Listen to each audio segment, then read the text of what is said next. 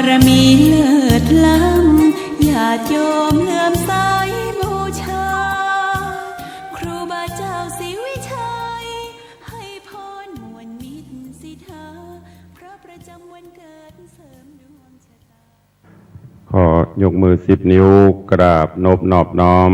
อย่างพระติรัตนเกี่ยวเจ้าตั้ง3 ประการอันมีพระพุทธพระธรรมพระสงฆ์อันเป็นสรณะที่เปิงตีเคารพนับถืออันสูงสุดในชีวิตกราบคารวะแทบไตรไวยสาปารมีธรรมพระมหาเถรานุเถระภิกขุสังฆสามเณรเจ้าจุตนจุองค์อันหมายมีพระเดชพระคุณหลวงปู่พระพรหมมงคลที่ปรึกษาเจ้าคณะภาค7เจ้าอาวาสวัดพระธาตุเจ้าสิริศรีจอมทองพระเดชพระคุณหลวงพ่อท่านเจ้าคุณพระเทพโกศลที่ปรึกษาเจ้าคณะภาค7เจ้าอาวาสวัดศรีโสดาพระอารามหลวงพระเดชพระคุณหลวงพ่อท่านเจ้าคุณพระธรรมราชานุวัตรเจ้าคณะภาค6เจ้าอาวาสวัดพระแก้วจังหวัดเชียงราย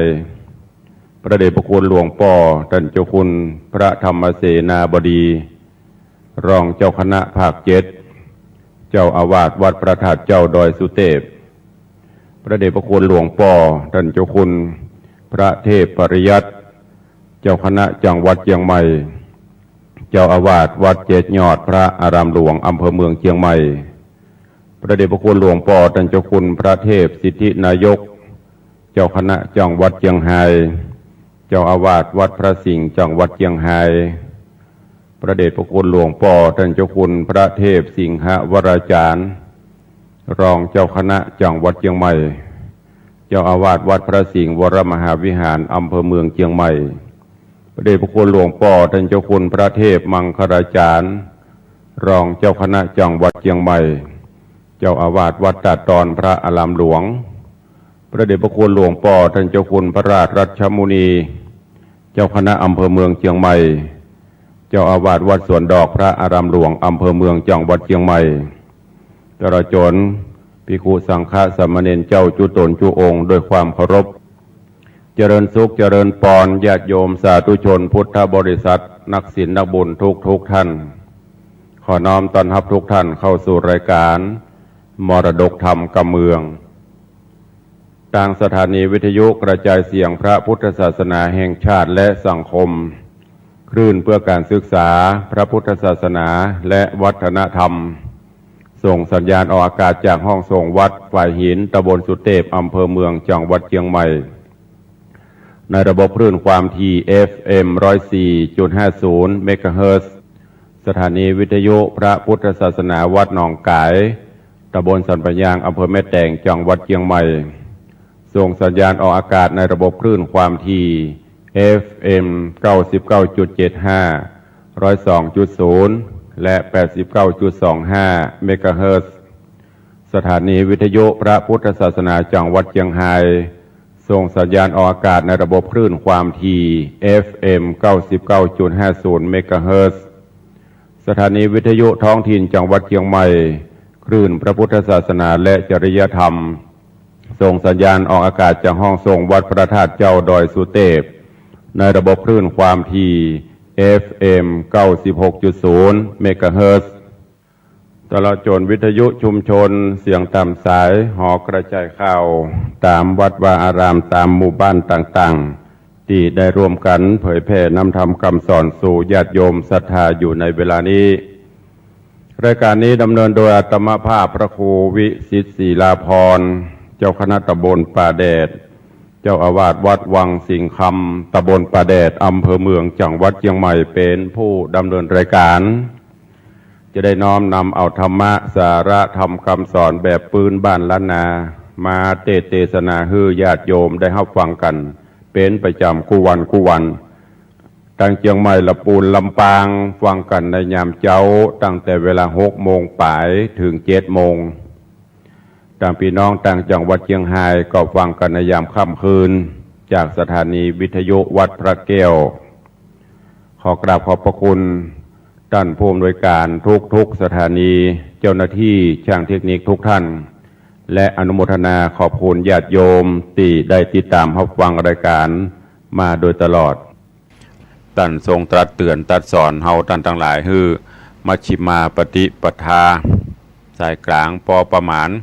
บ่นักเกินไปบ่น้อยเกินไปบ่ว่าสิ่งใดก็ตามถ้ามันนักลำไปก็ฮือโตดน้อยลำไปก็ฮือโตดเช่นกันธรรมชาติก็เหมือนเดียวกันดังนั้นก็เป็นข้อคิดหรือว่าเป็นปริศนาธรรมกับหมู่เฮาท่านทั้งหลายธรรมะก็คือธรรมชาติธรรมชาติก็คือธรรมะเฮาเอามาเป็นข้อปรับปรุงหรือว่าเอามามองย้อนเข้าหาตัวเก่าวิถีชีวิตของเฮาอยู่กับธรรมชาติก็ต้องทำใจท่านทั้งหลายก็ได้เทศนาธรรมคันธนะไผ่ร้อยก่อเกวียนร้อยเล่มได้เทศนามาถึงผูกที่เก้ากันใหญ่กันหลวงก็ได้มากึ่งผูกแล้วก็เหลือแถมผูก10กับผูกเก้าแถมสักน้อยหนึ่งก็จะได้จบเรื่องนี้แล้วก็จะได้ขึ้นเรื่องใหม่วันนี้ก็จะได้เทศนาต่อคือกับพอออกไม่ออกศรัทธานาบุญทั้งหลายได้สดับรับฟังถึงตอนที่เจ้ากันทจันทร์ได้กำราบปราบกับพญาเจ้าเมืองผู้ที่คิดฆ่าป่อตัวเก่าหลังจากที่ปราบปรามอริราชศัตรูหมู่มารภัยอย่างเสร็จเรียบร้อยแล้วก็ทำให้หมู่เสนาอมาตย์ของเมืองตะกะศิลาได้กราบทูลเชิญให้เสด็จขึ้นครองราชย์หรือว่าให้เป็นพญาเจ้าเมืองแทนเจ้าเมืองตะกะศิลาและพร้อมกันนั้นก็ได้ของวิเศษต่างๆที่ต่างป่อได้มอบให้มาปรากฏว่าปีกมาถึงทางบ้านอ้ายก็ใครได้ของวิเศษเหล่านั้นทางที่เมื่อก่อนจวนไปหาป่อเพื่อจะไปขอหรือว่าไปพบไปปะป่อเพื่อป่อจะมีอย่างฮื้ออ้ายก็บอกว่าน้องไปเตอะได้น้องก็เอาไปเตอะบ่ใครได้หยังพอได้มาแล้วก็ปรากฏว่าใครได้ของเพิ่นแหมะอาจจะรู้จะขอเอาน้องก็บอกว่าเมื่อก่อนจวนอ้ายไปอ้ายก็ยังไปพอได้มาแล้วอาจจะมาเอาแหมพอบ่ได้แรงๆก็ใจอิทธิฤทธิ์รู้ญาติจริงเอากันท้ายก็พ่ายแพ้ต่อคุณงามความดีของเจ้ากันทจันทร์กุมารซึ่งพระอินทร์ก็ได้ลงมาช่วยเหลือคืออ้ายของเจ้ากันทจันทร์กุมารนี้ต้องมีอันพ่ายแพ้ต้องมีอันวินาศย่อยยับไปฉะนั้นวันนี้ก็จะได้เทศนาธรรมเจ้ากันทจันทร์จะปกครองไพร่ฟ้าประชาราษฎร์เป็นจะใดจะนำปาบ้านเมืองไปทางใดพ่องจะอบรมพร่ำสอนจะใดก็ขอเชื้อเชิญเจริญพรญาติโยมศรัทธาท่านสาธุชนทั้งหลายได้ตั้งอกตั้งใจสดับรับฟังคันธนะไผ่ร้อยก่อเกวียนร้อยเล่มณโอกาสบัดนี้นะโมตัสสะภะคะวะโตอะระหะโตสัมมาสัมพุทธัสสะสันทาโวฟังลาโสตุจันนาสัพปุริสะตังหลายตั้งยิ่งใจหนุ่มเทาจุงตั้งโสตาปัสสัตเล่าหูดาฟังยังรัตธรรมเทศนาเรื่องกันธนะดังจักเทศนาต่อไปนานี้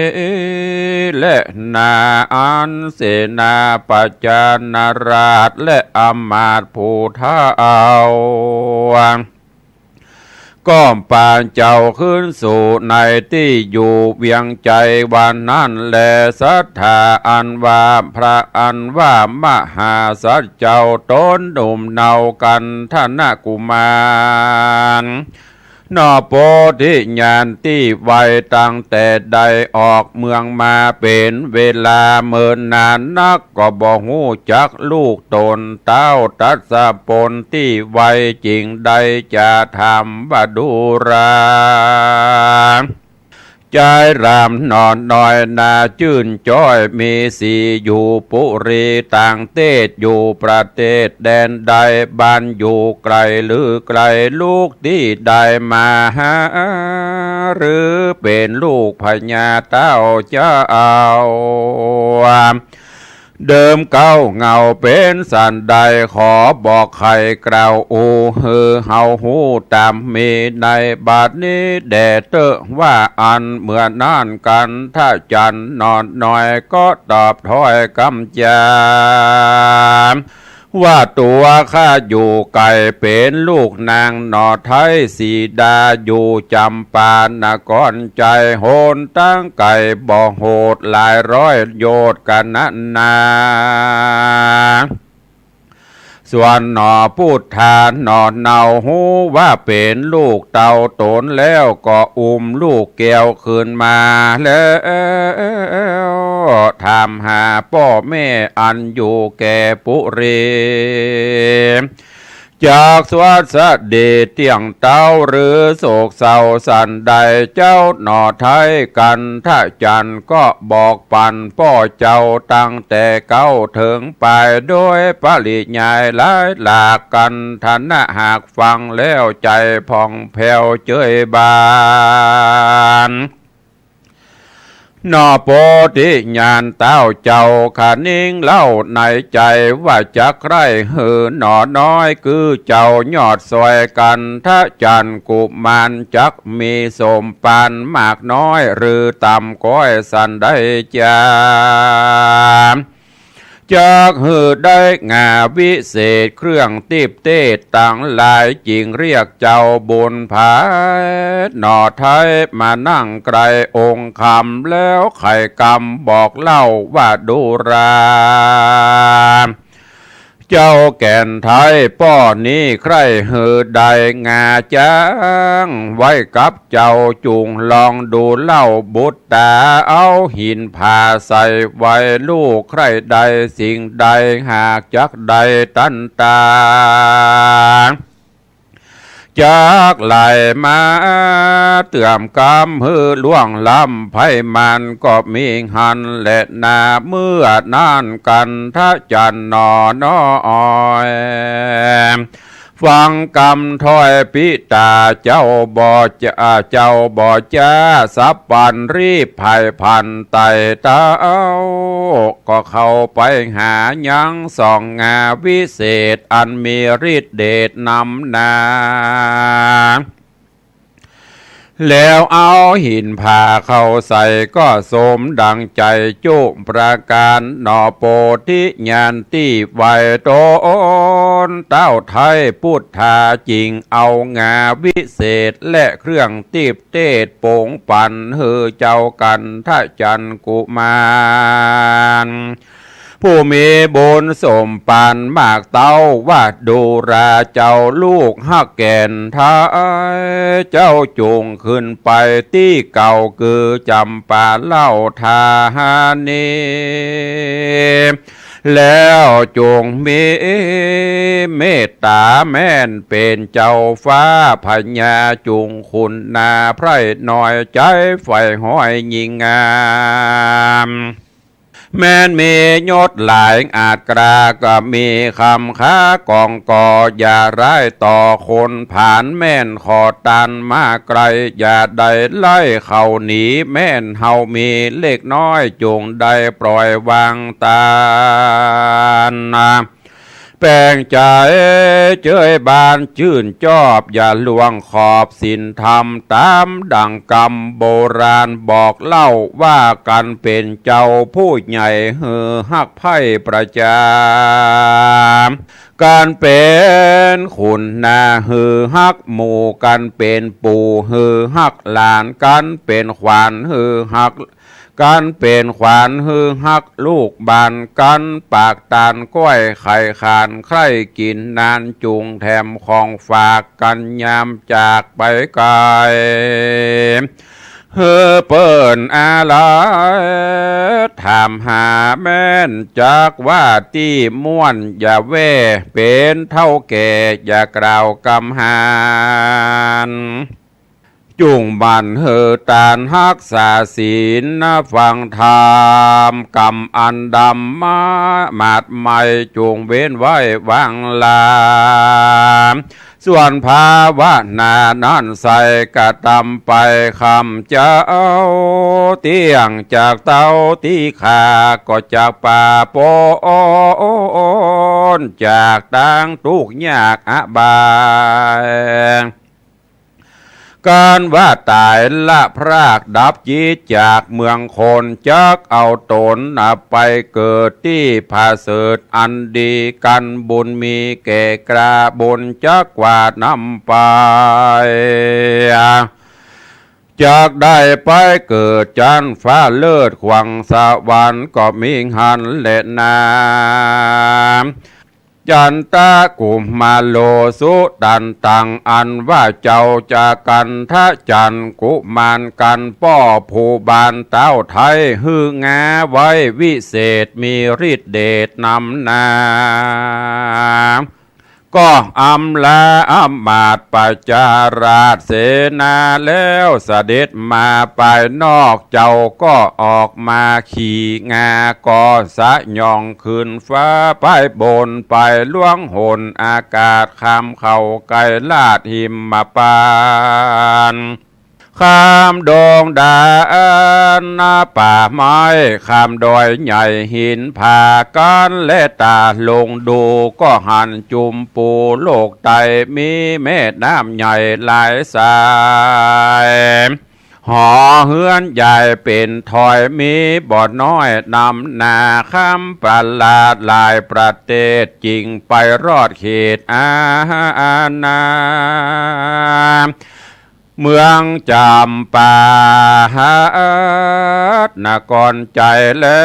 วจริงใดไหวนาก็เหินฟ้าลงมายังที่นาภาษาทยามนั่นอมาตย์และเสนา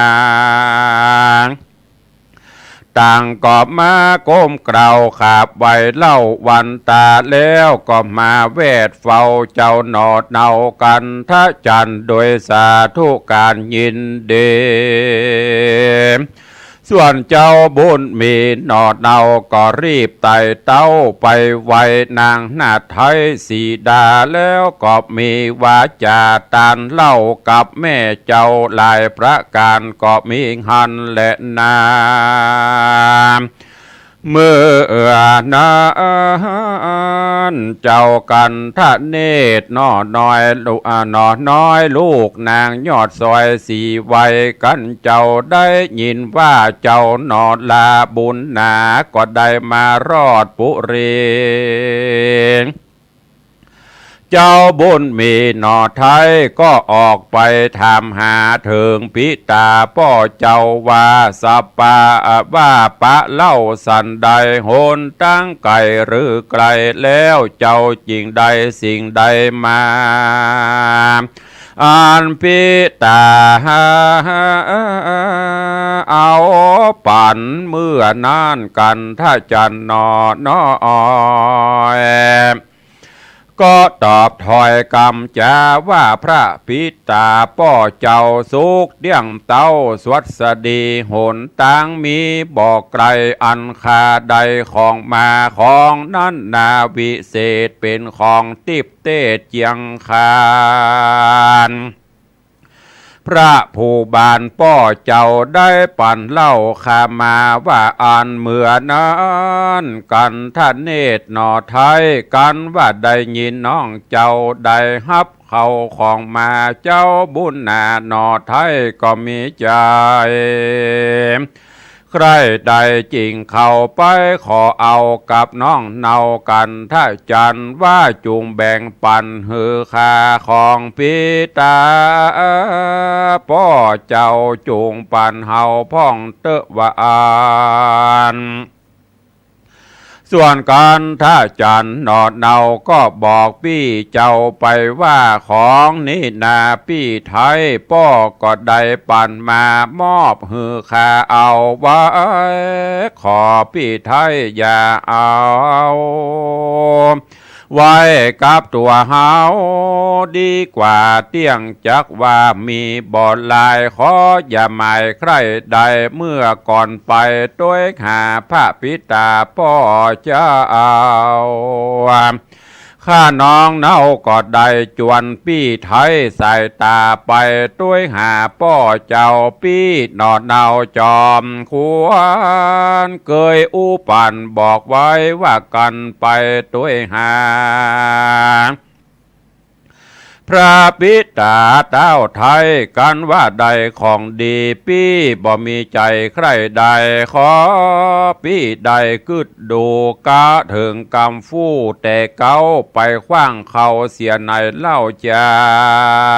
ม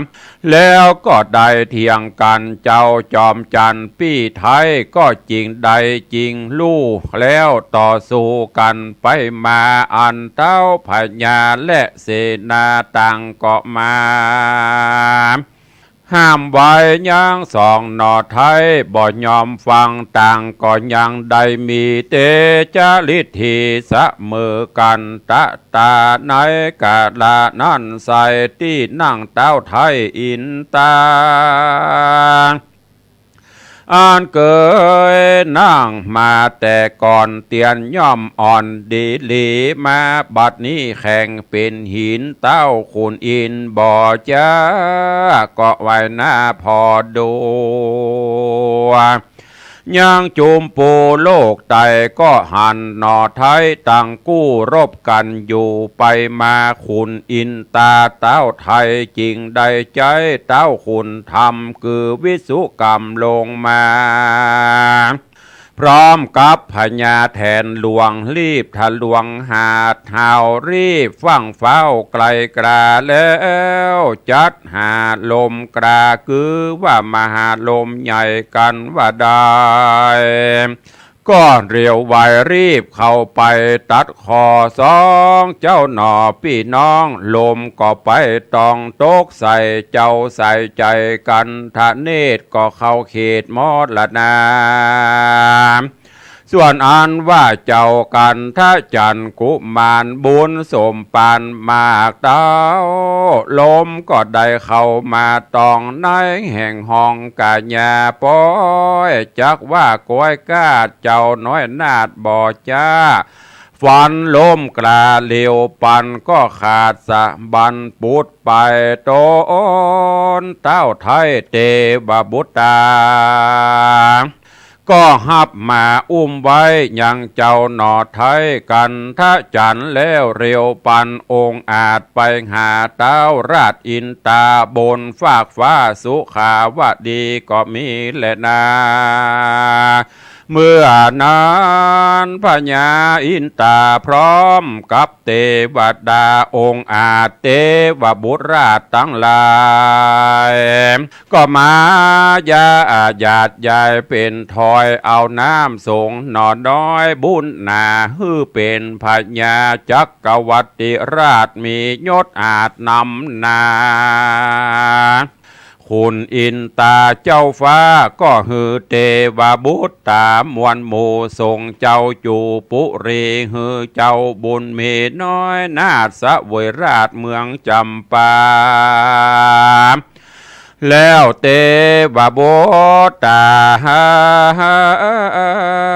ที่ราชเนรมิตภาษาทพังกาฮือได้มาเจ็ดหลังใหญ่หลวงกว้างได้ร้อยว่ามีต้นกะละปะพึกผ่องแผ้วอันมีเกี้ยวเงินคำเกิดมาพร่ำบอกขาดในภาษาพังกาแล้วเสนาผู้เท่าอำมาตย์เก้าผู้ใหญ่ก็ปากันไปอาราธนาหนอพุทธาหนุ่มเนาตนเป็นพ่อเจ้ากันท่าจันอาบมาโป่งปันลูกตาเอาคือเป็นเจ้าผาฟ้าเมืองจำปานกรใจทัดนั่นไปบ่อจ้าเทวบุตรตามวลหมู่เทวดาอยู่นำนาพ พร้อมสีดานนอดเนาอันว่าเจ้ากันธนะกุมมารบุญสมปานมากลายมีใจภายแผ่กว้างบอละห่างสินธามเตจะนำองค์อาจตัวควายราชจุมปูจุมศัตรูห่างไกลบ่มีภัยเพียบได้โจรถอยไร้หายขาดจุมอุบาทหนีไก่พระญาน้อยใหญ่อาขาบสมปานนำปานนาการของฝากอันมาจากแดนไกลถ้าไหวเต้าไทยบอกขาดอันโตนเต้าราชพุทธาก็ตั้งนาจาสอ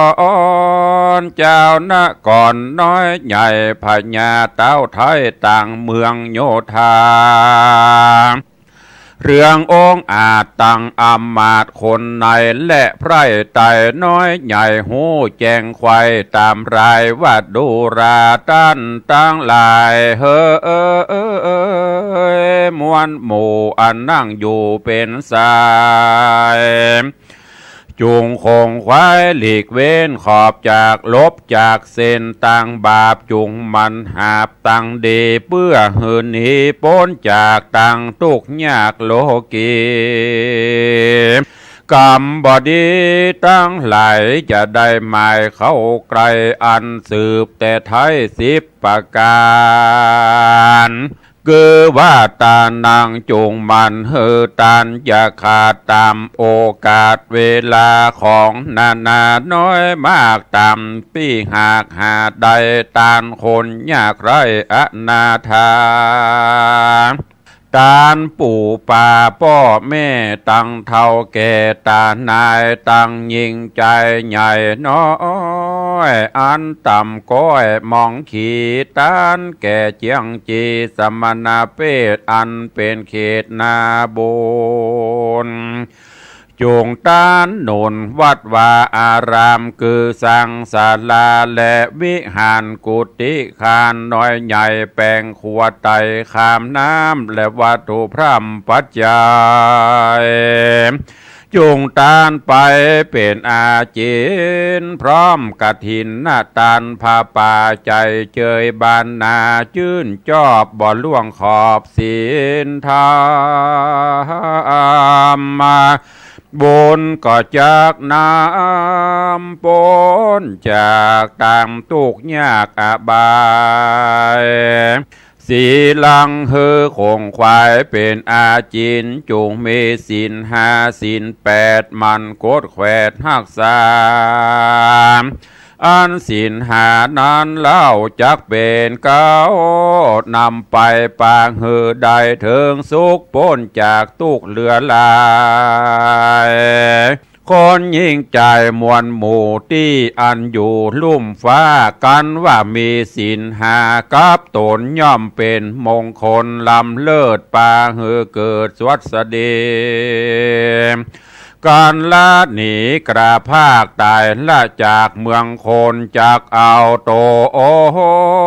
นไปเกิดจันฟ้าเลิศเมืองบนย้อนกุศลส่งโยฮือได้สู่สวรรค์และฮือปันไปรอดเวียงแก้วยอดเนรปานปริจาโคจุงสละตานบริจาคตามน้อยมากอันมีแปลงใจกรีบานใสฮือมีใจเจยบานยามฮือตานนั่นใสจุงมีใจตัดออกยังของนอกตนตัว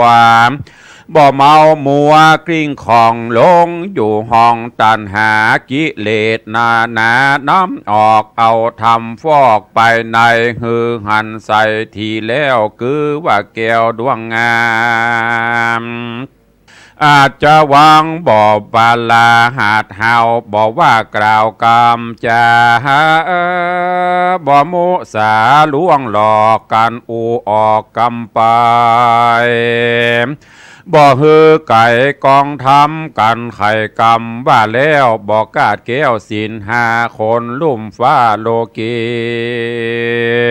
บ่สาปาลีถอยโหนย่อมเป็นมงคลโจยกามฮือล่วงล้ำอุนตรายมาตะวังมีใจไม้อ่อนน้อมหูก้มก็หูก้มกอมวันตายังครูบาเท่าแก่และพ่อแม่วงศาหูขอขามาขับไว้ยามย่างไกลเตียวกายมีใจหมายยินดีหูอัญจุลีบ่ขาดหูอภิวาทปูจาคนโลกลายิ่งใจจักสบายเตียงเต้าบ่โศกเศร้ามองผ่านตาโปโอจุงมันการน้อยใหญ่ภาคเพียรไปต่างดีการเฮียนนี้อย่าขาดบ่ประมาทวังลาจุงโอดสาก่อสร้างบ่อกึดอ่างมองใจการน้อยใหญ่หากมีบ่อนละหนีกังโหนจักเอาตนพ้นจากต่างทุกยากนาอาโกทะบ่โกธาหาดเฮา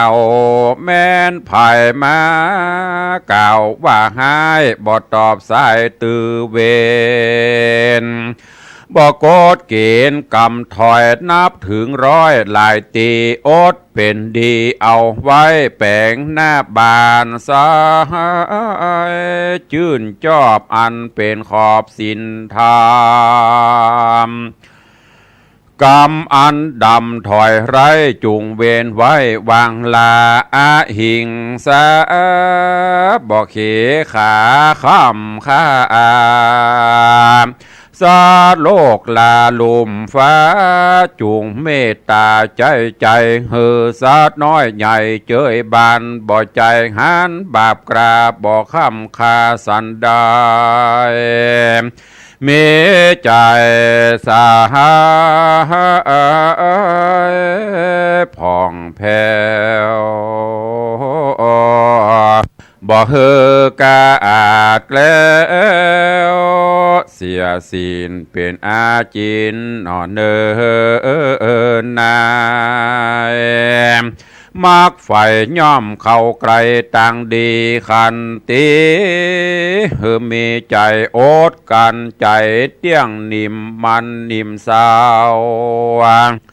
การนักเบาใหญ่น้อยบอกกล่าวถอยกำจาบอกบ่นว่าหนาวหลายตะวันควายแดดกลาฝนตั้งหน้าตกมามันอดสาบ่ขาดยำพญาเจ็บไข่มาตกใส่กาญาบ่เดือดจากล่าวถอยใจเจอเอินจอยเจยบาดยามมีการลำบากแสนทุกข์ยากนามีคนกล้าแกะมีคนด่าแกนใจแปลงใจใส่ตั้งมันโอดยืนกันเอาไว้เตี้ยงจักใดเป็นดีอันขันตีนี่นา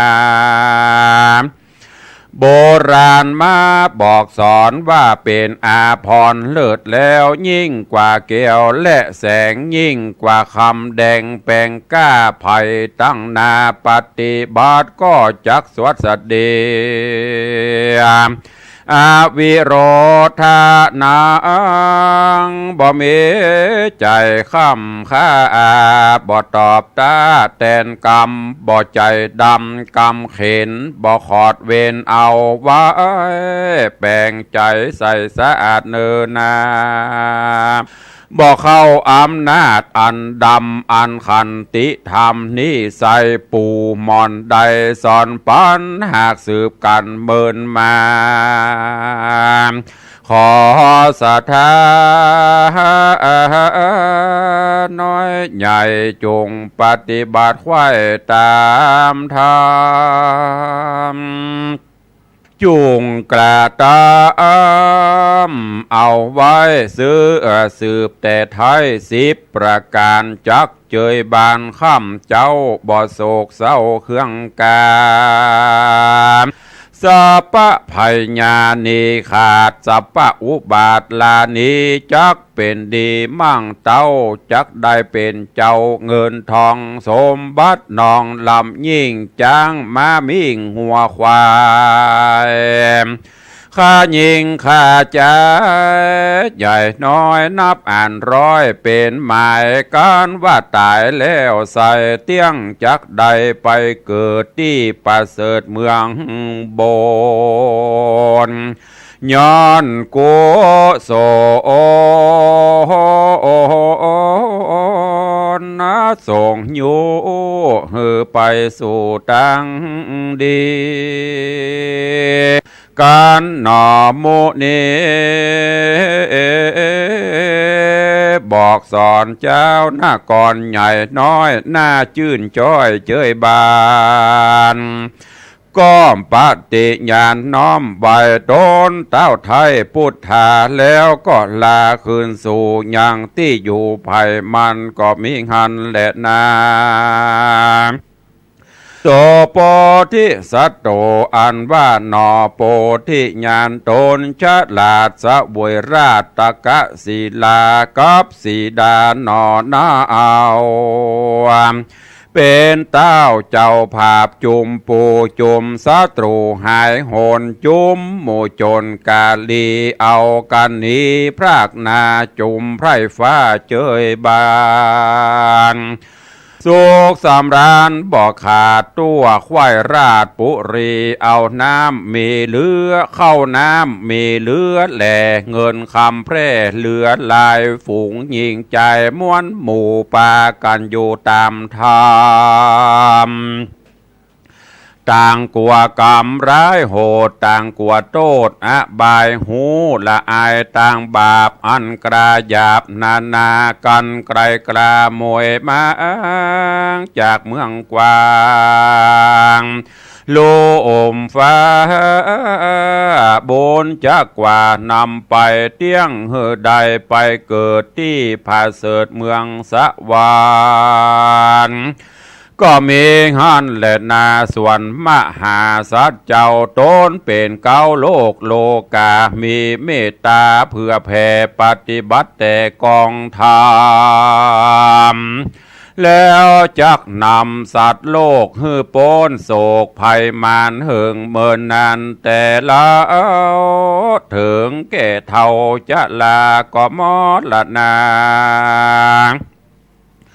ก้อยกลาดดับจิตขาดจากเมืองโคนเอาตนไปเกิดบนจันฟ้าเลิศตุสิดาก็มีหันและนาสัทธาอิมังธรรมเตสนังอาหะลิตวาจาตะกังสะโมทาเนสิสัทธาอันว่าพระพุทธเจ้าตนเป็นเก้ากว่าโลกดับทุกโศกทั้งหลายเป็นเก้านายนำหมู่ฮือเข้าสู่เนรปานกันว่าใครนิทานชาติเก่าตั้งแต่เก้าถึงปลายโดยปริยายบ่อน้อยปางสุดซอยก่อนเก่าฮือใดเข้าจาตินี้พระเก่าจี้ไขจะเป็นโอสานกถามว่าตาสะโกอนุรุทโธดังนี้เป็นตนส่วนอันว่าเจ้าพญาอินตาเจ้าฟ้ากินแหล่งลาบนสวรรค์พอเล่งหันโลกไตหันพับไข่จุมปูมาอินโดใหญ่ไม่อันผัวตายนี่กว่าเป็นแม่ย่านั่นใส่แล้วก็ได้แต่งสร้างเฮือเป็นจ้างเพื่อแก้ว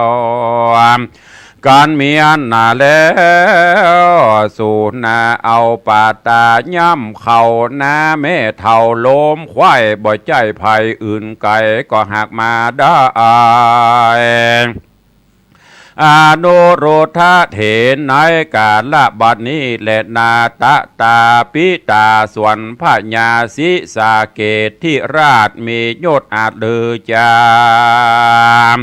ใจเสนาคนเก่าไปดูเจ้าโพธิญาณว่าฮือตานวันละลายกองเขาและของมีดังเก่ามีมากเต้าทมน้ำตาตาในกาละนั่นใส่กึ่งหากมาได้พญาสาลีสุดโทธนาในกาละบัดนี้และนามาตาสิริมหามายาส่วนว่านางแม่ไม้อนาถาเข้าของหาบอดใดเป็นทุกข์หนักไรเข็นใจโดยกีน้ำใส่บอกกวางคือน้ำหอยตีนจางไปสารน้อยกาลานั่นใส่คือหักมาได้นางสลีมหามายาอันเป็นแม่ตถาคตในกาละบัดนี้และนาส่วนว่านางสีไวยนอนาเอางามบ่เศร้ามีสีสะเล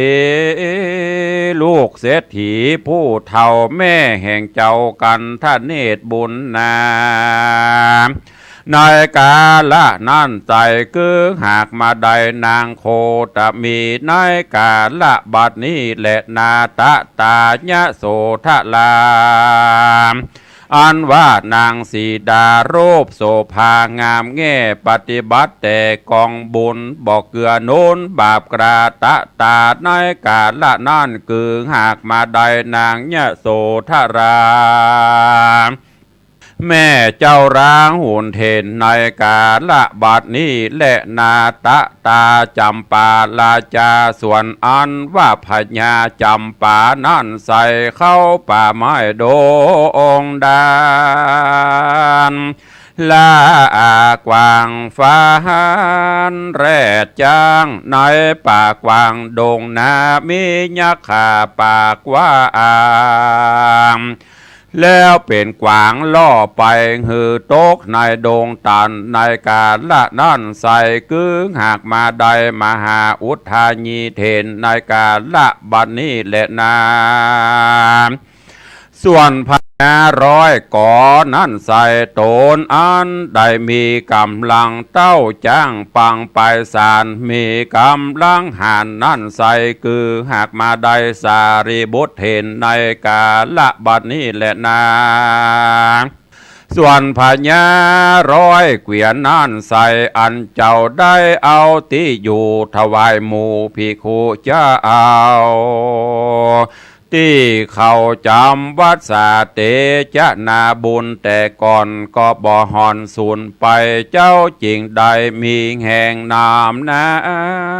ในกาละบาทนั่นใส่คือหากมาได้มหาโม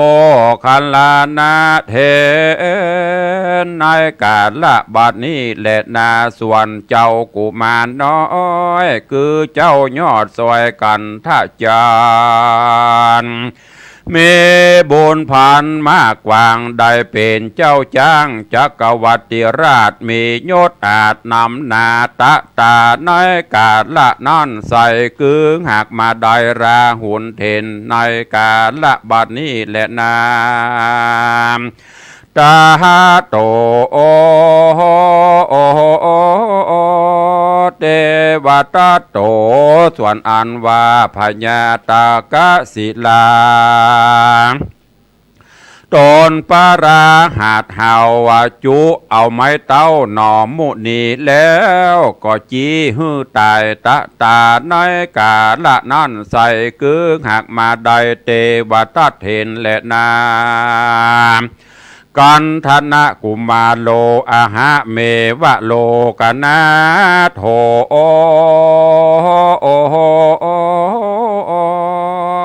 อันว่ากันธนะกุมา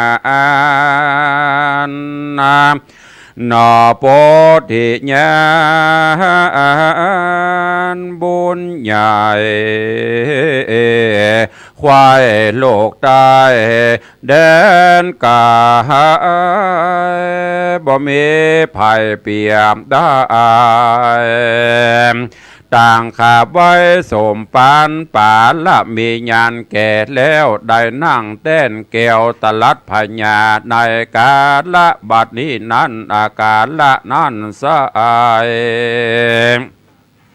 เกิงหากมาได้แก่กูพระตถากตาตนเป็นเก้าเป็นติเปิ้งแก่โลกทั้งสาม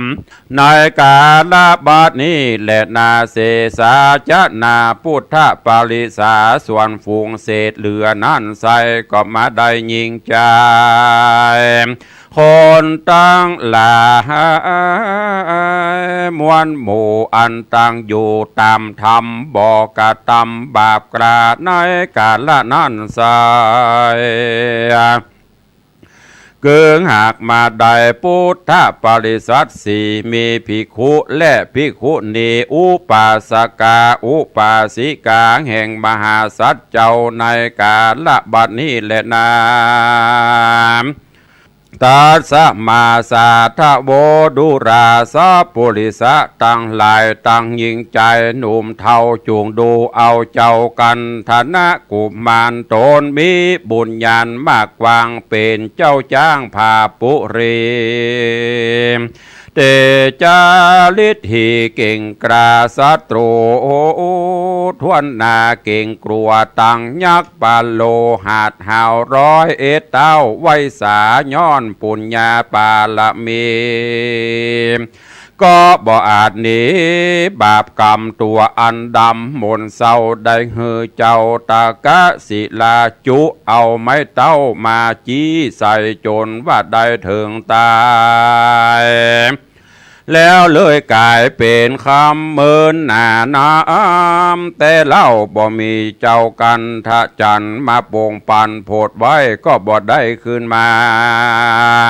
สงสารนี่นะบ่มันเตียงหูความเงียงเป็นมาหูเวียนาตาเวียนเกิดเอากำเนิดปฏิโสนเกิดเป็นคนเป็นเพศเวียนใบในเขตสงสารขอเฮือต้านต่างลายจูงคงควายอย่าขาดอย่าประมาทตั้งตานสินเจียงคันสะอาดอย่าได้ขาดภาวนาบนจากป่าเตื่อมตุ่มยกจากลุ่มไปบนจากเมืองโคนเตตองไป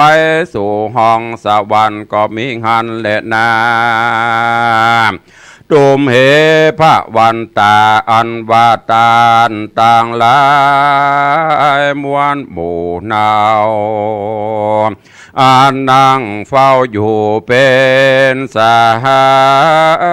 ยตั้งยิงใจหนุ่มเทานั่งติดหน้าต่อตานอฟังธรรมละจากกรรมบาปกราใดตั้งนาฟังตั้งแต่เก้าตลอดต่อเต้าถึงปลายเป็นเด็กใหญ่ก่อนเก่าเปลือกปีเล่าก็มีหลายบทได้หมายดีใจจูงเอาไว้กับตนคือเป็นโหนต่างกวางไปรอดตาตั้งเนรปานอันสำราญค่ำเจ้าบ่หูแก่เท่าจะลาขอสถาหนุ่มเทาจงเตียงเต้านอตีคามจากผาถนาอันใด บ่หนีไกลจากธรรมเด้อเจ้าขอสมกรรมเรามักไฟทวนนาควายยิงใจสุขสบายเตี้ยงเต้าทุกคำเจ้าก็มีโดยพระการดังกล่าวมานี้แหละนานิธิตังขีญาสังวันนาวิเศษจาห้องเหตุกันฐานะกุมารไผ่ร้อยก่อเกวียนร้อยเลมก็อาวาสันปาลิปุนนังเต้านี้ก่อนเล็ดนาก็บังโคมสมเรศเดชเนื้อหาสารธรรมก็เข้มข้นขึ้นเนื้อเรื่องก็ม่วนขึ้นฟังแล้วก็หวังว่าคงจะได้ลดประธรรมเทศนาเข้าสู่จิตใจก่อนไกลเอาเนื้อเรื่องที่เป็นสาระเป็นประโยชน์เสาะหาเนื้อหาสาระที่นำไปใจได้นำไปคิดพิจารณาเอาไปใจในการดำเนินชีวิตประจำวันคำสั่งคำสอนต่างๆที่เจ้ากันธนะได้สอนเจ้ากันทจันทร์กุมารลูกฮักคือปิกไปบ้านไปจองไปปกครองไผ่ฟ้าประชาราษฎร์เนอปกครองเปิ่นฮือดีฮืองามจะไปฮือมีเรื่องมีเล่าจะไปฮือมีเหตุการณ์อันบ่ดีบ่งามอย่างเกิดขึ้นที่สำคัญนั่นก็คือตั้งอยู่ในศีลกินในธรรมเปิ่นลองพอจะลองเพราะว่าลูกคนนี้จะปกครองไผ่ฟ้าประชาราษฎร์ได้ก่อแล้วก็บุญญาปารมีจะนักก่อก็เลยมอบงาจ้างฮือที่พระอินทร์เอาฮือปอกันทนะกุมกันทักนกุมารเอาฮือเจ้ากันทจันทร์ทดลองดูว่างาจ้างอันนี้เป็นของวิเศษเนื้อลูกเน้อลองเอาบะหินเข้าใส่แล้วก็สัจจะอธิษฐานใครได้อันใดก็จะได้ดังใจอย่างนั้นเจ้ากันทจันทร์กุมารก็ทดลองพอก็ปรากฏว่าหันผลตันตาได้สิ่งของอันพึงปรารถนามาเสร็จแล้วพออู้จากันพอดีพองามเสร็จถามกันไปถามไทยสารทุกข์สุขดิบกันเรียบร้อยกันธนะก็เลยบอกฮือกันทจันทร์เนี่ยปิกไปบ้านไปเมืองเห็นเนอไปครองบ้านครองเมืองปกครองไผ่ฟ้าประชาราษฎร์ฮือดีด้วยฮือมีศีลมีธรรมเพิ่นว่า จะไปปกครองไผ่ฟ้าประชาราษฎร์แล้วจะไปใจอำนาจไปข่มเหงเต่งแป้จะไปใจอำนาจบาดใหญ่กับเจ้าบ้านเจ้าเมืองแม้จะมียศมีตำแหน่งหน้าที่สูงจะมีเงินมีคำป่านใดก็ตามเปิ้นว่าจะไปฮื้อร้ายต่อคนผานแม้กระทั่งคนขอทานมาใกล้ก็จะไปไล่เปิ้นหนีเน้อคือมีเมตตาธรรมคือมีจิตใจเมตตาคุณนาจะไปล่วงละเมิดล่วงขอบศีลขอบธรรมเปิ้นว่าเป็นเจ้าเป็นใหญ่แล้วก็ฮื้อฮักไพร่ประจาเป็นขุนนาก็ฮื้อฮักหมู่เป็นปู่ก็ฮื้อฮักหลานเป็นขวานก็ฮื้อฮักลูกบ้านหรือว่าเป็นแขวนเป็นขวานเนี่ยฮื้อฮักลูกบ้านลูกจองจะไปใส่โตดใส่ตากันจะไปทำคำผิดกรรมผิดเบนกันเปิ้นว่าของกินของฝากไข่กินเมินฮื้อแถมของฝากยามจากการว่ายามจากกันไปไกลก็คือเปิ้นอะไรหาถ้าที่ไหนมันม่วนจะไปแว่เป็นเท่าเป็นแก่จะไปกล่าวกำหารคือมันกินมันตานไปอันนี้เป็นคำสอนจะไปประมาทในศีลในธรรมจะไปสร้างกรรมสร้างเวรสุดท้ายแล้วเจ้าก็จะได้พบกับความสุขบุญจะนำพาเจ้าประสบฝ่าฟันอุปสรรคในชีวิตของเจ้าได้นี่ตั้งแต่ถ้าเรามองย้อนเข้ามาแล้วก็คือคนเราถ้ามีศีลมีธรรมอย่างที่ครูบาอาจารย์ก็ดีอาตมาก็ดีก็เคยบอกแล้วว่าสีเลนะโภคสัมปทาคนจะมีโภคทรัพย์ได้ก็เพราะศีล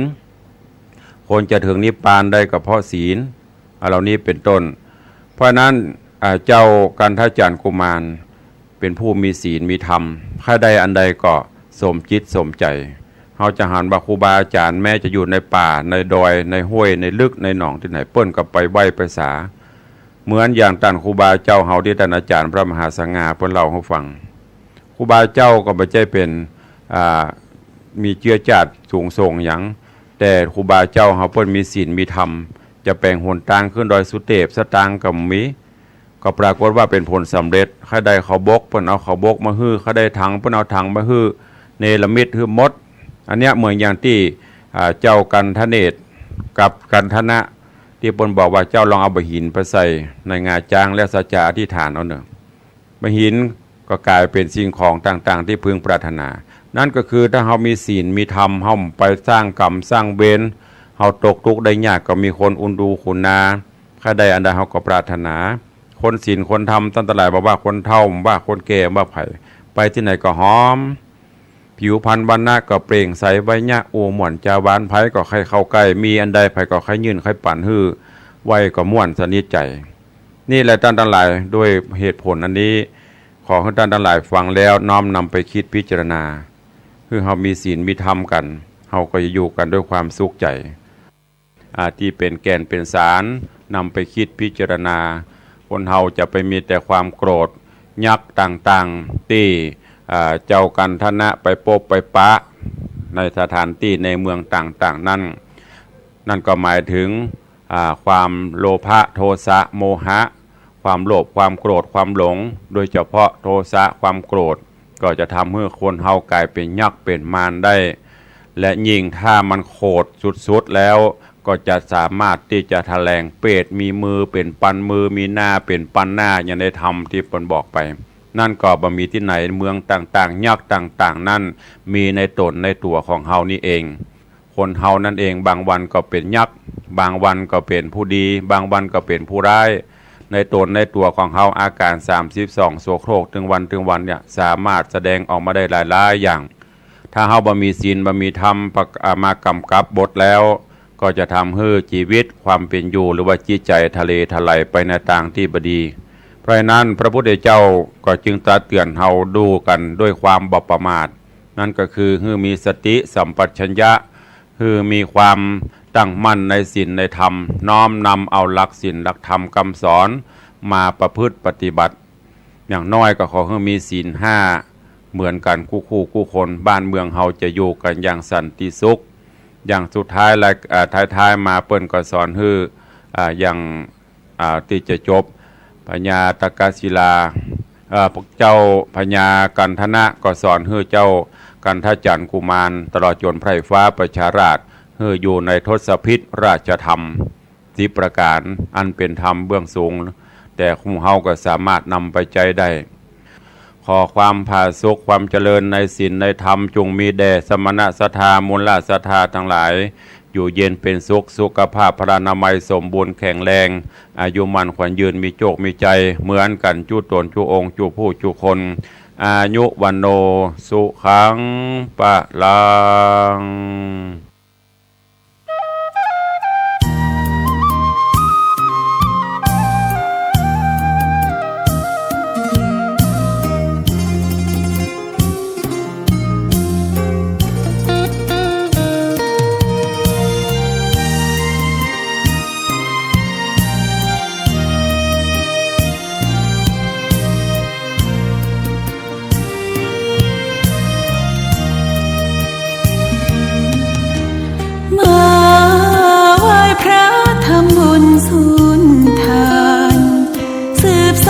ตำนาน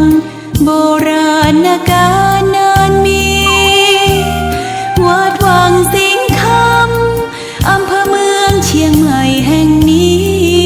และนาญาติโยมน้องพี่สามัคคีรวมทานร่วมทุนวัดวัง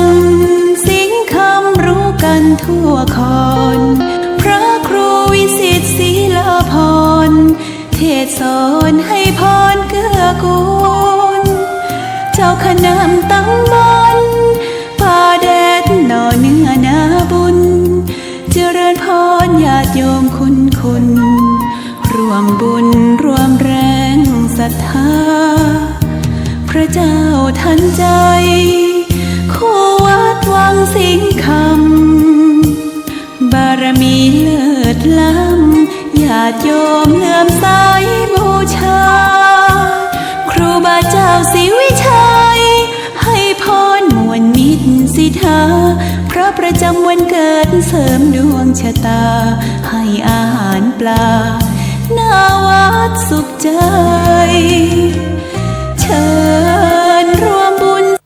สถานีวิทยุพระพุทธศาสนาแห่งชาติเสนอข่าว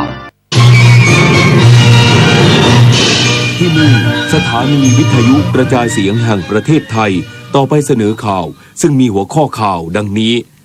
นายกรัฐมนตรีขอความร่วมมือจากภาคประชาชนร่วมกับรัฐบาลขจัดปัญหาทุจริตและช่วยกันรักษาความสงบเดินหน้าประเทศสู่การเลือกตั้งรัฐบาลยืนยันโครงการบัตรสวัสดิการแห่งรัฐโปร่งใสล่าสุดมีผู้ลงทะเบียนพัฒนาฝีมือแรงงานและฝึกอาชีพกว่า5 ล้านคนเกิดเหตุโจมตีซึ่งมีเป้าหมายในสถานทูตฝรั่งเศสและสำนักงานใหญ่ทหารในเมืองหลวงของบูกินาฟาโซนพพล แงคำนักสนุกเกอร์ชาวไทยผ่านเข้ารอบก่อนรองชนะเลิศสนุกเกอร์เก็บสะสมคะแนนจัดอันดับโลกที่สาธารณรัฐเวลส์ต่อไปติดตามรับฟังรายละเอียดของข่าวค่ะการจัดงานอุ่นไอรักคลายความหนาวมีประชาชนให้ความสนใจชมงานเป็นจำนวนมากพร้อมระบุประทับใจในบรรยากาศที่ย้อนยุคและยังได้เรียนรู้ภูมิปัญญาของคนไทยในอดีตการจัดงานอุ่นไอรักคลายความหนาวที่บริเวณพระลานพระราชวังดุสิตและสนามเสือป่าเมื่อช่วงค่ำวานนี้ได้รับความสนใจจากประชาชนทั้งในเขตกรุงเทพมหานครและต่างจังหวัดตลอดจนนักท่องเที่ยวชาวต่างชาติจำนวนมากที่เดินทางเข้าชมความงดงามของสวนดอกไม้นานาพันธุ์เรือสุพรรณหงส์จำลองประชาชนต่างแต่งกายด้วยชุดไทยย้อนยุคสีสันสดใสซึมซับกับบรรยากาศภายในงานท่ามกลางการดูแลความปลอดภัยและการอำนวยความสะดวกของเจ้าหน้าที่และจิตอาสาที่คอยให้คำแนะนำเข้าร่วมกิจกรรมต่างๆภายในงานอย่างใกล้ชิดขณะที่ประชาชนที่เข้าชมงานได้กล่าวเป็นเสียงเดียวกันว่ารู้สึกภูมิใจที่ประเทศไทยมีวัฒนธรรมที่ดีงามและมีเอกลักษณ์ในความเป็นไทยทั้งนี้ภายในงานมีเจ้าหน้าที่คอยดูแลและอำนวยความสะดวกเป็นอย่างดีไม่ได้เกิดอยู่ในสมัยนั้นแต่เราได้มาสัมผัสในเรื่องของศิลปวัฒนธรรมไม่ว่าจะเป็นในเรื่องของผู้คนการค้าขายไม่ว่าจะเป็นในเรื่องของการจำลองเหตุบ้านการเมืองสมัยรัชกาลที่5แล้วก็มีบางสิ่งบางอย่างที่เรายังไม่เคยพบเห็นเป็นการย้อนยุคไปในตัวเลยอะไรประมาณนี้เข้ามาแล้วอบอุ่นคือมาทีไรก็กลับ4 ทุ่มแม้เราจะกลับดึกยังไงเนี่ยมันมีความปลอดภัยแล้วก็ไปรถต่อเนี่ยก็ไม่ไกลเลยจากตรงนี้ค่ะสำหรับประชาชนที่สนใจเข้าชมงานอุ่นไอรักคลายความหนาวณพระลานพระราชวังดุสิตสามารถเดินทางมาร่วมงานได้จนถึงวันที่11 มีนาคมนี้ระหว่างเวลา 10 นาฬิกาถึง 21 นาฬิกาส่วนในวันศุกร์และวันเสาร์จะเปิดให้เข้าชมจนถึงเวลา 22 นาฬิกาโดยไม่เสียค่าบัตรผ่านประตูนายกรัฐมนตรีขอประชาชนร่วมมือรัฐบาลขจัดปัญหาทุจริตและช่วยกันรักษาความสงบเดินหน้าประเทศสู่การเลือกตั้งพลเอกประยุทธ์จันทร์โอชานายกรัฐมนตรีกล่าวในรายการศาสตร์พระราชาสู่การพัฒนาที่ยั่งยืนถึงการขจัดปัญหาทุจริตว่าขอให้ประชาชนได้เข้ามามีส่วนร่วมในการร้องทุกข์กล่าวโทษเพื่อให้เกิดการตรวจสอบการใช้จ่ายงบประมาณภาครัฐที่เป็นไปอย่างโปร่งใส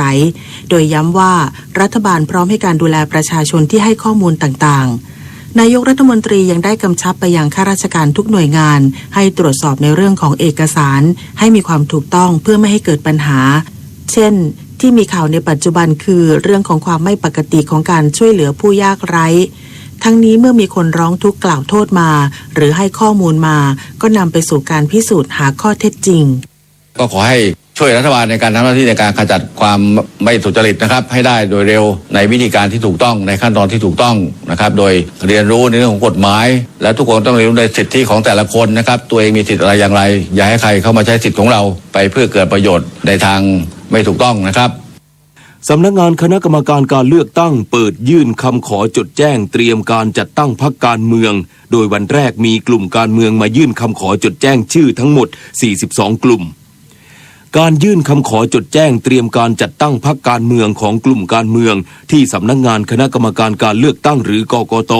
ศูนย์ราชการแจ้งวัฒนะเมื่อวานนี้มีกลุ่มการเมืองยื่นขอจดแจ้งเตรียมจัดตั้งพรรคการเมืองใหม่อย่างต่อเนื่องโดยยอดรวมวันแรกมีกลุ่มการเมืองมายื่นคำขอทั้งหมด42 กลุ่มสำหรับขั้นตอนหลังจากยื่นจดแจ้งเตรียมจัดตั้งพรรคการเมืองแล้ว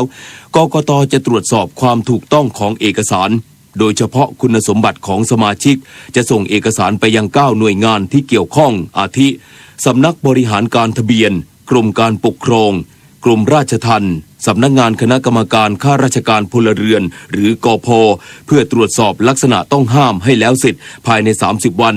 ก่อนออกใบหนังสือรับแจ้งการเตรียมการจัดตั้งพรรคการเมืองให้กลุ่มการเมืองไปสรรหาผู้ร่วมจัดตั้งพรรคไม่น้อยกว่า500คนและประชุมผู้ร่วมจัดตั้งพรรคการเมืองไม่น้อยกว่า250คนรวมทั้งต้องรวบรวมเงินทุนประเดิมไม่น้อยกว่า1 ล้านบาทซึ่งทั้งหมดต้องดำเนินการให้แล้วเสร็จภายใน180 วันนับตั้งแต่ได้รับหนังสือรับแจ้งการเตรียมการจัดตั้งพรรคการเมืองทั้งนี้กลุ่มการเมืองสามารถยื่นหนังสือขออนุญาตดำเนินกิจกรรมทางการเมืองต่อคณะรักษาความสงบแห่งชาติหรือคสช.ผ่านสำนักงานกกต.ได้เพื่อไม่ให้เกิดปัญหาขัดคำสั่งคสช.ที่ห้ามชุมนุมเกิน5 คนหรือทำกิจกรรมทางการเมืองโดยใบที่ยื่นขออนุญาตต้องระบุประเภทกิจกรรมห่วงเวลาสถานที่จำนวนผู้เข้าร่วมผู้รับผิดชอบจัดกิจกรรมในแต่ละครั้งซึ่งต้องขออนุญาตด้วยตนเองทั้งนี้กลุ่มการเมืองที่สนใจยังสามารถยื่นเอกสารหลักฐานเพื่อขอจดแจ้งจัดตั้งพรรคได้ตามพระราชบัญญัติประกอบรัฐธรรมนูญว่าด้วยพรรคการเมือง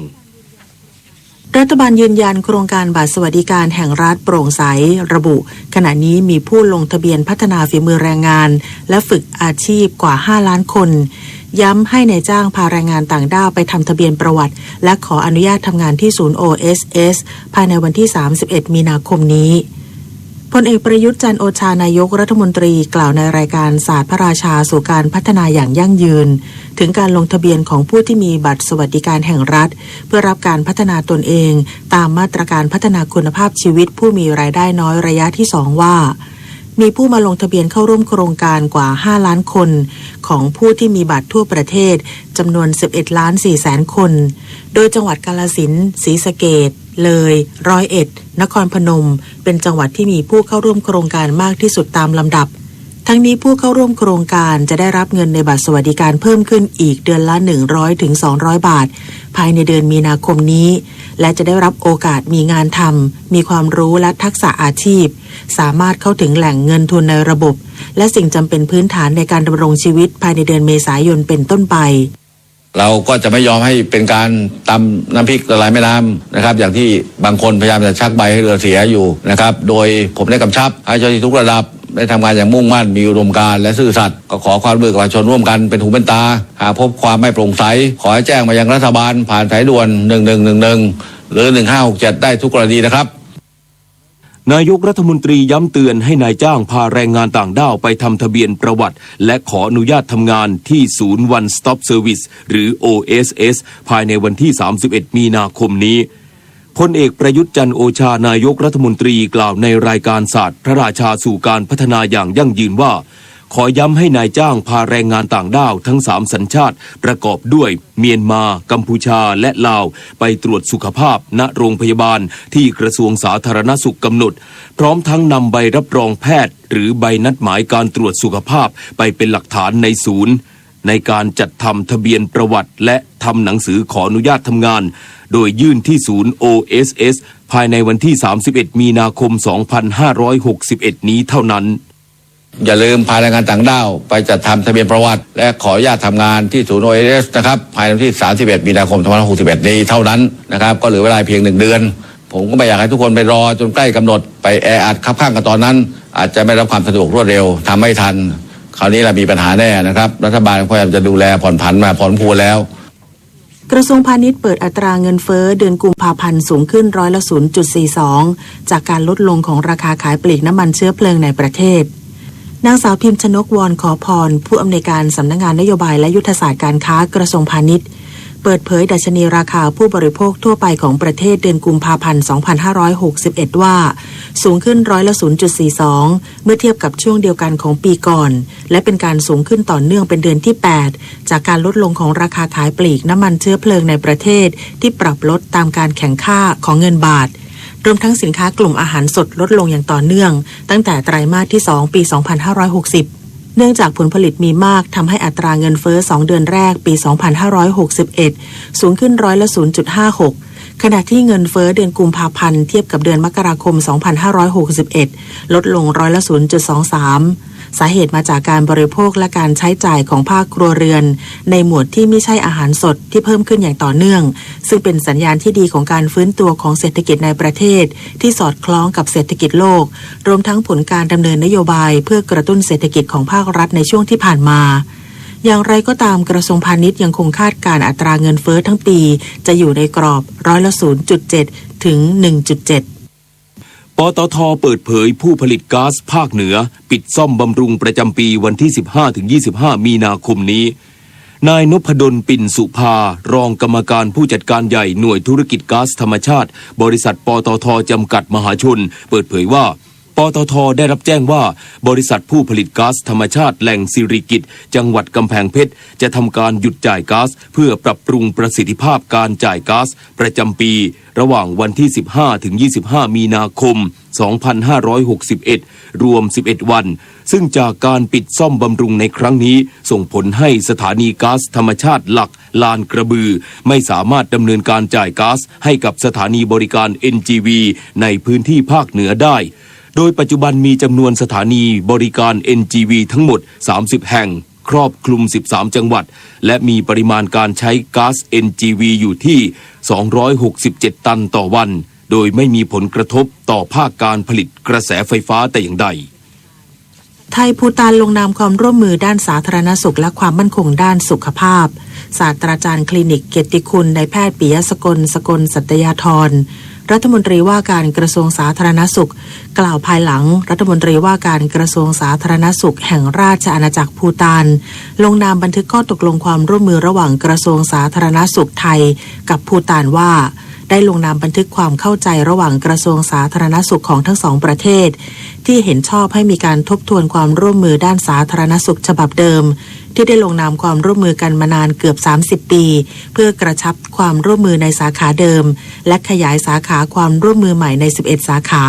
ได้แก่การควบคุมโรคอาหารปลอดภัยและการทดสอบคุณภาพยา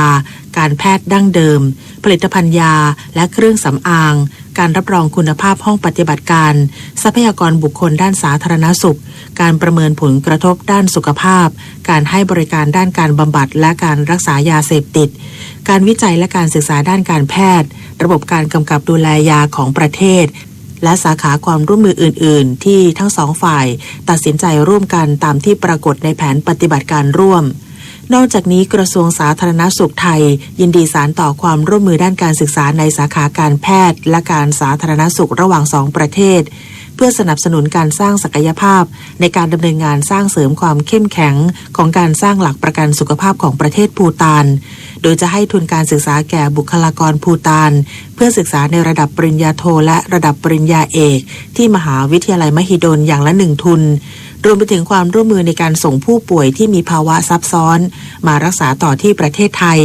และการพัฒนาศักยภาพของบุคลากรทางการแพทย์เฉพาะทางในสาขาที่ขาดแคลนเช่นแพทย์เชี่ยวชาญด้านโรคหัวใจโรคไตและโรคทางเดินอาหารเป็นต้นต่อจากนี้ไปขอเชิญรับฟังไทยคู่ฟ้าครับรัฐบาลเห็นชอบให้วันที่12เมษายน2561เป็นวันหยุดราชการกรณีพิเศษเพิ่มอีก1วันรวมมีวันหยุดในช่วงเทศกาลสงกรานต์จำนวน5วันตั้งแต่วันที่12ถึง16เมษายน2561เพื่อส่งเสริมให้ประชาชนเดินทางกลับภูมิลำเนาและใช้เวลาอยู่กับครอบครัวร่วมสืบสานวัฒนธรรมประเพณีอันดีงามในช่วงวันปีใหม่ของไทยและยังเป็นการส่งเสริมการท่องเที่ยวภายในประเทศโดยเฉพาะการท่องเที่ยวในเมืองรองที่นักท่องเที่ยวและบริษัทห้างร้านสามารถนำค่าใช้จ่ายไปหักลดหย่อนภาษีเงินได้ตลอดทั้งปี 2561 ทั้งนี้รัฐบาลได้เตรียมความพร้อมในการอำนวยความสะดวกและดูแลความปลอดภัยให้แก่ประชาชนอย่างเต็มที่เพื่อให้ทุกคนมีความสุขตลอดช่วงเทศกาลครับร่วมเดินหน้าประเทศไทยกับสำนักโฆษกสำนักเลขาธิการนายกรัฐมนตรีสมเด็จพระเจ้าอยู่หัวทรงพระกรุณาโปรดเกล้าโปรดกระหม่อมให้หน่วยราชการในพระองค์และหน่วยงานทั้งภาครัฐและเอกชนจัดงานอุ่นไอรักคลายความหนาวชมการแสดงนิทรรศการพระราชประวัติและพระราชกรณียกิจของล้นเกล้าล้นกระหม่อมรัชกาลที่5และรัชกาลที่9เรียนรู้ประวัติศาสตร์ชาติไทยสัมผัสความอบอุ่นแนบแน่นของสถาบันพระมหากษัตริย์ที่ทรงมีต่อประชาชนและประเทศชาติเลือกซื้อสินค้าหลากหลาย ซอยต้นกัลประพฤกษ์และกิจกรรมอื่นๆอีกมากมายรายได้การจัดงานโดยไม่หาค่าใช้จ่ายทรงนำไปใช้ในการพระราชกุศลบำบัดทุกข์บำรุงสุขภายใต้โครงการตามพระราชดำริจิตอาสาเราทำความดีด้วยหัวใจร่วมแต่งกายชุดย้อนยุคและพบกันในงานอุ่นไอรักคลายความหนาว8 กุมภาพันธ์ถึง 11 มีนาคม 2561 เวลา 10:30 น.ถึง 21:00 น.ณ พระลานพระราชวังดุสิตและสนามเสือป่าโดยไม่เสียค่าบัตรผ่านประตู 7:16 น.ต่อไปรับฟังข่าวต่างประเทศเจ้าหน้าที่รัฐบาลกล่าวว่ากลุ่มติดอาวุธก่อเหตุโจมตีสถานทูตฝรั่งเศสในบูกินาฟาโซและสำนักงานใหญ่ทหารของประเทศขณะที่ผู้ก่อเหตุ4 คนถูกสังหารผู้สื่อข่าว AFP รายงานว่ามีเสียงระดมยิงปืนที่ศูนย์กลางของกรุงอูกาดูกูเมืองหลวงของบูกินาฟาโซช่วงเช้าเมื่อวานนี้ขณะที่ผู้เห็นเหตุการณ์กล่าวว่ามือปืน5 คนออกมาจากรถยนต์และเปิดฉากยิงผู้ที่ผ่านไปมาก่อนที่จะกระหน่ำยิงเข้าไปในสถานทูตฝรั่งเศสและรถยนต์ของกลุ่มมือปืนก็เกิดไฟไหม้ในขณะเดียวกันก็เกิดเหตุระเบิดขึ้นที่บริเวณใกล้กับสำนักงานใหญ่ของกองทัพและศูนย์วัฒนธรรมฝรั่งเศสซึ่งตั้งอยู่ห่างจากสถานที่เกิดเหตุโจมตีครั้งแรกราว1 กิโลเมตรแถลงการของรัฐบาลระบุว่าเหตุโจมตีดังกล่าวมีเป้าหมายเป็นสถานทูตฝรั่งเศสในบูกินาฟาโซและสำนักงานใหญ่ของกองทัพแถลงการของสถานทูตออสเตรเลียระบุว่าเกิดเหตุระเบิดรถยนต์บริเวณใกล้ขบวนรถของออสเตรเลียที่กำลังผ่านมาในพื้นที่ทางตะวันออกของกรุงคาบูลเมืองหลวงของอัฟกานิสถานวานนี้ทำให้เด็กคนหนึ่งเสียชีวิตและอีกหลายคนได้รับบาดเจ็บเพียงไม่กี่วันหลังอัฟกานิสถานเปิดเผยแผนการเจรจาสันติภาพกับกลุ่มตอลิบานแรงระเบิดส่งผลให้บ้านเรือนที่อยู่บริเวณใกล้เคียงได้รับความเสียหายขณะที่ผู้เห็นเหตุการณ์บอกว่าระเบิดที่เกิดขึ้นมีความรุนแรงด้านกองกำลังความมั่นคงได้ไปที่เกิดเหตุทันทีขณะที่ประชาชนที่ผ่านไปมาได้เข้าให้ความช่วยเหลือผู้บาดเจ็บผู้เห็นเหตุการณ์กล่าวกับผู้สื่อข่าว AFP ว่ารถพยาบาลใช้เวลาราวครึ่งชั่วโมงจึงจะไปถึงแรงระเบิดยังส่งผลให้ม้าตัวหนึ่งได้รับบาดเจ็บสาหัสด้วยขณะที่ยังคงมีความสับสนเรื่องเป้าหมายของเหตุการณ์ครั้งนี้ซึ่งก่อนหน้านี้นายนาจิบเดนิสโฆษกกระทรวงมหาดไทยกล่าวว่าเป็นเหตุระเบิดฆ่าตัวตายซึ่งมีเป้าหมายเป็นขบวนรถของกองกำลังต่างชาติอย่างไรก็ตามโฆษกองค์การสนธิสัญญาป้องกันแอตแลนติกเหนือหรือนาโต้กล่าวปฏิเสธว่าไม่มีทหารต่างชาติได้รับบาดเจ็บจากเหตุระเบิดครั้งนี้ขณะที่สถานทูตออสเตรเลียกล่าวว่าเหตุระเบิดเกิดขึ้นขณะที่ขบวนรถของออสเตรเลียผ่านมาพอดี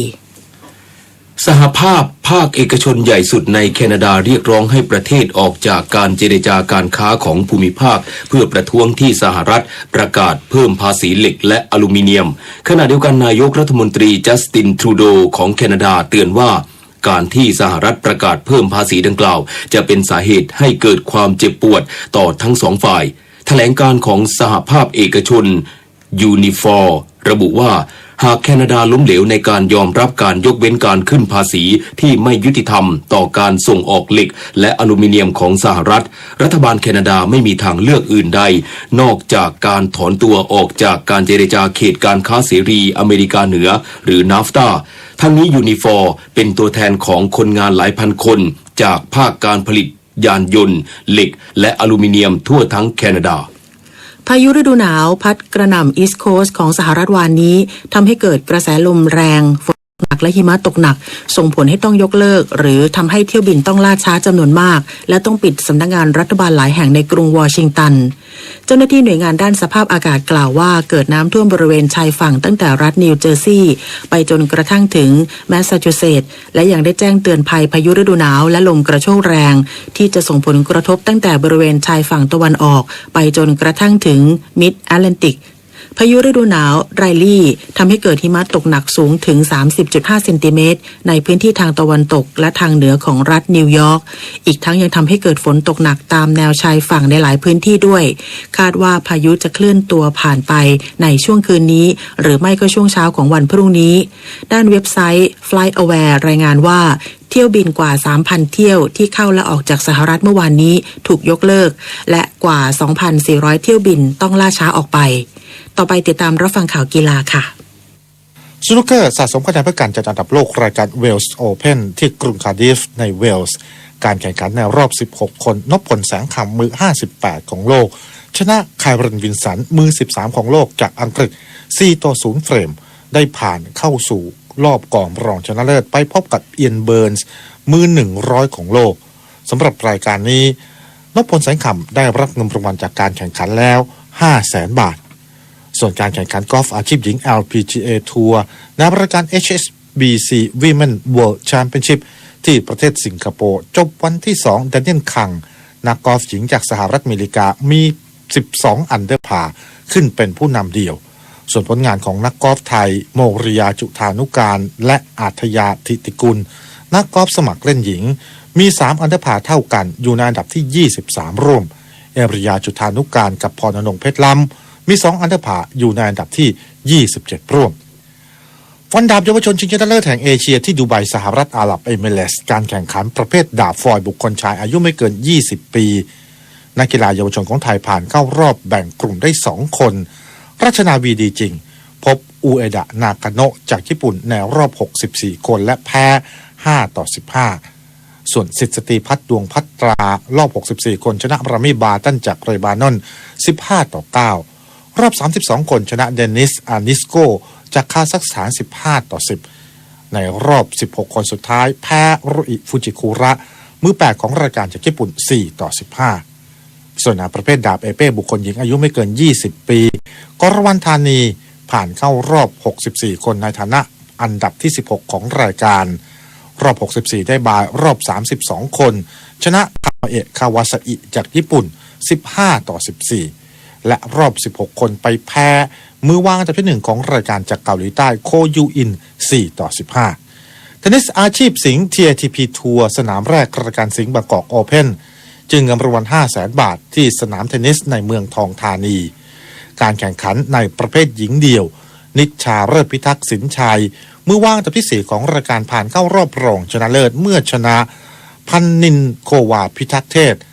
นักเทนนิสดาวรุ่งอายุ 15 ปี 2-0 เซตโดยรอบรองชนะเลิศจะพบกับเพียงทานผลิพืชมือ 1 ของรายการที่ชนะวัชชนสวัสดี 2-0 เซต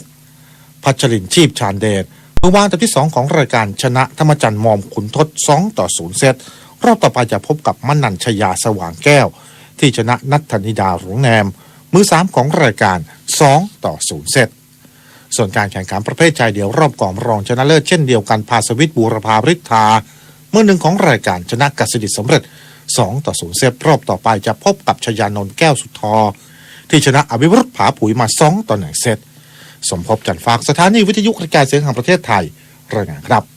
ต่อไปรับฟังพยากรณ์อากาศค่ะกรมอุตุนิยมวิทยารายงานลักษณะอากาศทั่วไปบริเวณประเทศไทยมีอุณหภูมิสูงขึ้นทำให้มีอากาศร้อนโดยทั่วไปกับมีฝนฟ้าคะนองบางแห่งบริเวณภาคตะวันออกเฉียงเหนือภาคตะวันออกและภาคกลางขอให้เกษตรกรบริเวณดังกล่าวระวังความเสียหายที่จะเกิดขึ้นต่อผลผลิตทางการเกษตรลักษณะสำคัญทางอุตุนิยมวิทยาบริเวณความกดอากาศต่ำเนื่องจากความร้อนปกคลุมประเทศไทยตอนบนในขณะที่มีลมตะวันออกเฉียงใต้พัดนำความชื้นจากทะเลจีนใต้และอ่าวไทยเข้ามาปกคลุมภาคตะวันออกเฉียงเหนือภาคกลางและภาคตะวันออกลักษณะเช่นนี้ทำให้บริเวณดังกล่าวมีฝนฟ้าคะนองบางแห่งสำหรับพยากรณ์อากาศตั้งแต่เช้าวันนี้จนถึงเช้าวันพรุ่งนี้ภาคเหนือมีเมฆบางส่วนกับมีอากาศร้อนภาคตะวันออกเฉียงเหนือมีเมฆบางส่วนกับมีอากาศร้อนโดยมีฝนฟ้าคะนอง10%ของพื้นที่ส่วนมากบริเวณจังหวัดศรีสะเกษอุบลราชธานีอำนาจเจริญและมุกดาหารภาคกลางมีเมฆบางส่วนกับมีอากาศร้อนโดยมีฝนฟ้าคะนอง10%ของพื้นที่ภาคตะวันออกมีเมฆบางส่วนกับมีอากาศร้อนโดยมีฝนฟ้าคะนอง10%ของพื้นที่ส่วนมากบริเวณจังหวัดชลบุรีระยองจันทบุรีและตราดลมตะวันออกเฉียงใต้ความเร็ว 10-30 กิโลเมตรต่อชั่วโมงทะเลมีคลื่นต่ำกว่า1เมตรภาคใต้ฝั่งตะวันออกมีเมฆบางส่วนกับมีฝนฟ้าคะนอง10%ของพื้นที่ลมตะวันออกความเร็ว 15-30 กิโลเมตรต่อชั่วโมงทะเลมีคลื่นสูงประมาณ1เมตรภาคใต้ฝั่งตะวันตกมีเมฆบางส่วนกับมีอากาศร้อน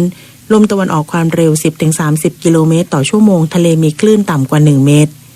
กรุงเทพมหานครและปริมณฑลมีเมฆบางส่วนกับมีอากาศร้อน สภาวะระดับน้ำในแม่น้ำเจ้าพระยาที่หน้ากองบัญชาการกองทัพเรือคำนวณโดยกรมอุทกศาสตร์กองทัพเรือวันนี้น้ำขึ้นเต็มที่เวลา 8:26 นาทีสูงกว่าระดับทะเลปานกลาง1 เมตร 9 เซนติเมตรและเวลา 19:18 นาทีสูงกว่าระดับทะเลปานกลาง97 เซนติเมตร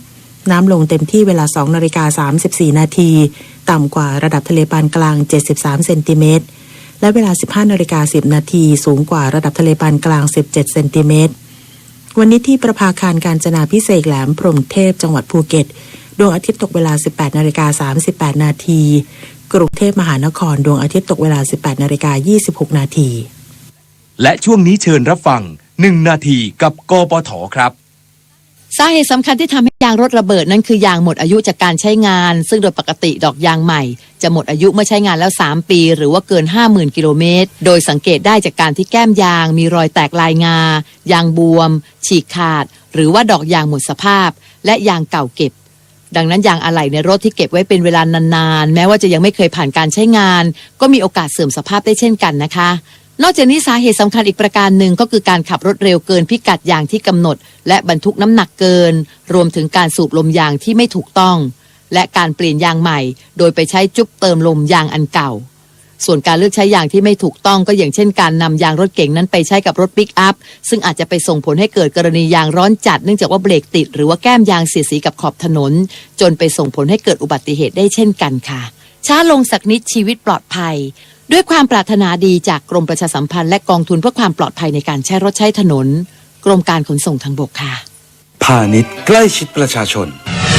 การส่งเสริมการค้าระหว่างประเทศหรือ DITP กระทรวงพาณิชย์ได้จัดตั้งสำนักงานเครือข่ายทั้งในและต่างประเทศกว่า58แห่งและมีที่ปรึกษากิตติมศักดิ์การค้ากว่า40รายทั่วโลกเพื่อให้บริการแก่ผู้ประกอบการไทยในการเชื่อมโยงธุรกิจไทยสู่ตลาดโลกรวมไปถึงการให้คำปรึกษาทางธุรกิจการให้บริการข้อมูลทางการค้าการตลาดกฎระเบียบรายชื่อผู้นำเข้าส่งออกนอกจากนี้ยังมีการจัดทำนัดหมายเจรจาการค้าหรือ Business Matching ด้วยและในส่วนของการพัฒนาศักยภาพผู้ประกอบการผ่านเครือข่ายครอบคลุมทั่วประเทศทางกรมจะเป็นพี่เลี้ยงให้คำปรึกษาแนะนำเน้นการพัฒนาองค์ความรู้ผ่านการจัดอบรมสัมมนาและกิจกรรมต่างๆโดยผู้ที่สนใจสามารถติดต่อได้ที่กรมส่งเสริมการค้าระหว่างประเทศในส่วนกลางและกลุ่มส่งเสริมสนับสนุนการประกอบธุรกิจการค้าและการตลาดภายใต้การกำกับดูแลของสำนักงานพาณิชย์จังหวัดทั่วประเทศสอบถามข้อมูลเพิ่มเติมได้ที่กรมส่งเสริมการค้าระหว่างประเทศหรือ DITP โทรสายตรง1169รู้รักภาษาไทยโดยความร่วมมือของสำนักงานราชบัณฑิตยสภาและกรมประชาสัมพันธ์วันนี้เสนอคำว่ากระแจะกระแจะเป็นชื่อไม้มีต้นขนาดเล็กขึ้นในป่าเบญจพรรณลำต้นกิ่งและก้านคดงอเปลือกขรุขระสีเทามีหนามแหลมยาวดอกเล็กสีขาวออกเป็นช่อดอกสั้นรากใช้ทำยาเนื้อไม้สีน้ำตาลปนเหลืองนำมาฝนกับน้ำเป็นเครื่องหอมประทิ่นผิวกระแจที่เป็นเครื่องหอมประทิ่นผิวใช้เจิมหน้าผากเจิมบ้านเจิมประตูให้เป็นสิริมงคลส่วนผสมสำคัญคือผงที่ฝนจากไม้กระแจไม้จันและอื่นๆจึงมักเรียกว่ากระแจจันในเรื่องขุนช้างขุนแผนตอนขุนแผนจะขึ้นเรือนขุนช้างและปลูกสารทำพิธีบัตรพลีมีคำกลอนว่าตัดไม้ปลูกสารขึ้นสับเสร็จสำเร็จบัตรพลีขมีขมันจุนเจิมเฉลิมแป้งกระแจจันจุดธูปเทียนพลันทันฤกษ์ผ่านผู้มีคำถามการใช้ภาษาไทยสอบถามได้ที่ www.royin.go.th สำหรับในช่วงที่2ติดตามรับฟังการสัมภาษณ์นายเลิศวิโรจน์โกวัฒนะปลัดกระทรวงเกษตรและสหกรณ์เกี่ยวกับการประชุมคณะรัฐมนตรีนอกสถานที่ที่จังหวัดเพชรบุรีค่ะการยึดมั่นในผลประโยชน์ของแผ่นดินและความถูกต้องเป็นธรรมเป็นสิ่งสำคัญยิ่งในการปฏิบัติหน้าที่ของข้าราชการเพราะการยึดมั่นดังกล่าวจะทำให้จิตใจมั่นคงเด็ดเดี่ยวในอันที่จะภาคเพียรปฏิบัติหน้าที่ให้จนบรรลุผลสำเร็จและสามารถป้องกันความผิดพลาดเสียหายอันจะเกิดแก่ตนแก่งานได้อย่างแท้จริง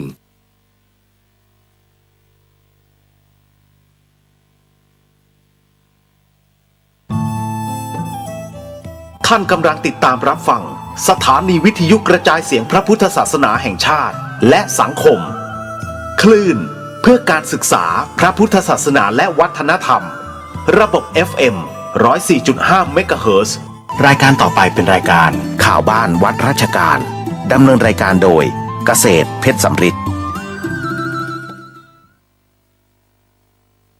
เลิกใจลืมกายไร้ความควบคุมโทสะโทโสโมโหโมหะกำหนดไว้นะสติคอยคุมกำหนดใจและกายมิใช่เดาสุ่มสติคอยคุมรู้ตัวทั่วพร้อมสติกลับมาปัญญาร่าเริงจิตใจเคยเลิงรู้ตัวโดยอ้อม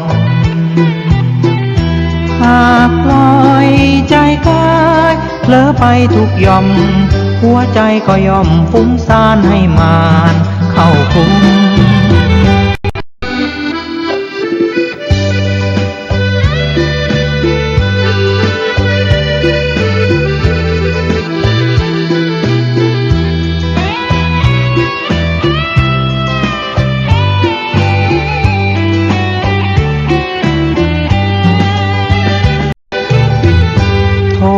สะโทโสโมโหโมหะกำหนดไว้นะสติคอยคุมกำหนดใจและกายมิใช่เดาสุ่มสติคอยคุมรู้ตัวทั่วพร้อมสติกลับมาปัญญาร่าเริงจิตใจเคยเลิงรู้ตัวโดยอ้อมหากปล่อยใจกายเผลอไปทุกย่อมหัวใจก็ย่อมฟุ้งซ่านให้มานเข้าคุม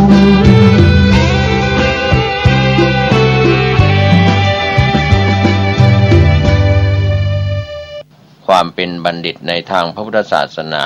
สุวิชชาโนภวังโหติผู้รู้ดีเป็นผู้เจริญนั้นก็เป็นส่วนที่มีมาทุกยุคทุกสมัยคำว่าผู้รู้ดีเป็นบัณฑิตในทางศีลธรรมในทางพระพุทธศาสนาก็เรียกว่าการประพฤติสุจริตนะครับที่เป็นบัณฑิตสุจริตทางกายสุจริตทางคำพูดสุจริตทางความรู้สึกนึกคิดทางจิตใจก็เรียกว่าเป็นบัณฑิตทุกเพศทุกวัยนะครับไม่ใช่เฉพาะเรื่องของใบกระดาษไม่ว่าจะจบประถมมัธยมอุดมศึกษาหรือในระดับปริญญาตรีโทเอกหรือดุษฎีบัณฑิตคำว่าสุจริตสุวิชชาโนภวังโหติผู้รู้ดีเป็นผู้เจริญนั้นก็รู้ดีทางกายก็คือไม่ฆ่าตัดไม่ลักทรัพย์ไม่เสพกามที่ผิดรู้ดีทางปากก็คือใช้ปากไม่ใช่เป็นหอกเที่ยวทิ่มแทงกล่าวโทษกล่าวร้ายโจมตีโพลธนานะครับส่วนสุจริตทางใจหรือว่ารู้ดีทางใจก็คิดไม่โลภไม่โกรธไม่หลงก็เป็นเรื่องที่น่าสรรเสริญทายกทายิกาวันหนึ่งคืนหนึ่งก็คิดแต่เรื่องจะให้ในช่วงนี้ก็เป็นช่วงของการทานทอดกฐินทานคิดอยู่เป็นปุพพเจตนาว่าเราจะไปร่วมทอดกฐินที่ไหนดีจะไปเป็นเจ้าภาพทอดกฐินที่ไหนดีในการทาน1 เดือนนี้จนถึงเดือน12หรือเดือนยี่เป่งนะครับก็ลอยกระทงและเป็นวันสุดท้ายเมื่อคิดดีๆอย่างนี้ก็ถือว่าเป็นบัณฑิตทางใจคิดก่อนทำว่าจะไปร่วมไปทำเป็นเจ้าภาพเป็นประธานเป็นกรรมการเป็นที่จะให้โอกาสในการที่พระคุณเจ้าได้อยู่จำพรรษาท่วนไตรมาสแล้วก็จะได้รับอานิสงส์พรรษา1 เดือนแล้วก็จะได้รับอานิสงส์กฐินอีก4 เดือนตลอดฤดูหนาวดังนั้นก็ทายกทายิกาก็คิดอโลภะไม่โลภอโทสะไม่โกรธเมตตาอโมหะไม่หลงดังนั้นพระคุณเจ้าที่จำพรรษาท่วนไตรมาสตามวัดวารามต่างๆก็จะได้มีโอกาสความจริงกฐินนั้นเป็นเรื่องของพระคุณเจ้าโดยตรงในยุคอดีตในสมัยพุทธกาลก็มีผู้นำเล่าเรื่องของประวัติการขึงผ้าเพื่อตัดเย็บย้อมทำเป็นผ้ากฐินกันก็วันนี้ขออนุญาตไม่นำเล่าแต่ว่าสำเร็จในปัจจุบันก็มีการอนุโลมให้ทายกทายิกา ผู้มีศรัทธาในทางพระพุทธศาสนาก็เป็นกฐินหลวงกฐินพระราชทานกฐินราชนะครับก็แล้วแต่ก็ถือว่าที่สำคัญตามพระวินัยพระคุณเจ้าอยู่จำพรรษาท่วนไตรมาส5 รูปขึ้นไปที่เป็นองค์สงฆ์ที่จะรับผ้ากฐินไม่ว่าจะเป็นกฐินหลวงกฐินราชกฐินพระราชทานกฐินต่างๆจุลกฐินอะไรต่างๆก็แล้วแต่นะครับอย่าลืมนะครับพระคุณเจ้าจำพรรษาท่วนไตรมาสในอาวาสนั้นๆส่วนใหญ่ก็มีการอนุโลมปฏิโลมกันว่าไปนิมนต์ทุกเจ้าจากวัดอื่นพระภิกษุจากวัดอื่นมาผสมให้ครบองค์5 รูปก็แล้วแต่ว่าก็ไม่ถูกตามพระวินัยก็บอกกล่าวกันแค่นั้นเราต้องการจะทำอะไรแม้แต่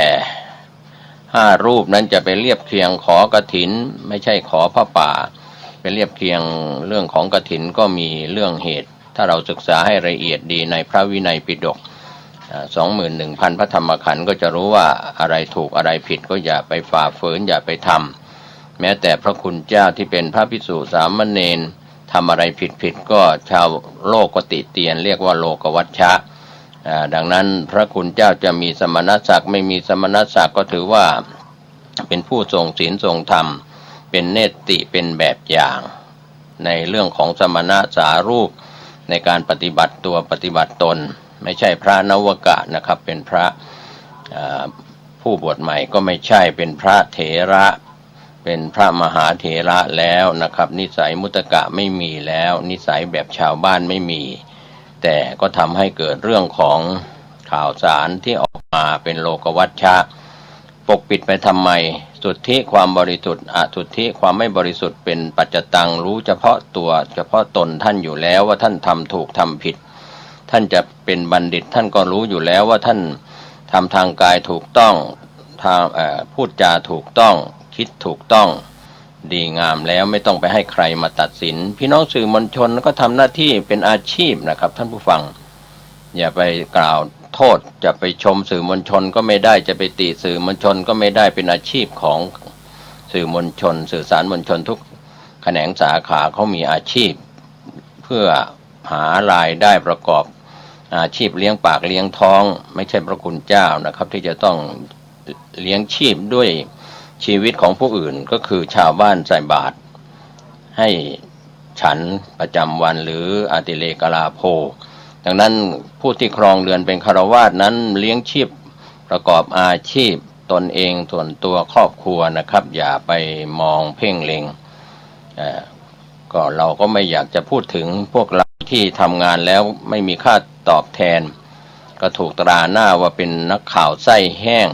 ก็มีก็เพราะว่าไม่มีค่าตอบแทนบางหน่วยงานบางองค์กรก็เห็นแก่ตัวเกินไปบางสำนักพิมพ์หรือสำนักข่าวก็ให้ค่าตอบแทนน้อยไม่พอหยาไส้ไม่พอเลี้ยงตนเองครอบครัวเขาก็ต้องไปหาเศษหาเลยก็ต้องมีสื่อมวลชนที่กรอบจรรยาบรรณก็มีเป็นแกะดำก็มีเราไม่ว่ากันก็มีทั้งโจรมีทั้งบัณฑิตนั่นแหละครับทุกๆคนนะครับไม่ว่าจะเป็นพระคุณเจ้าหรือจะเป็นชาวบ้านก็ตามไม่ว่ากันแต่ว่าสิ่งหนึ่งในคำสอนที่ว่าสวิชชาโนภวังโหติผู้รู้ดีเป็นผู้เจริญท่านทำถูกก็ย่อมได้รับการสรรเสริญเยินยอทำผิดก็ถูกตำหนิติเตียนเป็นโลกวัชชะเป็นบรรณติวัชชะผิดในเรื่องของพระวินัยก็ถูกติเตียนเรายอมรับความจริงกันก็อยู่บนโลกของความเป็นจริงอย่าหลอกตนเองอย่าหลอกผู้อื่นก็จะอยู่กันได้ในสังคมโลกใบนี้ทั้งมนุษย์ทั้งหลายทั้งมนุษย์โลกเทวโลกพรหมโลกในโลกในกามโลกรูปโลกอรูปโลกทั้งหลายก็จะถูกยกย่องสรรเสริญแต่ถ้าทำอะไรไม่ถูกต้องดีงามเราก็ไม่ว่ากันก็การกระจายข่าวในยุคปัจจุบันโซเชียลเน็ตเวิร์กต่างๆก็ออกมาอย่างรวดเร็วเป็นที่เรื่องที่สื่อสารเหล่านั้นใช้วิจารณญาณถูกต้อง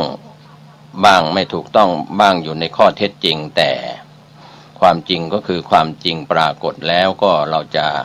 ยอมรับเราจะเสื่อมศรัทธาเราจะมีศรัทธาในทางพระพุทธศาสนาไม่ได้อยู่ที่พระภิกษุสามเณรหรือวัดวาอารามอยู่ที่ทุกคนนะครับพระภิกษุณีอุบาสกอุบาสิกาในสมัยอินเดียโบราณในปัจจุบันก็มีพระภิกษุสามเณร แม่ชีหรืออุบาสกบาติกาเราก็ว่ากันไปนะครับเราก็ไม่อยากจะพูดถึงนะครับในเรื่องของภิกษุณีที่กลับชาติมาเกิดกันใหม่มาอะไรอุปโลกกันใหม่ผู้ดำเนินรายการไม่ขอวิพากษ์วิจารณ์นะครับเพราะว่าเป็นไปตามพระวินัยบัญญัติของภิกษุณี311ข้อของพระภิกษุก็227ข้อสามเณร10ข้อของผู้ถือศีล8ก็8ข้อของสามเณรก็มีศีลของสามเณรของคฤหัสถ์ธรรมดาก็ศีล5ศีลอุโบสถศีล8อะไรอย่างนี้เป็นต้นเป็นตัวอย่างก็ฝากกันไว้นะครับพระพุทธศาสนาไม่ได้เสื่อมโทรมอย่างง่ายดายนะครับเราก็ไม่ต้องไปหวั่นวิตกกับ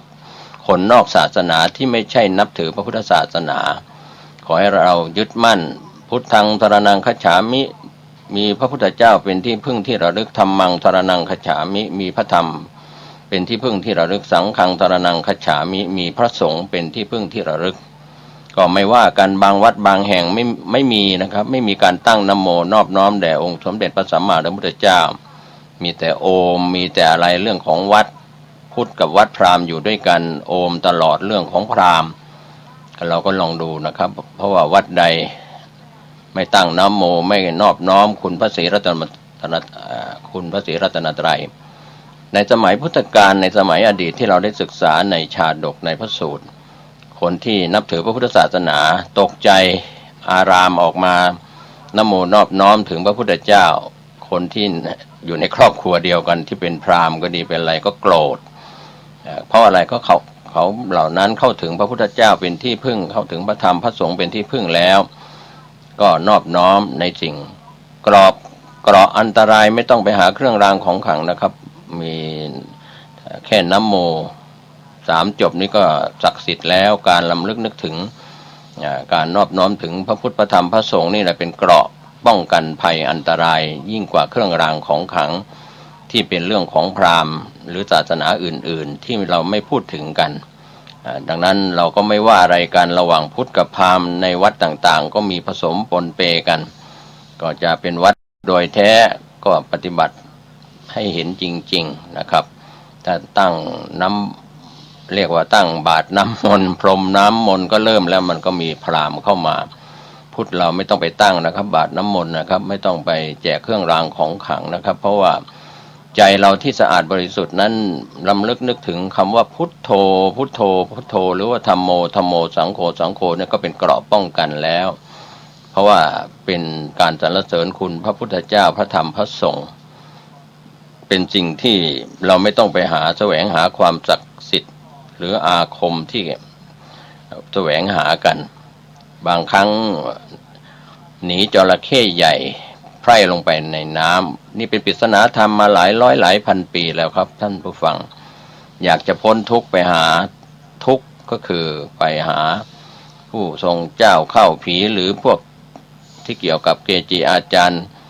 ก็ต้องทำอย่างนั้นต้องทำอย่างนี้จะพ้นทุกข์ได้ก็อาจจะลืมคำสอนของพระพุทธเจ้าที่ว่าสุทธิอสุทธิปัจจตังนันโยอัญญังวิโสทะเยเราจะบริสุทธิ์ได้ก็เพราะตนเองเราไม่บริสุทธิ์ก็เพราะตนเองคนอื่นใครอื่นจะทำให้เราดีเราชั่วไม่ได้ขอให้จำคำสอนที่เป็นคำสอนในคำสอนทางพระพุทธศาสนาไว้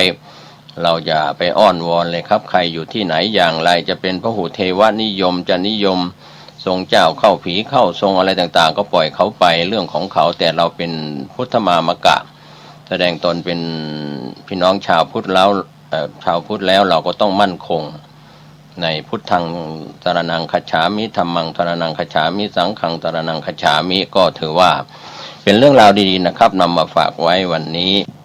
สาระสำคัญเรื่องธรรมะในแก่นสารถ้าเรานึกถึงเรื่องของศีลสมาธิปัญญาวิมุตติญาณทัศนะในสาระธรรมแก่นสารต่างๆไม่ว่าจะเป็นมนุษย์ก็ดีอมนุษย์ก็ดีในสัตวโลกทั้งหลายที่อยู่บนพื้นแผ่นดินโลกมนุษย์ก็ตามหรือกามโรคที่เป็นสัตว์อบายมีสัตว์นรกเปรตอสุรกายสัตว์เดรัจฉานที่ทำบาปแล้วก็ได้ไปบังเกิดโทสะนำไปบังเกิดเป็นสัตว์นรกความโลภ นำไปบังเกิดเป็นเปรตเป็นอสุรกาย ความหลงนำไปบังเกิดเป็นสัตว์เดรัจฉาน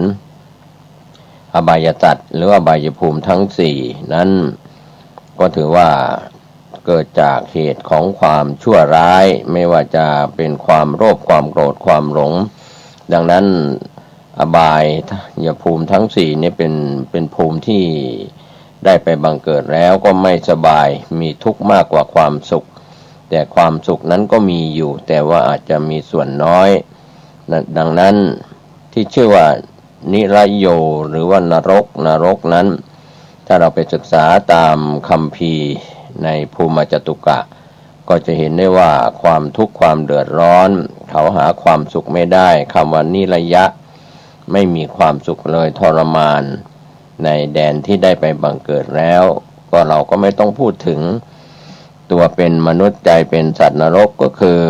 คนที่มีความทุกข์กายทุกข์ใจทรมานอดอยาก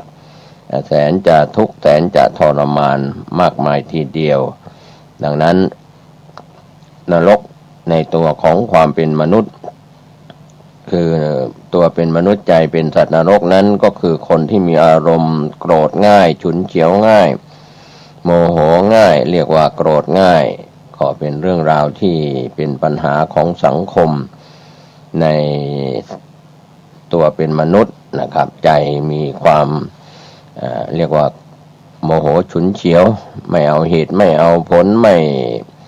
ฟังอีลาค่าอีลมใช้แต่อารมณ์ของตนเองเป็นใหญ่จะเป็นหญิงเป็นชายจะเป็นเด็กเป็นผู้ใหญ่จะเป็นพระคุณเจ้าหรือจะเป็นชาวบ้านก็ตามเป็นอะไรนั้นก็เป็นเรื่องของการสมมุติบัญญัติขึ้นมา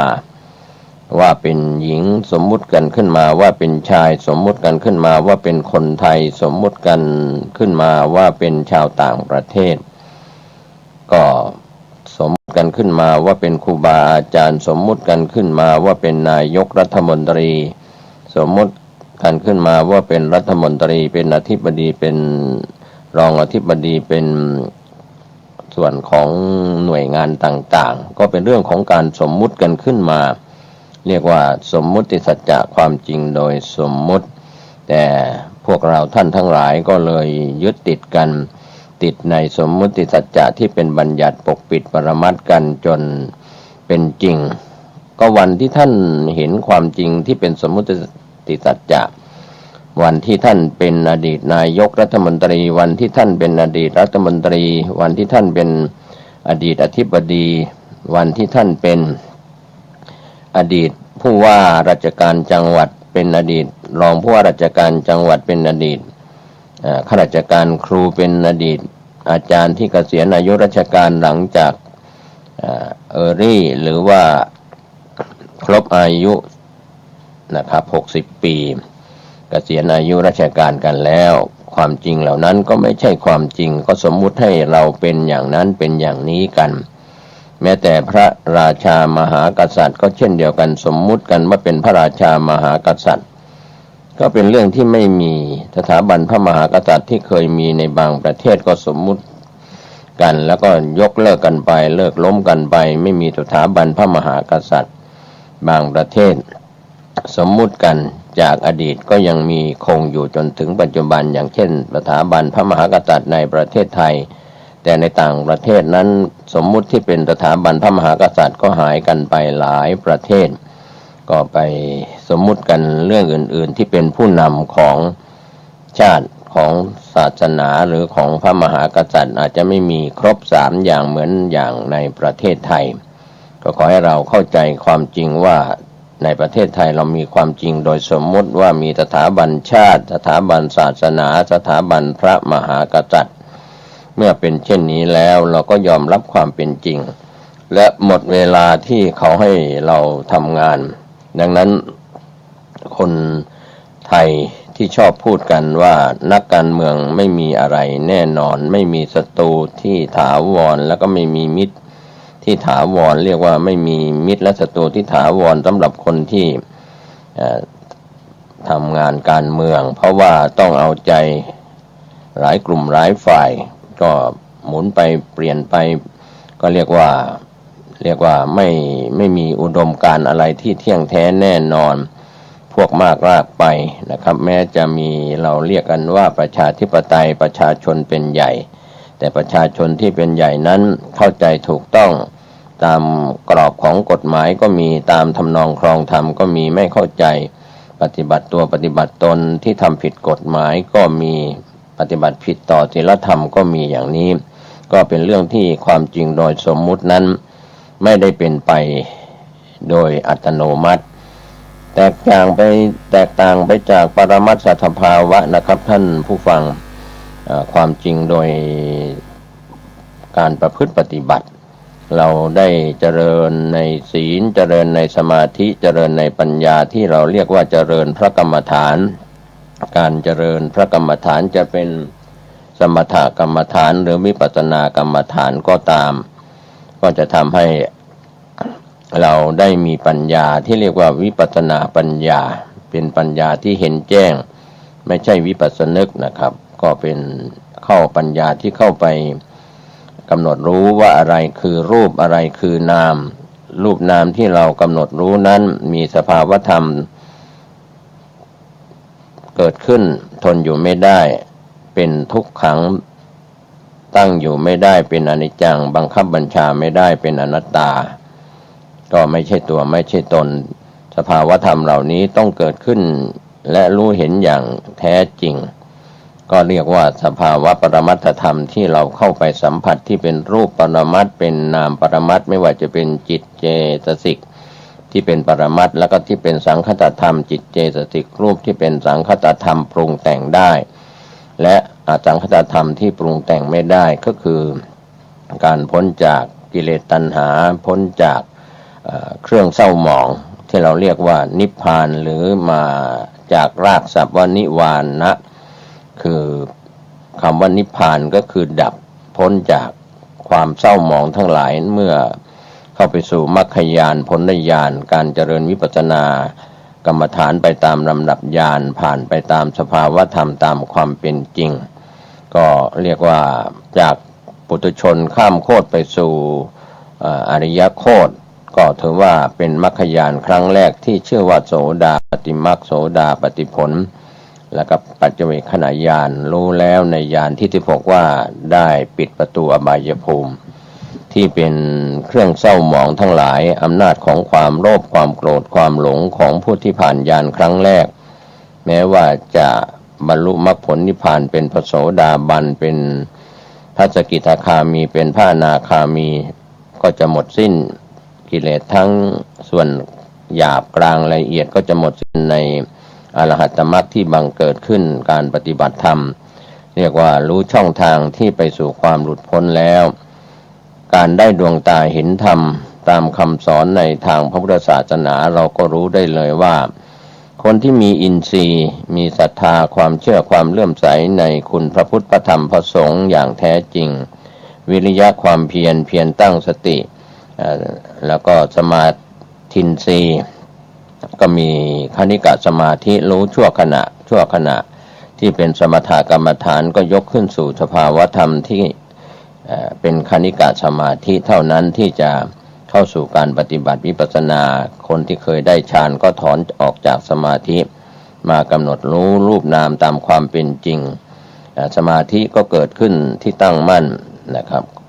ก็ตั้งอยู่และดับไปเห็นความเกิดดับของสภาวะธรรมตามความเป็นจริงทั้งรูปทั้งนามเช่นนี้ก็จะหมดความสงสัยการที่เราเป็นปุถุชนยังสงสัยในคุณพระพุทธเจ้าพระธรรมคุณของพระสงฆ์คุณของบิดามารดาคุณของมนุษย์อมนุษย์เทวบุตรเทวดาเรื่องนรกสวรรค์ก็ยังไม่เชื่อนะครับก็ถ้าผ่านญาณ16ก็ปิดประตูอบายภูมินั้นหมดความสงสัยอย่างแน่นอนจะไม่คลางแคลงใจในสิ่งเหล่านั้นบางคนก็ยังคลางแคลงใจเรื่องคุณพ่อมีจริงหรือคุณแม่มีจริงหรือการทำดีให้ผลเป็นความสุขความเจริญจริงหรือการทำกรรมชั่วจะได้ผลเป็นความทุกข์ความเดือดร้อนจริงหรือแล้วอย่างนี้คนที่ทำความชั่วทำไมอยู่รอยนวลมีอันจะกินเป็นเศรษฐีค้ายาเสพติดค้าสิ่งที่ค้าอาวุธสงครามค้าอะไรต่างๆ ความจริงรอการให้ผลเท่านั้นเหตุที่เป็นฝ่ายบาปรอการให้ผลที่จะเป็นความทุกข์ความเดือดร้อนทำผิดกฎหมายไม่ว่าขบวนการค้ายาเสพติดก็ดีขบวนการค้าอาวุธสงครามหรือขบวนการที่ทุจริตคอร์รัปชันทั้งในประเทศไทยหรือต่างประเทศก็ตามกระบวนการยุติธรรมเหมือนสุนัขไล่เนื้อตามไล่ล่ามีโจทย์มีคนฟ้องร้องกันขึ้นมาตามเจาะตามหาการทำความชั่วถึงไม่มีคนเจาะคนตามหาแต่กรรมก็ย่อมได้รับผลของกรรมที่ตนก่อไว้จะช้าจะเร็วชาตินี้ให้ผลที่เป็นบาปทำบาปกรรมไม่ทันก็อาจจะติดตามไปในชาติหน้าพบหน้าก็แล้วแต่นะครับบางครั้งคนเรานั้นเลือกที่เกิดไม่ได้เกิดอยู่ในสถาบันพระมหากษัตริย์แต่ว่าก็ไม่มีความสุขมีบุญได้เกิดในสถาบันพระมหากษัตริย์หรือสถาบันพราหมณ์ในอินเดียสถาบัน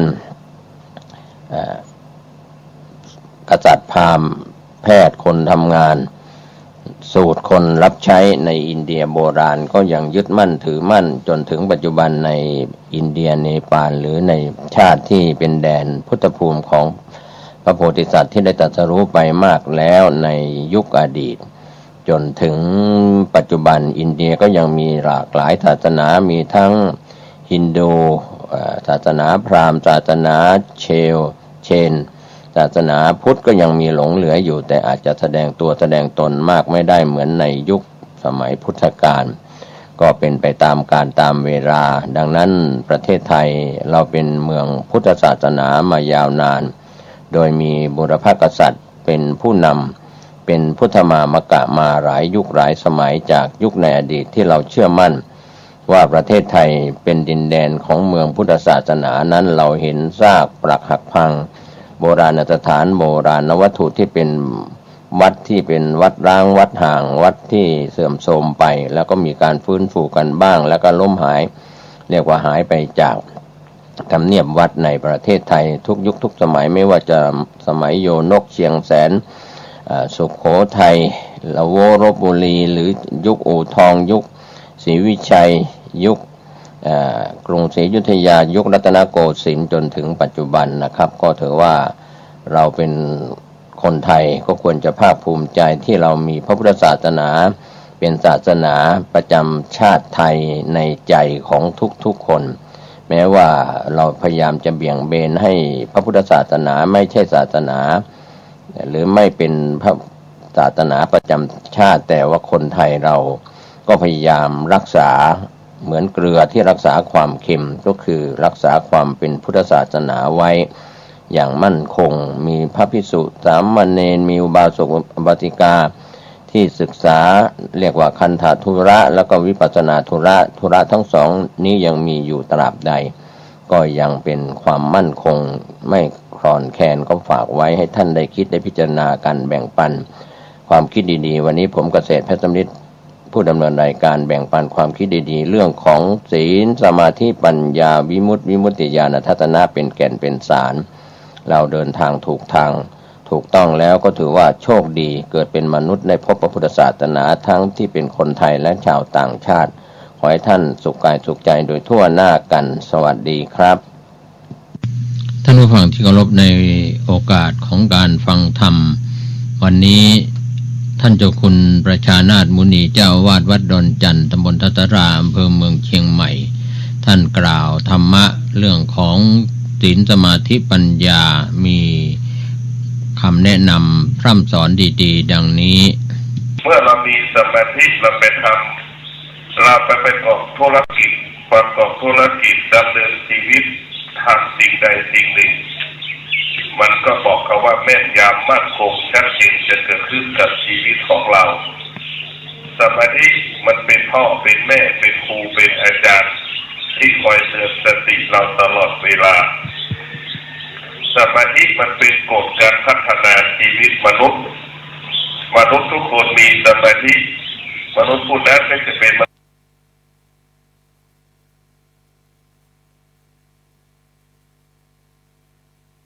ธงชาติและเพลงชาติไทยเป็นสัญลักษณ์ของความเป็นไทยเราจงร่วมใจยืนตรงเคารพธงชาติ ด้วยความภาคภูมิใจในเอกราชและความเสียสละของบรรพบุรุษไทย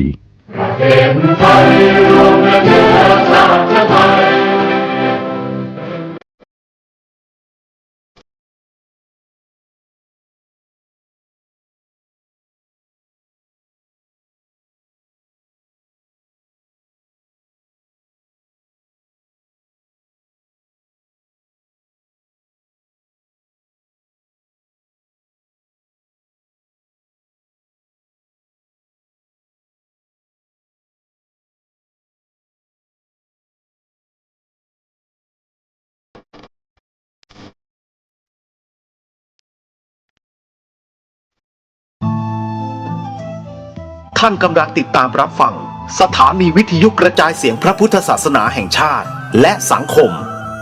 คลื่นเพื่อการศึกษาพระพุทธศาสนาและวัฒนธรรม ระบบ FM 104.5 เมกะเฮิรตซ์รายการต่อไปเป็นรายการข่าวบ้านวัดราชการดำเนินรายการโดยเกษตรเพชรสำริด คนที่เราจะไปคุยมันเป็นงัวเราไปชนะมันเลยถ้าเราไม่มีสมาธิไปคุยกับมันเมื่อไหร่มันกลายเป็นเสือเรากลายเป็นงัวถูกมันกินหมายถึงไปเจรจาและไม่ประสบความสำเร็จถ้าเรามีพลังแล้วเราจะไปพูดไปคุยไปเจรจาใดๆแล้วเราจะชนะเขาเพราะนั้นสมาธิก็คือเป็นการสร้างพลังให้กับปากเวลาจะไปพูดไปเจรจาและมีพลังมีอำนาจเพราะสมาธิเรานี้มันจะเป็นขยายผลในการรับรู้หูได้ยินเสียงสมาธิที่จะไปแปลอ่านค่าของเสียงนั้นจะไปต่อสู้กับเสียงที่ได้ยินได้อย่างไรมันมีพลังสมาธิคือเป็นอ่านค่ามันเป็นกฎของวิทยาศาสตร์เหนือวิทยาศาสตร์มันจะรู้ของมันเองโดยอัตโนมัติทุกคนเป็นเช่นนี้เหมือนกันหมดเพียงแต่ว่าจะแปลถูกแปลผิดเป็นอีกเรื่องหนึ่งแต่ว่าสมาธิก็คือเหมือนเป็นกฎอ่านค่าในการรับรู้ของเสียงเป็นกฎอ่านค่าของการรับรู้ของตาเวลาตาเราเห็นแล้วมันก็จะอ่านมันเลยแต่มันจะอ่านค่าของมันเองเพราะฉะนั้นสมาธิเป็นสิ่งจำเป็นเป็นสิ่งสำคัญในการดำเนินชีวิตของเราต้องตั้งสมาธิสมาธิก็คือความสุขนะสมาธิก็คือความสุขถ้าเรามีสมาธิแล้วเราจะมีความสุขถ้าเราไม่มีสมาธิเราจะมีแต่ความทุกข์มันเป็นประโยชน์มหาศาลถ้าครอบครัวใดมีสมาธิครอบครัวนั้นก็จะมีความสุขเพราะสมาธินี่จะทำให้เราในการสื่อสารหรือในการรับรู้ในการสื่อสารเนี่ยมันจะทำให้เรานั้นชัดเจนโดยเฉพาะเราอยู่ร่วมกันแล้วจะเป็นต้องใช้สมาธิในการรับฟังในการรับรู้ต่างๆนานาคนที่มีสมาธิจะทำงานก็ลดขั้นตอนในการทำงานคนที่ไม่มีสมาธิทำงานก็เพิ่มขั้นตอนในการทำงานคนที่มีสมาธิเป็นไปตามวัตถุประสงค์และเป้าหมายที่กำหนดไว้ถ้าเราทำงานไม่มีสมาธิไปทำงานถ้าเราไม่มีสมาธิไปทำงานแล้วมันจะไม่เป็นไปตามเวลาที่กำหนดไม่เป็นตรงวัตถุประสงค์และเป้าหมายคือมันหงายกับควบเพราะนั้นสมาธิเวลาอ่านหนังสือมันก็จดจำได้ง่ายถ้าเรามีสมาธิถ้าเราไม่มีสมาธิมันจะไม่จดจำต้องใช้เวลายาวนานแต่ใช้เวลายาวนานสมาธิต้องเป็นประโยชน์ต่อร่างกายเราถ้าเรามีสมาธิเราก็จะมีความสุขการจะเพิ่มความสุขต้องเพิ่มสมาธิการจะลงทุนใดๆต้องลงทุนนั่งสมาธิก่อนถ้าเรามีสมาธิแล้วคำว่าไม่มีมันจะไม่เกิดเพราะสมาธิคือตัวพลังมันทำให้เรามีพลังพอเราไม่มีสมาธิมันทำให้เราอ่อนแอและหวั่นไหวทำให้เราอ่อนแอและหวั่นไหวถ้าเรามีสมาธิเราจะมีกำลังเหมือนเสือเพราะฉะนั้นเราจะไปคุยกับใครก็แล้วแต่จะเป็นเจรจาสื่อสารเราต้องทำสมาธิให้ดวงจิตเรามีพลังและอานุภาพดังเสือที่จะไปกินงัวขณะเดียวกันถ้าเราไม่มีพลังและไม่มีอำนาจและไปคุยกับเขาก็กลายเป็นเสือเรากลายเป็นงัวพูดแล้วไม่ประสบความสำเร็จถูกเสือกินอีกเรากลายเป็นงัวมันก็แพ้เข้าไปเพราะฉะนั้นสมาธิมันเป็นพลังพระพุทธเจ้าผู้รู้ความจริงของโลกก็ถึงมุ่งแก่ของพุทธศาสนาก็อยู่ที่การเจริญจิตภาวนา ความสงบสุขต้องเกิดจากการเจริญจิตภาวนาด้วยภาควิปัสสนากรรมฐานนะความสงบสุขกับความสุขมันต่างกันพวกเราทั้งหลาย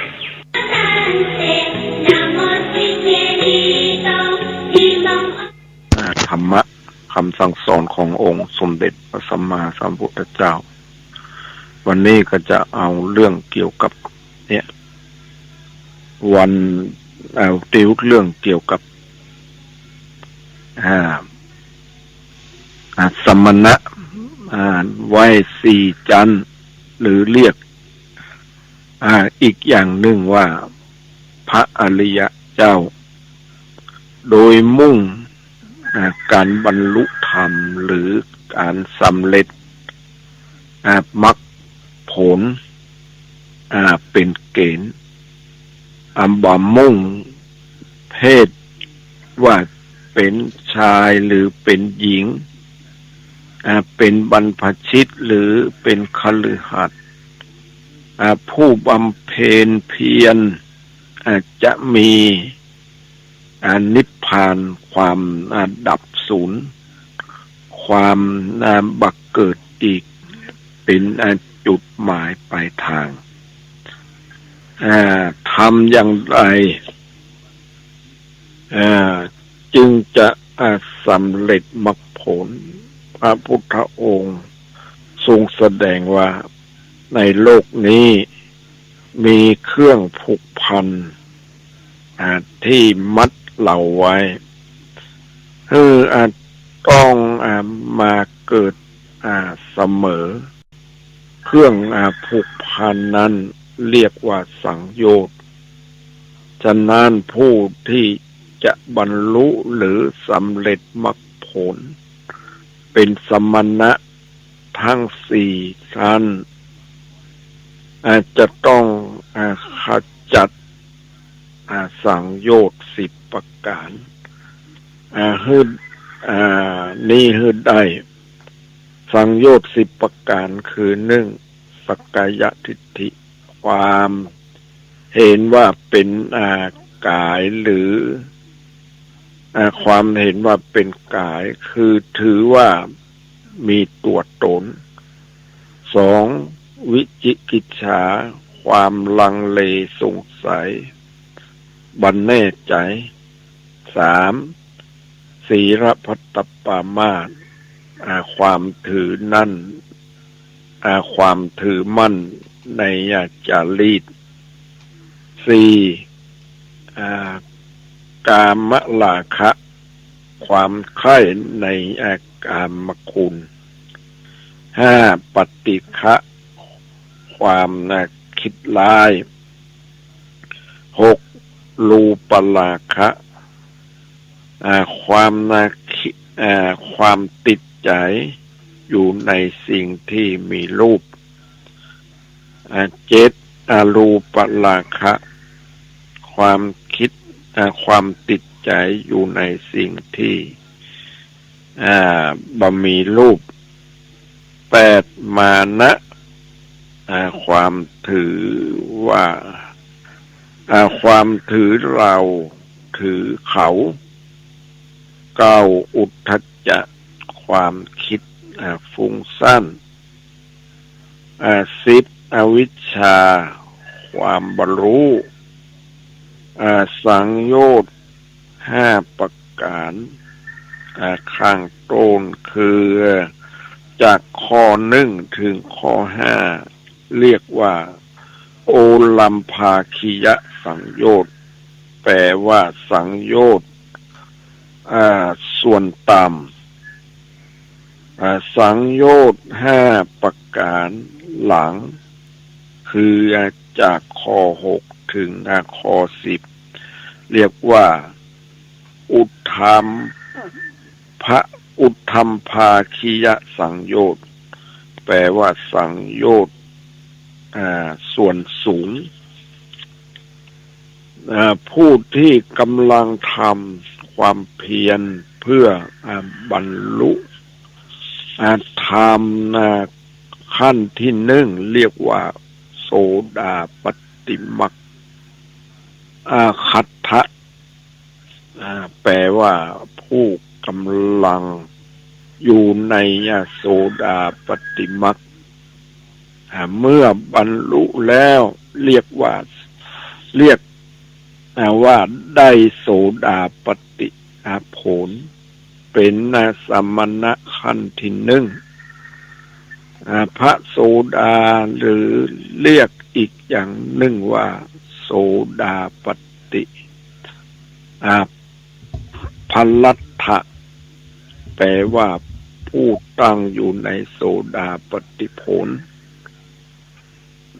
พระโสดาบันเป็นผู้มีดวงตาเห็นธรรมสามารถขจัดสังโยชน์สามคือสักกายทิฏฐิวิจิกิจฉาสี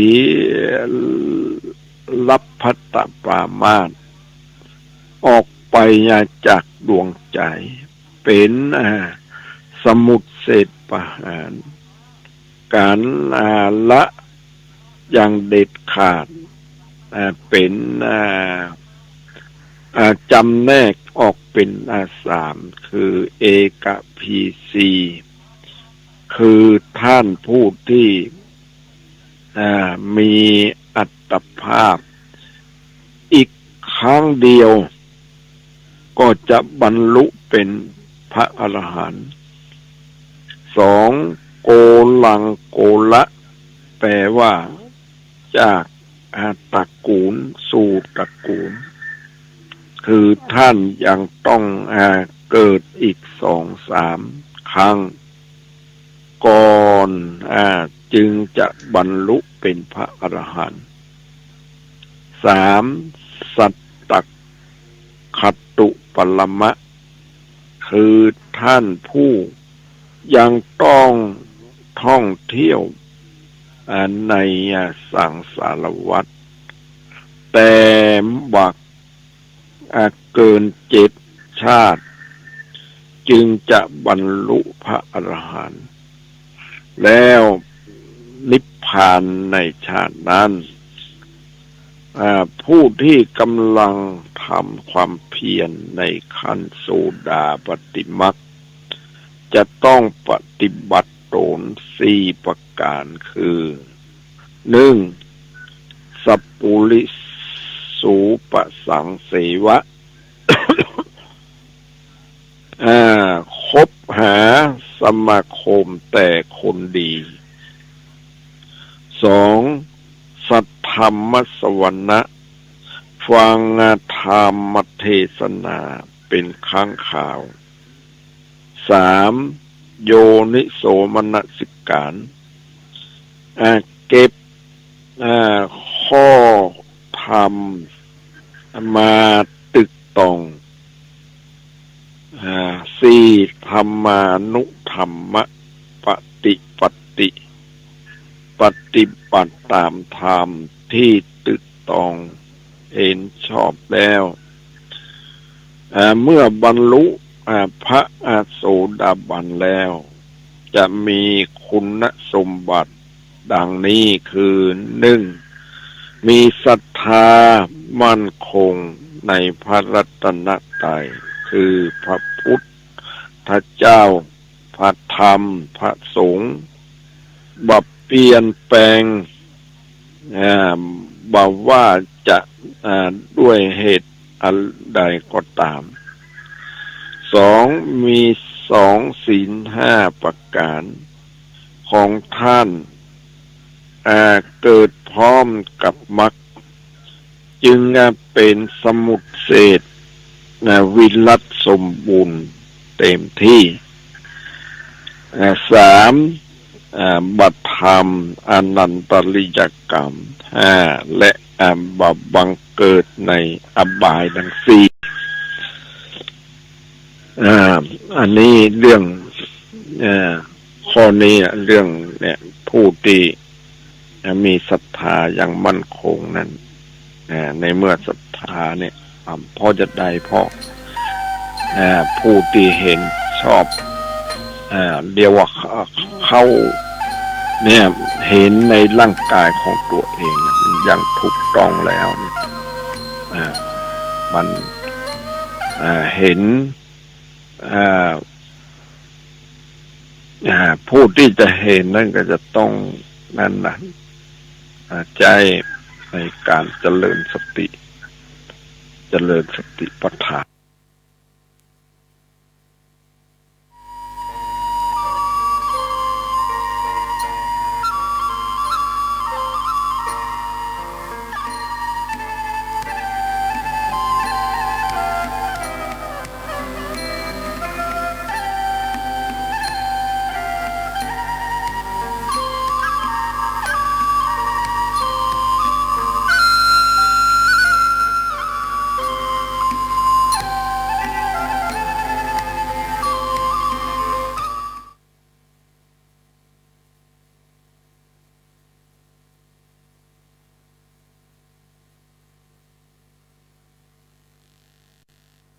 เนี่ยอันนี้ต้องให้มีศีลซะก่อนนะในเมื่อมีตั้งอยู่ในศีลแล้วเนี่ยมันเป็นระเบียบอย่างหนึ่งแล้วก็พยายามฝึกให้มันฝึกให้มันหันในร่างกายของตัวเราเนี่ย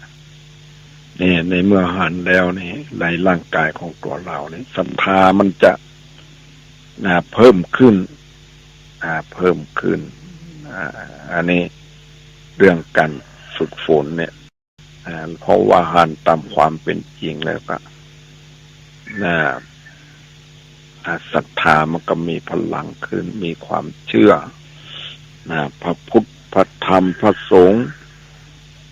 อย่างนั้นอย่างบหวั่นไหวอันนี้ผู้ฝึกเนี่ยอันนี้เรื่องการฝึกฝนการประพฤติปฏิบัติอันนี้เรื่องเกี่ยวกับการเจริญสติปัฏฐานเนี่ยสมณะข้อที่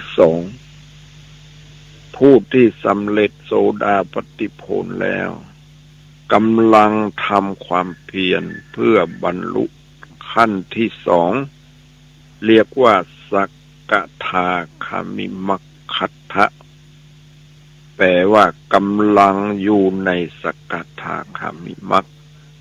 เมื่อบรรลุแล้วเรียกว่าสักกทาคามิผลเป็นสมณะขั้นที่2คือสักกทาคามีหรือเรียกอีกอย่างหนึ่งว่าสักกทาคามิมัคสักกทาคามิพลัตถะแปลว่าผู้ตั้งอยู่ในสักกทาคามิผล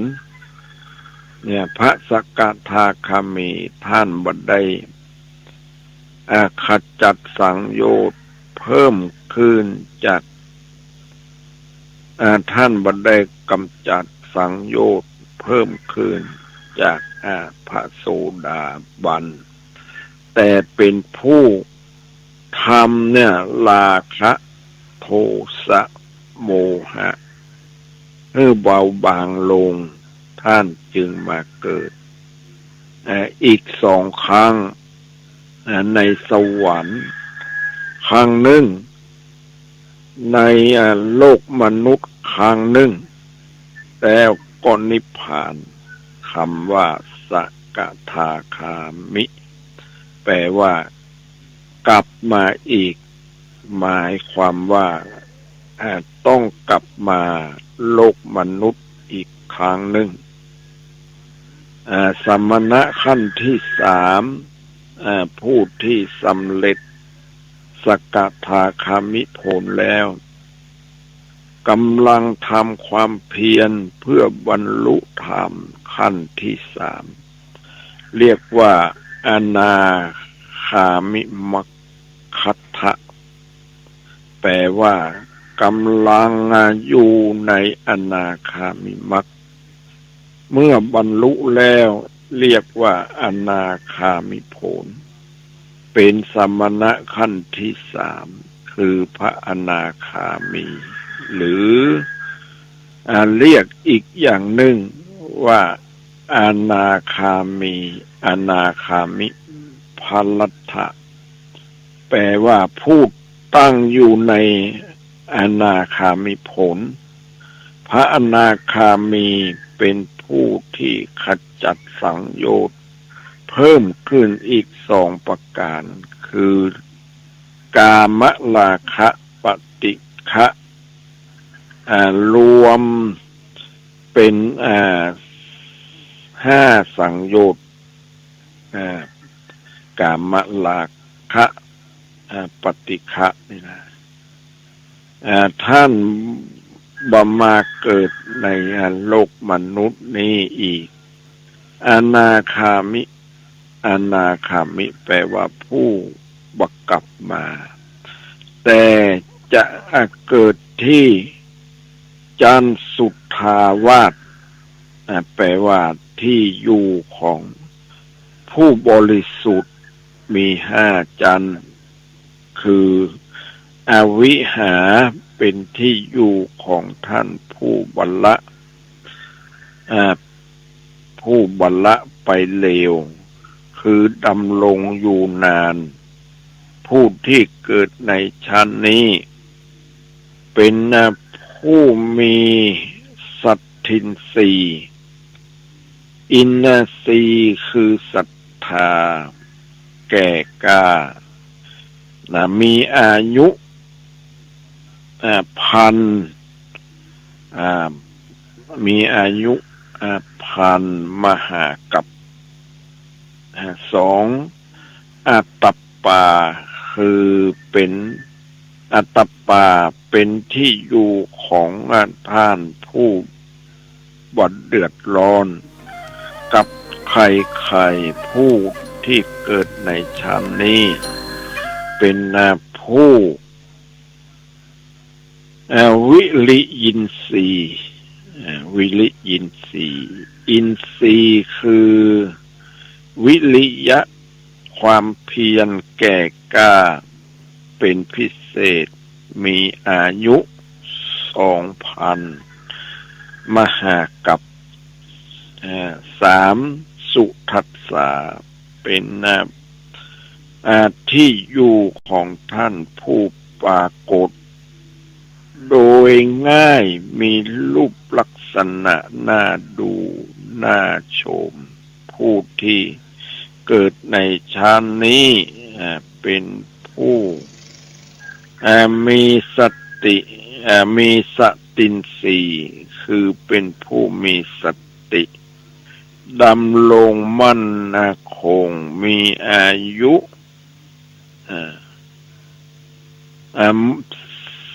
4,000 มหากัป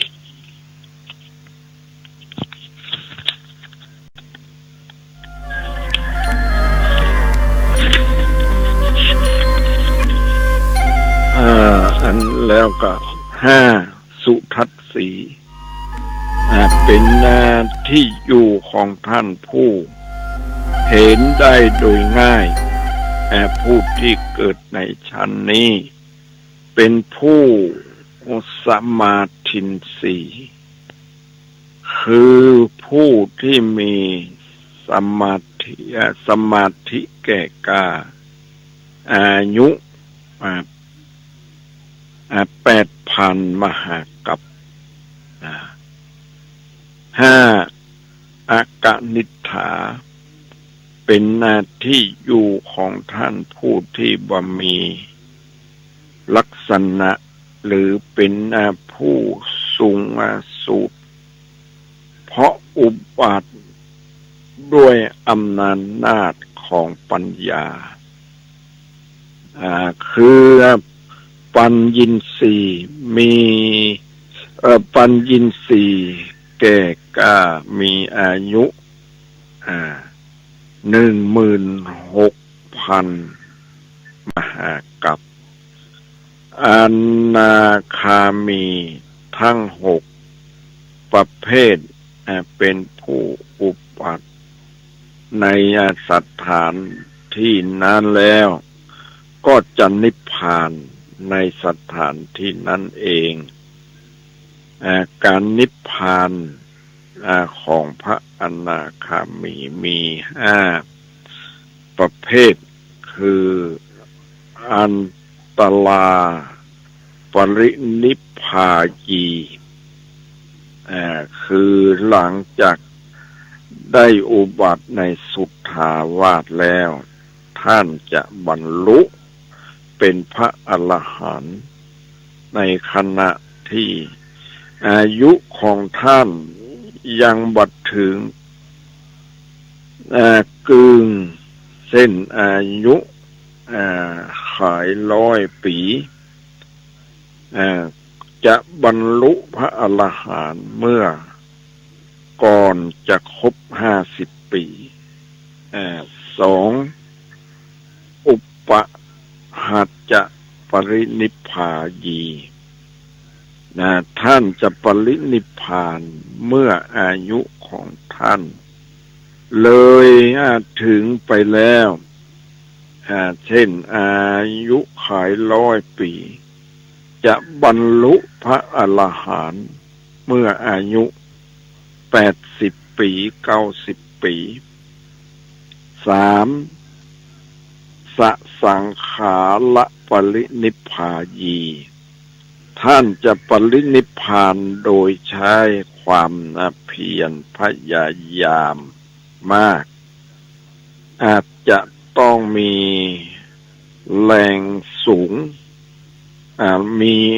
ต้องมีแรงจูงใจมี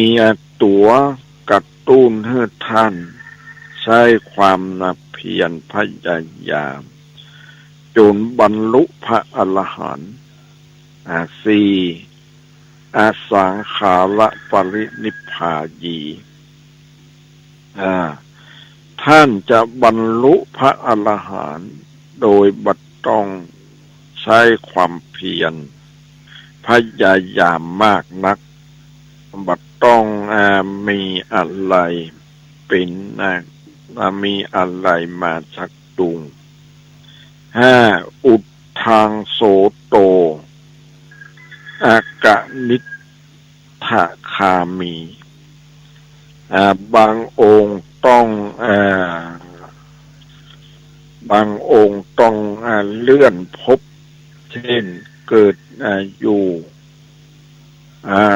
ชั้นอวิหาหรือชั้นแรกแต่เลื่อนภพไปนิพพานที่ชั้นสุดท้ายคืออากานิทธาซึ่งจะต้องอยู่นานกว่าพระโสดาบันและพระสกทาคามี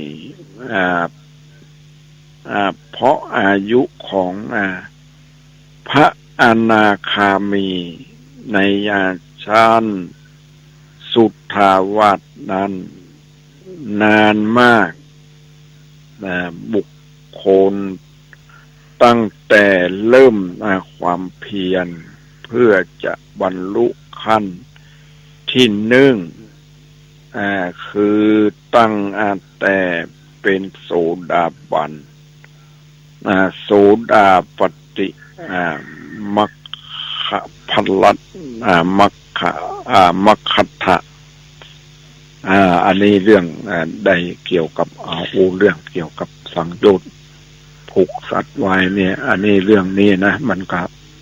เป็นเรื่องที่เราทุกคนจะต้องศึกษาและเอามาพิจารณาเพราะว่าคนเรานั้นย่อมมีสิ่งที่ผูกมัดไว้ตึงไว้อยู่แต่ผู้ใดเนี่ยออกจากสังโยชน์แล้วก็เป็นนั้นว่าได้พ้นทุกข์แล้วอันนี้เรื่องนี้ก็จะต้องเอามาพิจารณาแต่พระอรหันต์นั้นเปิ้นกับสังโยชน์ตัดขาดหมดบ่มีที่จะยังจะไปผูกมัดแล้วอันนี้เป็นเรื่องราวของเรา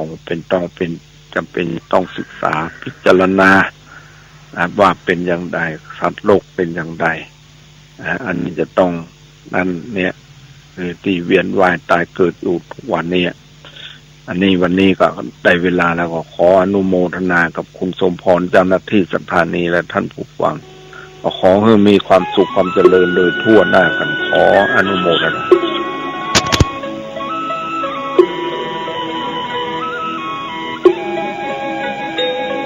ช่วงนี้ขออนุญาตแบ่งปันความคิดดีๆสู่ท่านผู้ฟังในเรื่องของธรรมสาระนะครับข่าวสารเราก็นำเสนอกันไปรับรู้รับทราบกันจากพี่น้องสื่อมวลชนแล้วแต่ธรรมสาระที่จะแบ่งปันให้ท่านได้คิดได้พิจารณากันหลายคนหลายท่านรู้อยู่แก่ใจในคำสอนของพระพุทธองค์ว่ามโนปุพังคมาธัมมามโนเศรษฐามโนมยาสิ่งทั้งหลายเกิดขึ้นที่ใจจะคิดดีก็อยู่ที่ใจจะคิดชั่วร้ายก็อยู่ที่ใจคิดถูกก็อยู่ที่ใจจะคิดผิดก็อยู่ที่ใจดังนั้นถ้าเราไม่ได้มีโอกาสเข้าสู่ครองธรรมที่เป็นสัมมาทิฏฐิแล้วก็โอกาสจะพลาดจากการทำคุณงามความดีในบุญญกิริยาวัตถุ10 ข้อ 10 ประการไปเพราะว่าถ้าเป็นมิจฉาทิฏฐิบุคคลที่เป็นมิจฉาทิฏฐิไม่เชื่อว่าบาปบุญมีจริงคุณพ่อคุณแม่มีจริงชาตินี้มีจริงชาติหน้ามีจริงโลกนี้มีจริงโลกหน้ามีจริงการทำความดีให้ผลเป็นความสุขความเจริญมีจริงให้การทำความชั่วให้ผลเป็นความทุกข์ความเดือดร้อนมีจริงดังนั้นจุดเริ่มต้นของสัมมาทิฏฐิมีส่วนที่เกิดขึ้นที่ใจก็เป็นเรื่องที่น่าเป็นห่วงนะครับลูกหลานของเราในปัจจุบันนะครับท่านผู้ฟังที่มีลูกเต็มบ้านหลานเต็มเมืองเป็นตระกูลใหญ่ในสมัยโบราณก็ดีในยุคที่เรายังมีชีวิตอยู่ในวัยเด็กๆนะครับหลายท่านอาจจะคิดถึงพ่อแม่ปู่ย่าตายายพร่ำสอนลูกหลานว่าอย่างนั้นถูกนะลูกอย่างนี้ไม่ถูกนะอย่างนี้ต้องไปอย่างนี้ต้องทำอย่างนี้จะถูกต้องจะดีคนภายในครอบครัวเนี่ยให้ความสำคัญปัจจุบันนั้นฝากไว้ที่ครูบาอาจารย์ที่สถานศึกษาก็ดีฝากไว้ที่โทรศัพท์มือถือเป็น Facebook เป็น LINE เป็นโซเชียลเน็ตเวิร์กก็เลยกลายว่าถูกมัมเมาสร้างสิ่งที่เป็นวิทยาศาสตร์มากกว่าพุทธศาสตร์พี่น้องชาวพุทธเรานะครับในส่วนที่เราเห็นซากปรักหักพังที่เป็นพุทธสถานโบราณสถานตามวัดต่างๆตามจังหวัดต่างๆเราจะเห็นว่าเรื่องราวเหล่านี้เนี่ยเป็นสิ่งที่บ่งบอกแสดงว่าบรรพชนบุรพกษัตริย์บรรพชนในยุคอดีตนั้นเป็นพี่น้องชาวพุทธเลื่อมใสพุทธศาสนาในสมัยโบราณนั้นแม้แต่เงาพระสงฆ์องค์เจ้าก็ไม่ย่ำไม่เหยียบหรือการใส่รองเท้าเข้าไปในบริเวณวัดก็ถอดรองเท้าไว้หน้าประตูวัดอะไรอย่างนี้เป็นต้นแต่ปัจจุบันอย่างนั้นก็ค่อยเลือนลางจางหายไปนะครับก็ถามว่าคนเข้าวัดทางไหนในปัจจุบันประตูวัดเปิด24ชั่วโมงไม่ได้ปิดประตูวัดหรือบางวัดก็ปิดประตูวัดในปัจจุบันกลัวโจรขโมยจะเข้าไปโจรกรรมงัดตู้บริจาคงัดสิ่งของมีค่าภายในวัด ยิ่งปกปิดเท่าไรครับโจรกรรมนักโจรกรรมทั้งหลายก็ที่มีจิตคิดไม่ดีคิดที่จะทำความผิดด้วยความโลภความโกรธ ความหลงนะครับท่านผู้ฟัง จะเป็นลูกใครหลานใครก็ไม่ดีก็โบราณจึงเขาจะไปตำหนิเวลาเด็กทำผิดเขาก็จะไปตำหนิพ่อแม่ปู่ย่าตายายว่าปู่ย่าตายายพ่ออุ้ยแม่อุ้ยพ่อแม่ไม่สั่งสอนนั่นก็เป็นความผิดของต้นตระกูลเหมือนกันเพราะบางครั้งทำไมไม่ได้สั่งไม่ได้สอนเพราะว่าอะไรเพราะว่าลูกไปทางพ่อไปทางแม่ไปทางญาติพี่น้องไปทางบางครั้ง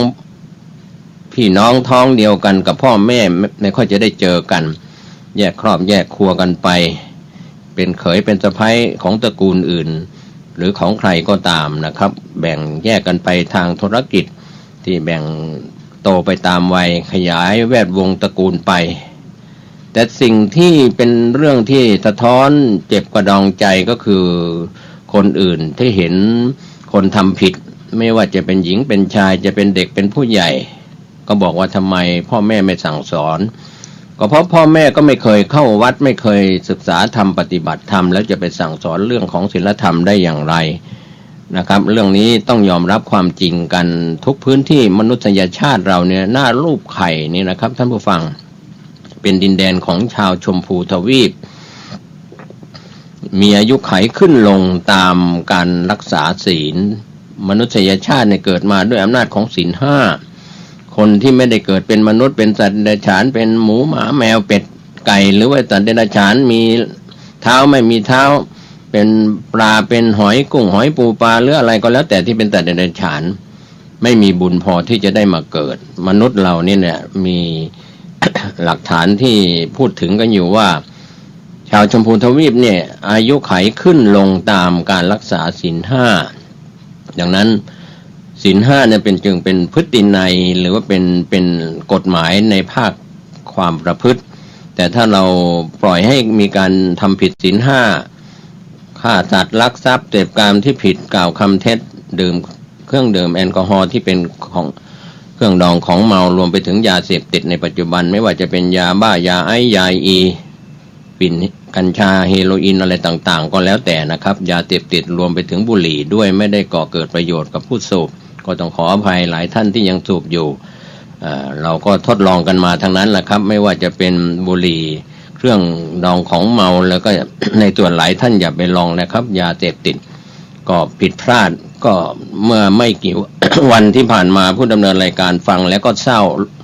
ส่งลูกหลานที่ติดยาเสพติดเลิกยาเสพติดแล้วเข้าไปบวชอยู่ในวัดก็ยังกลับไปเสพยาบ้าเป็นเพศสมณะก็ทำให้เสียภาพลักษณ์ของความเป็นสมณะผ้าเหลืองที่เป็นพระภิกษุเป็นสามเณรก็ไม่ต้องเอ่ยถึงนะครับวัดไหนแต่ทำให้เราได้คิดถึงว่าพระสังฆาธิการเจ้าอาวาสอุปชฌาย์อาจารย์ทำไมปล่อยให้เกิดเหตุอย่างนั้นปล่อยให้บุคคลเหล่านั้นเข้ามาเคยเสพยาหรือไม่เคยเสพยาก็มาค้ายาเสพติดในวัดในสถานที่เป็นแดนของศาสนาก็ทำให้ต้องลาสิกขาออกไปการกรองกุณบุตรเข้าสู่ร่มเงากาสาวพัสถามว่าพ่อแม่ก็อยากให้ลูกชายบวชจะบวชกี่วันก็ได้ถือว่าประเพณีของคนภาคกลางหรือภาคไหนๆก็ตามเมื่อเห็นลูกชายบวชก็ถือว่าเป็นศาสนทายาทนะครับท่านผู้ฟัง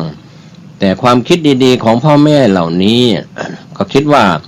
เมื่อลูกมีความประพฤติไม่ดีในสมัยที่ยังไม่ได้บวชก็อยากจะนำให้ไปบวชเพื่อให้หลักธรรมคำสอนในทางวัดวาศาสนาช่วยกล่อมเกลาจิตใจ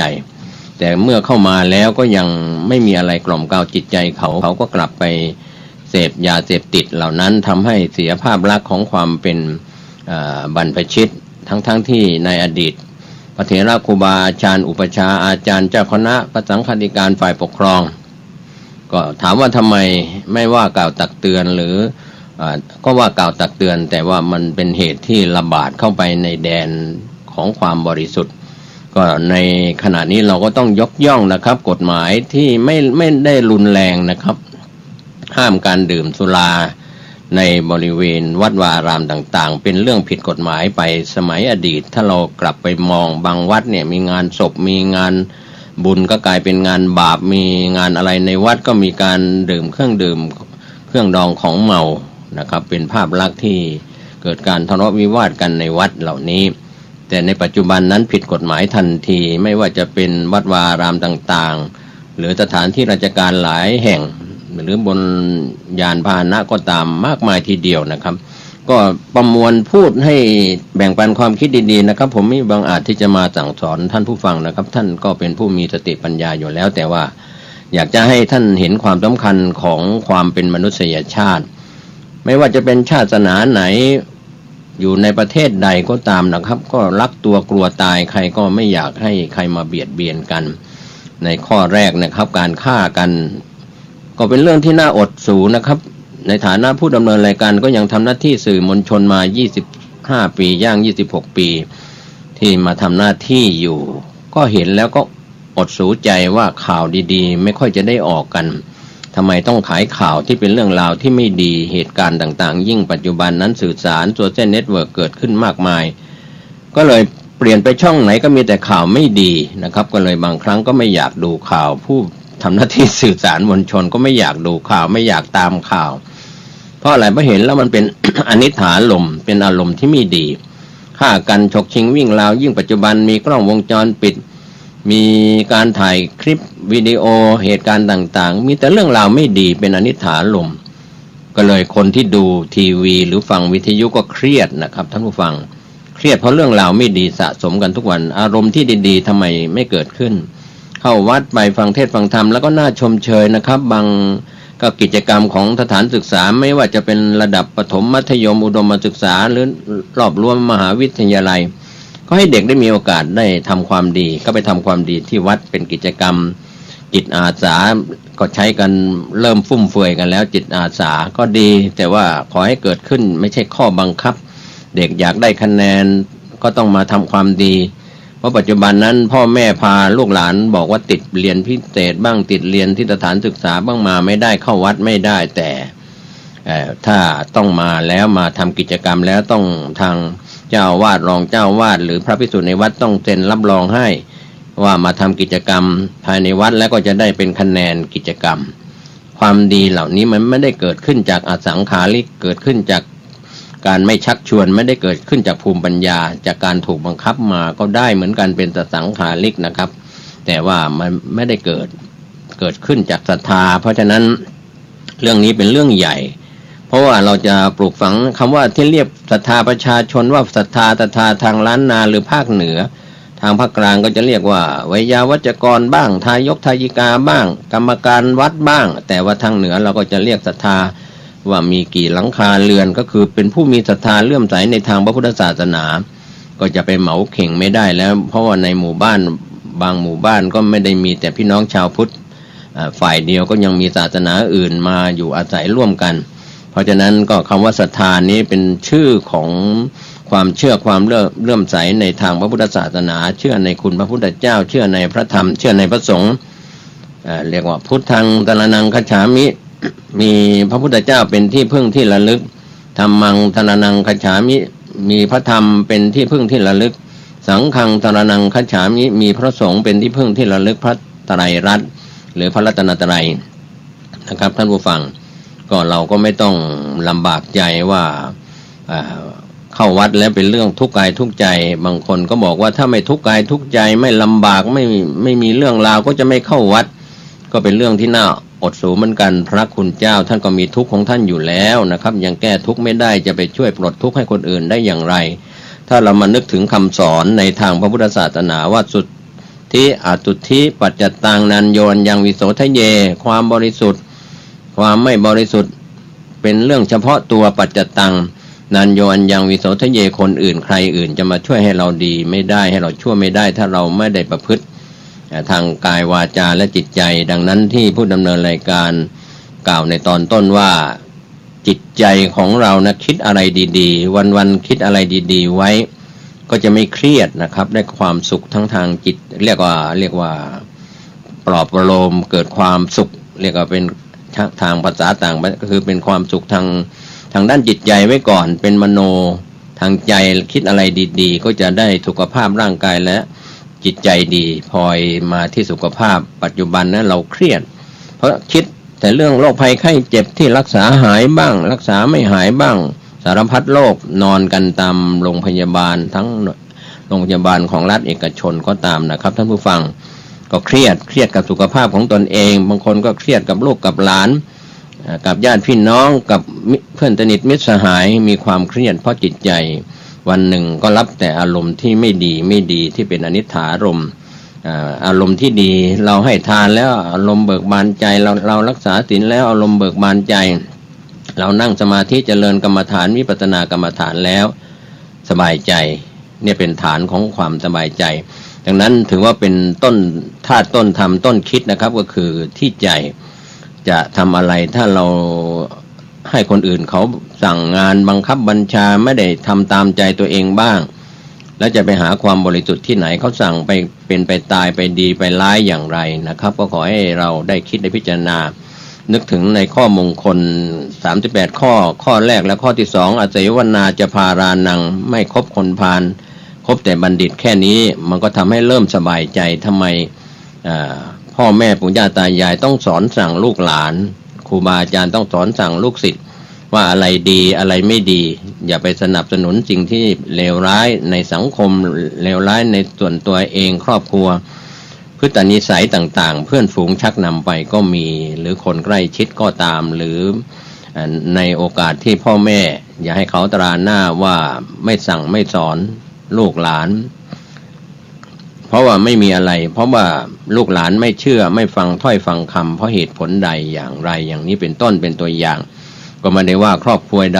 วใดแต่แบ่งปันความคิดดีๆว่าสังคมทุกวันนี้ทำไมต้องไปติดในวัตถุนิยมกันมากมายนักทำไมจิตนิยมจะนิยมทางด้านจิตใจเรื่องศีลเรื่องสมาธิเรื่องปัญญาเรื่องคุณงามความดีการเชิญชวนกันไปนั่งสมาธิไปไหว้พระสวดมนต์โรงเรียนพุทธศาสนาวันอาทิตย์ไม่เป็นวันอาทิตย์ก็ตามหรือจะชวนลูกหลานเข้าวัดก็ถูกลูกหลานปฏิเสธหรือมีกิจกรรมการเรียนการศึกษาหรือกิจกรรมใดๆมากมายทุกวันนี้ครูแทบจะไม่ค่อยได้สอนก็ยัดเยียดการบ้านยัดเยียดกิจกรรมให้ลูกหลานที่ไปเรียนในสถานศึกษาคิดเองทำเองคิดได้ทำได้อะไรทำนองนั้นแต่อย่างไรก็ตามอันตรายที่แฝงมากับความเจริญทางวัตถุไม่ว่าจะเป็นโซเชียลเน็ตเวิร์กทางอินเทอร์เน็ตทางโลกยุคใหม่แล้วก็ก้าวกระโดดให้เป็นไทยแลนด์ 4.0 ไทยแลนด์ 5.0 จะไปกระโดดไปกี่จุดก็ไม่เป็นไรแต่ว่าที่จะรู้เท่าทันในวัตถุนิยมปัจจุบันนั้นวัตถุนิยมนั้นกำลังระบาดและก็ทำให้เกิดอันตรายทั้งให้คุณก็มีให้โทษก็มีถ้าเรามองว่าเราต้องตามให้ทันเรื่องความเจริญของโลกใบนี้แต่บางอย่างนะครับถ้าเราไปหลงไปเสียเวลาเราเล่นเฟซเล่นเน็ตเล่นไลน์อะไรต่างๆนะครับเอาเวลาไปนั่งสมาธิ5นาที10นาทีไปทำความดีในเรื่องของจิตอาสาไม่จิตอาสาที่เราจะไปเข้าวัดฟังเทศน์ฟังธรรมปัจจุบันนี้สื่อทางที่เป็นผลประโยชน์ทางธุรกิจก็เข้าถึงได้โดยยากเพราะว่าถูกประมูลถูกใช้เงินทองเป็นตัวแปรนะครับที่ทำให้สื่อถูกยัดเยียดทางทีวีไม่ว่าจะเป็นช่องดาวเทียมช่องดิจิตอล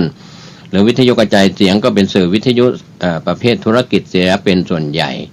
ก็หวังผลทางธุรกิจเพื่ออยู่รอดปลอดภัยในเรื่องของค่าตอบแทนผลประโยชน์ก็เลยไขว่คว้ากันยัดเยียดกันนะครับก็ยกย่องชมเชยนะครับในส่วนของอย.ที่ทำงานตรวจสอบอาหารและยาสคบ.ตรวจสอบคุ้มครองผู้บริโภคแต่ก็อาจจะไม่ทั่วถึงผู้ที่ทำผิดกฎหมายก็เป็นแอบโฆษณากันมากมายในช่องทางสื่อต่างๆผู้ดำเนินรายการแบ่งปันให้ท่านเห็นว่าการที่เราอาจจะมองข้ามไปแค่คฤหัสถ์ผู้ครองเรือนรักษาแค่ศีล 5ให้ได้ครบ5ข้อก็พอแล้วดังนั้นโครงการหมู่บ้านรักษาศีล 5เนี่ยเป็นสิ่งที่ย้อนเขาเรียกว่าเหมือนกระแสน้ำที่ไหลย้อนทวนกระแสของสังคมในโลกปัจจุบันไม่ใช่เฉพาะประเทศไทยนะครับท่านผู้ฟังถ้าโครงการหมู่บ้านรักษาศีล 5นั้นมีขึ้นเป็นดอกเห็ดเป็นหย่อมหญ้าทุกหมู่บ้านทุกตำบลทุกอำเภอทุกจังหวัดให้มากขึ้นการเข้าถึงพระพุทธพระธรรมพระสงฆ์ไม่ต้องห่วงนะครับเรื่องของมารศาสนาเรื่องของผู้ขัดขวางพุทธศาสนาขอให้เราได้ทำความเข้าใจว่าเราเข้าถึงโครงการหมู่บ้านรักษาศีล 5นั้นไม่ใช่แบบไม่ได้เกิดจากศรัทธาเพราะฉะนั้นในสมัยโบราณในสมัยยุคอดีต 2,000 กว่าปีมาแล้วนะครับทำไมไม่มีโครงการหมู่บ้านรักษาศีล 5ก็มีศีล 5มีศีลบริสุทธิ์กันรักษาศีลกันประพฤติปฏิบัติกันฟังเทศฟังธรรมนั้นก็เป็นการศึกษาในการรักษาปริยัติศาสนาเพราะว่าพ่อแม่ครูบาอาจารย์ผู้ดำเนินรายการได้นำรายการพระพุทธศาสนากับพระมหากษัตริย์ไทยแล้วก็มีการเชื่อมโยงจากอินเดียมาสู่ประเทศไทยพระมหากษัตริย์ไทยในยุคอดีตไม่ว่าจะเป็นยุคสุโขทัยยุคกรุงศรีอยุธยาหรือรัตนโกสินทร์หรือในยุคใดๆถ้าเราศึกษาประวัติศาสตร์แล้วครับท่านผู้ฟังบางพระองค์ก็ได้ผนวดในพุทธศาสนาจบเตปิฎกะพระไตรปิฎกอย่างยุคสุโขทัยไตรภูมิพระร่วงนะครับเรียนจบพระไตรปิฎก พระราชาสามารถสั่งสอนแทนพระคุณเจ้าได้พระคุณเจ้าก็มีอยู่ในยุคนั้นนะครับในปัจจุบันก็คฤหัสถ์ก็ห่างไกลวัดจะนำอะไรมาสอนมาสั่งลูกหลานนะครับก็ไม่ได้เข้าวัดถ้าเข้าวัดก็ได้ยินพระเทศน์พระสั่งพระสอนกันแต่ว่าสื่อทางการกระจายเสียงไม่ว่าจะเป็นวิทยุกระจายเสียงโทรทัศน์ทีวีดิจิตอลดาวเทียมหรือสื่อโซเชียลเน็ตเวิร์กต่างๆมีแต่เรื่องเมาลูกหลานเราทั้งนั้นนะครับสิ่งที่จะมาเป็นปัญหา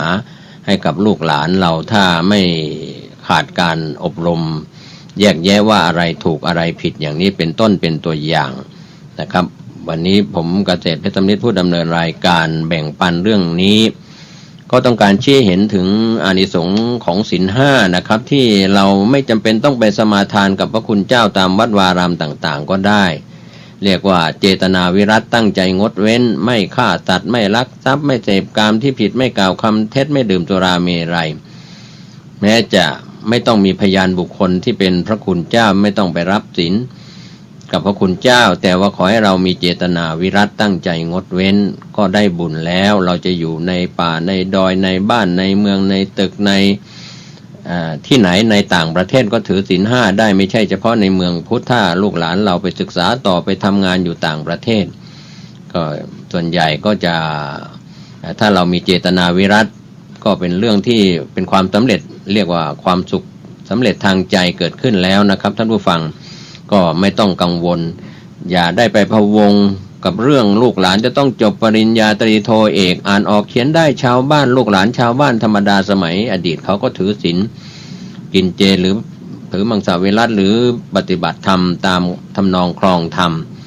ดังนั้นวิปัสสนาสัมมาทิฏฐินะครับเราลืมหรือเราอาจจะห่างไกลครูบาอาจารย์สายวิปัสสนาจารย์ก็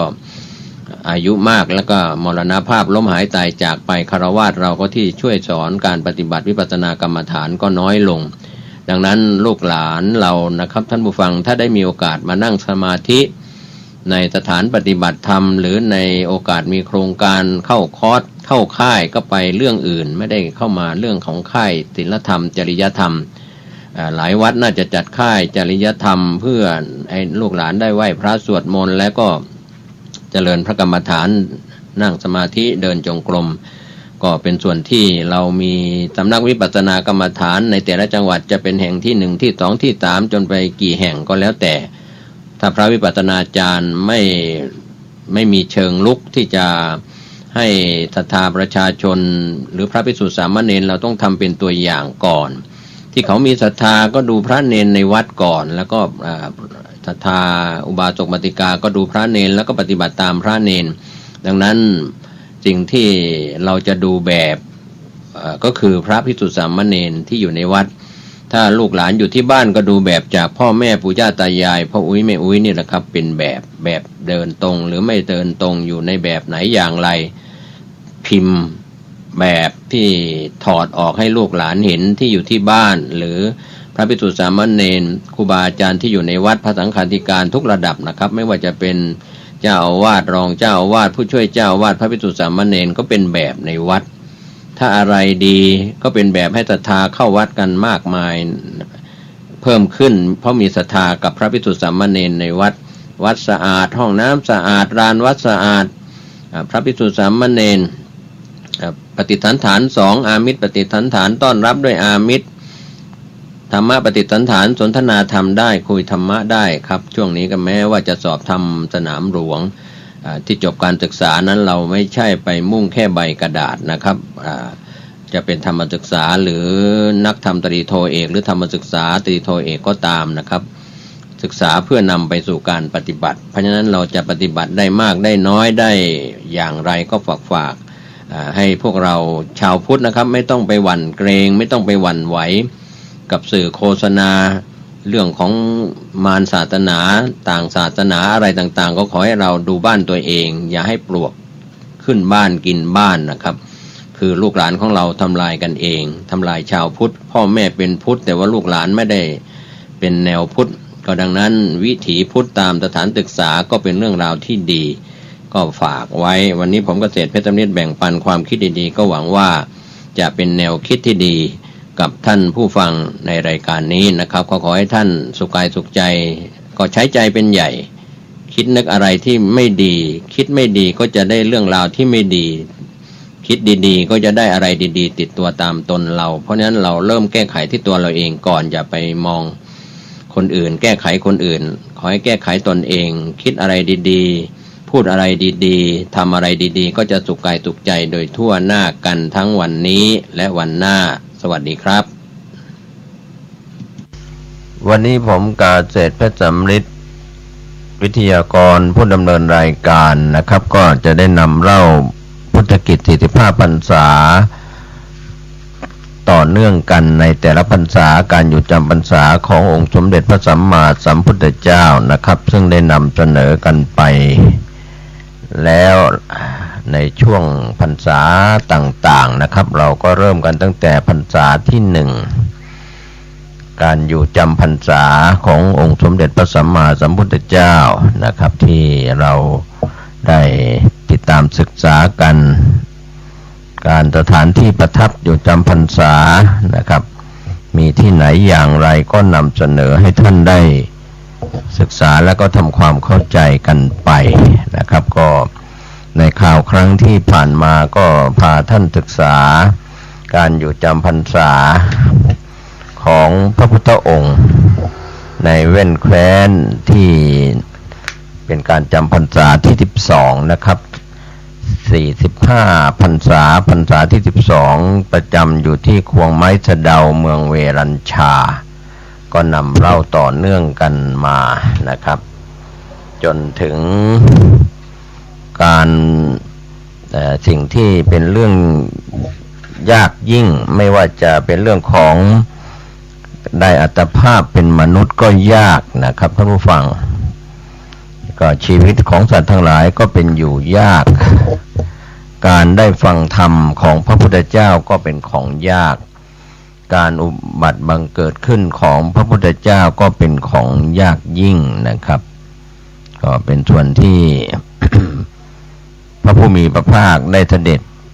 ไปยังเมืองพาราณสีต่อไปยังกรุงเวสาลีในขณะที่ประทับอยู่ที่กูตาคารสาราป่ามหาวัน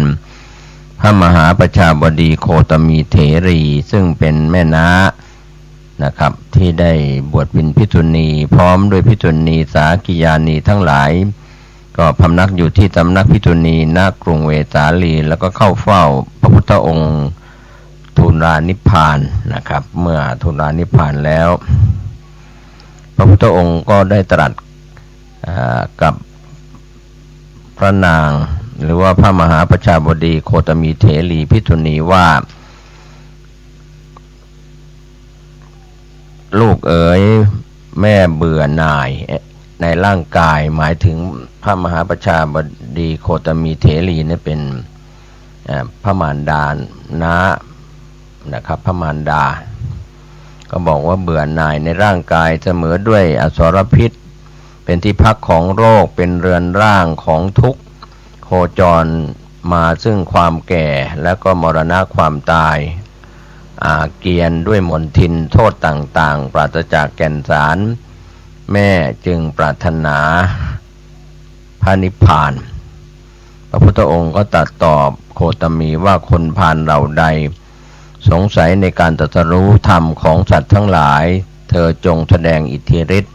เพื่อให้คนพาลเหล่านั้นละความเห็นผิดเสียพระมหาประชาบดีโคตมีเถรีภิกษุณีพร้อมด้วยภิกษุณีทั้งหมดถวายบังคมแล้วได้แสดงปาฏิหาริย์วิจิตรหลายอย่างตาม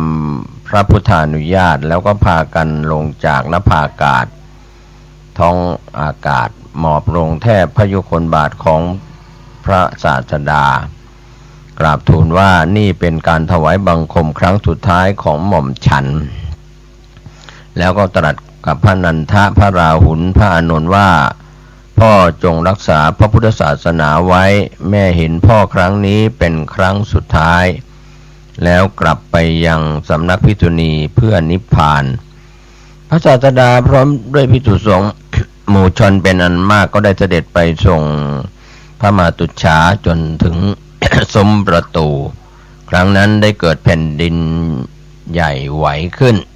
ถวยเทพเทพาอารักษ์ต่างๆก็พากันคร่ำครวญฝนดอกไม้ตกลงจากอากาศในเวลานั้นนะครับก็มีฝนตกลงมาจากอากาศก็ทำให้ในส่วนฝนดอกไม้ตกลงมาแล้วก็ขุนเขาก็กำปนาตหวั่นไหวมหาสาครแม่น้ำก็ปั่นป่วนพระพุทธองค์จึงตรัสสั่งกับพระอานนท์ให้ประกาศแก่เราภิกษุทราบถึงการนิพพานของพระเถรีเหล่าสงฆ์และก็มหาชนต่างก็มาประชุมกันเพื่อถวายพระเพลิง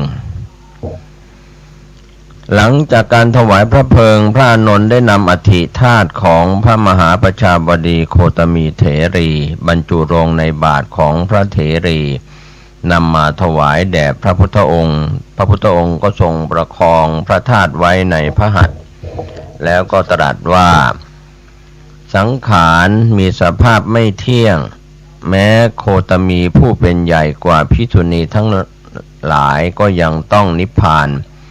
ก็เปรียบเหมือนต้นไม้แม้จะใหญ่โตปานใดก็จะต้องผุพังไปถึง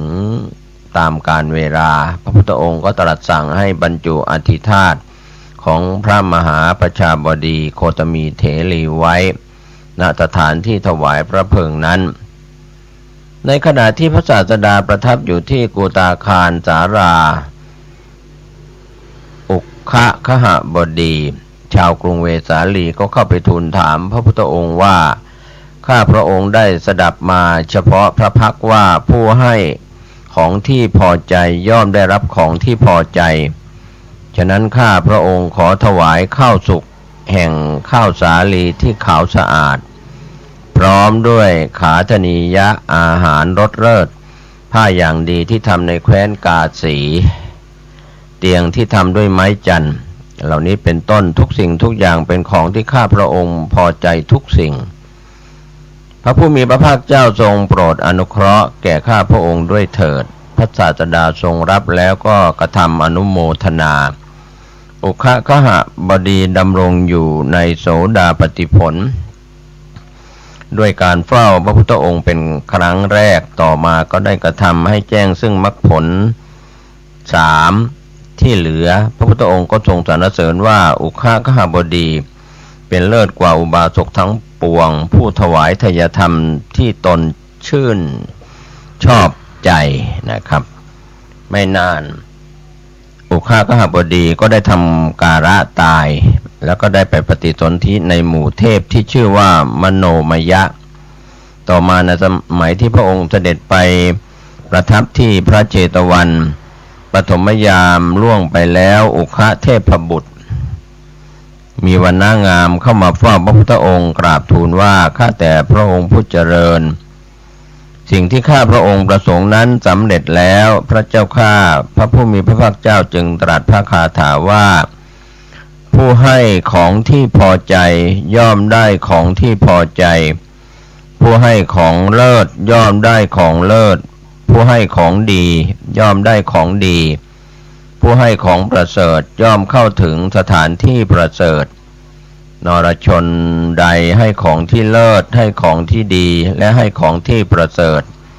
นรชนนั้นจะบังเกิดหน้าที่ใดๆย่อมมีอายุยืนมียศครั้นเสด็จกลับถึงกรุงสาวัตถีแล้วขณะที่ประทับอยู่ที่พระเชตวันวิหารเช้าวันหนึ่งพระผู้มีพระภาคเจ้าเสด็จออกบิณฑบาตในกรุงสาวัตถีสามเณรราหุลถือบาตรเดินตามพระผู้มีพระภาคเจ้าไปเบื้องพระปิสดางเบื้องหลังพระพุทธองค์ทรงผินพระพักตร์ไปรับสั่งกับสามเณรว่าดูก่อนราหุลรูปอย่างใดอย่างหนึ่งเป็นอดีตเป็นอนาคตและปัจจุบันเป็นภายในก็ดีภายนอกก็ดีหยาบก็ดีละเอียดก็ดีเลวก็ดีประณีตก็ดีอยู่ในที่ไกลก็ดีอยู่ในที่ใกล้ก็ดีรูปทั้งปวงนี้เธอพึงเห็นด้วยปัญญาอันชอบตามความเป็นจริงว่านั่นไม่ใช่ของเราเราไม่เป็นนั่นไม่ใช่ตัวตนของเรา สามเณรราหุลทูลถามว่าข้าแต่พระสุคตรูปเท่านั้นหรือพระเจ้าข้าพระผู้มีพระภาคเจ้าตรัสว่าทั้งรูปทั้งเวทนาทั้งสัญญาทั้งสังขารทั้งวิญญาณเธอจงอบรมจิตให้เสมอด้วยแผ่นดินน้ำไฟลมและอากาศเถิดเมื่อเธอเจริญภาวนาอันเสมอด้วยธาตุทั้งห้านั้นผัสสะสิ่งที่กระทบอันเป็นที่ชอบใจและไม่ชอบใจที่เกิดขึ้นแล้วจะไม่ครอบงำจิตได้เธอจงภาวนาทำอีก6อย่างก็คือเจริญเมตตาภาวนาเพื่อละพยาบาทเจริญกรุณาภาวนาเพื่อละวิหิงสาการเบียดเบียนเจริญมุทิตาภาวนาเพื่อละอรติความริษยาเจริญอุเบกขาภาวนาเพื่อละปฏิฆะความโกรธเจริญอสุภภาวนาเพื่อละราคะความกำหนัดเจริญอนิจจสัญญาเพื่อละอัจฉมิมานะการถือเขาถือเราสามเณรราหุลคิดว่าวันนี้พระผู้มีพระภาคเจ้าทรงประทานโอวาทเช่นนี้ก็ทรงตักเตือนอย่างนี้ผู้ที่มีชาติแห่งบัณฑิตไม่สมควรทำกิจอื่นอีกจึงกลับจากที่นั้นไม่ไปบิณฑบาตเข้าไปนั่งณโคนไม้ต้นหนึ่งพระพุทธองค์แม้จะทรงเห็นว่าราหุลสามเณรกลับก็มิได้ท้วงติ่งทรงพระดำริว่าวันนี้ราหุลจงบริโภคอมตะโภชนะคือกายคตาตติเถิดการพิจารณากายเมื่อพระสารีบุตรไม่ได้ออกบิณฑบาตแต่เช้าเหมือนภิกษุอื่นเมื่อภิกษุทั้งปวงไปแล้วก็เดินตรวจไปตามลำดับทั่วสังฆารามที่อยู่ของหมู่สงฆ์กวาดที่ยังไม่ได้กวาดทิ้งยักเยื่อที่ยังไม่ได้ทิ้งเก็บงำเครื่องใช้ที่เก็บไว้ไม่เรียบร้อยในสังฆารามเพราะเกรงว่าเดรัจฉีเห็นจะตำหนิได้ว่าสาวกของพระโคดมเป็นผู้ไม่มีระเบียบจากนั้นก็ดูแลภิกษุอาพาธที่เจ็บป่วยถามความต้องการของภิกษุอาพาธที่แสวงหาเภสัชยาเมื่อถวายเภสัชยาแล้วก็โอวาทเตือนภิกษุว่าพวกท่านอย่าเป็นผู้ประมาทเสร็จแล้วตนเองก็ออกบิณฑบาตหรือกระทำภัตกิจในตระกูลอุปถากแล้วจึงไปสู่วิหารพระสารีบุตรปฏิบัติเช่นนี้เป็นเนืองนิดวันนั้นเมื่อพระสารีบุตรออกบิณฑบาตก็ได้เห็นสามเณรราหุลนั่งสงบณโคนไม้ต้นหนึ่งจึงกล่าวชวนให้พระราหุลเจริญอานาปานสติด้วยปรารถนาว่าอานาปานสติภาวนาที่บุคคลเจริญแล้วทำให้มากแล้วย่อมมีผลมากมีอานิสงส์มากโดยมิได้เฉลียวใจว่าพระพุทธองค์ประทานรูปกรรมฐานแต่แก่สามเณรไว้ก่อนจึงเตือนให้สามเณรราหุลขวนขวายในอานาปานสติเจริญวิปัสสนาเพื่อพระอรหัตผลทั้งนี้พระผู้มีพระภาคเจ้าทรงทราบว่าฉันทราคะความพอใจเกิดขึ้นแก่ราหุลเพราะอาศัยอัตภาพคิดว่าเรางามผิวพรรณของเราผ่องใสราหุลกำลังจะแล่นออกไปนอกทางเที่ยวไปยังทิศที่ไม่ควรไปดุจคนเดินทางหลงทิศจึงทรงแสดงมหาราหุโรวาทสูตรสามเณรราหุลมนสิการกรรมฐานใส่ใจในกรรมฐานที่พระผู้มีพระภาคเจ้าตรัสทั้งในเวลาก่อนพัดอาหารและก็ภายหลังพัดว่ารูปไม่เที่ยงอย่างนี้เป็นทุกข์อย่างนี้เป็นอนัตตาอย่างนี้เหล่านี้เป็นต้นในช่วงเวลาเย็นสามเณรราหุลก็คิดว่าพระอุปัชฌาย์บอกเราให้เจริญอานาปานสติการไม่เชื่อฟังและทำตามคำของพระอาจารย์ไม่สมควรแก่เราจึงคิดจะเจริญอานาปานสติกรรมฐานอีกประการหนึ่งสามเณรราหุลจึงเข้าไปเฝ้าพระศาสดาเพื่อทูลถามวิธีการเจริญอานาปานสติความละเอียดของกรรมฐานภาวนาพร้อมด้วยอานิสังสกถาท่านกล่าวไว้ในอนุสตินิเทศในวิสุทธิมรรคนะครับเป็นหลักฐาน อัฏฐกาสีธิดาเศรษฐีในกรุงพาราณสีเจริญวัยแล้วมีฐานะตกต่ำลงกลายเป็นนางคณิกาในกรุงราชคฤห์ในเวลานั้นเพราะผลแห่งวจีทุจริตในอดีตนางได้ฟังธรรมที่พระพุทธองค์แสดงก็เกิดความเบื่อหน่ายในรูปเห็นว่ารูปไม่เที่ยงรูปนี้เป็นทุกข์รูปนี้ไม่งามเป็นต้นนะครับก็เป็นส่วนที่ก็คิดจะออกบวชในสำนักภิกษุณีที่กรุงเวสาลีอัฏฐกาสีภิกษุณีเดินทางไปเพื่อจะขออุปสมบทในสำนักพระผู้มีพระภาคเจ้า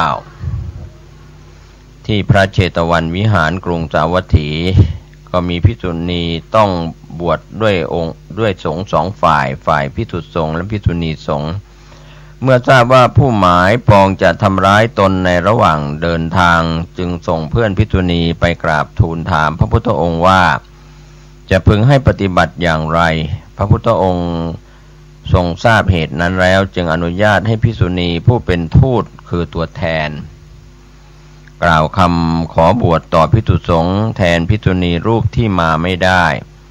พระศาสดาทรงอนุญาตให้อุปสมบทอัฏฐกาสีด้วยการให้เพื่อนภิกษุณีนั้นกล่าวคำขออุปสมบทแทนวิธีการอุปสมบทเช่นนี้เรียกว่าทูเตนะอุปสัมปทาเป็นวิธีอุปสมบทที่พระพุทธองค์ทรงประทานเป็นพิเศษครับเฉพาะเหตุการณ์ที่เหมาะสมของแต่ละบุคคลวิธีการอุปสมบทในพระพุทธศาสนานั้นมี8วิธีด้วยกันวิธีที่1เอหิภิกขุอุปสัมปทาอุปสมบทด้วยพระพุทธองค์ทรงตรัสให้บวชวิธีที่2ติตรณะคัมมนูปสัมปทา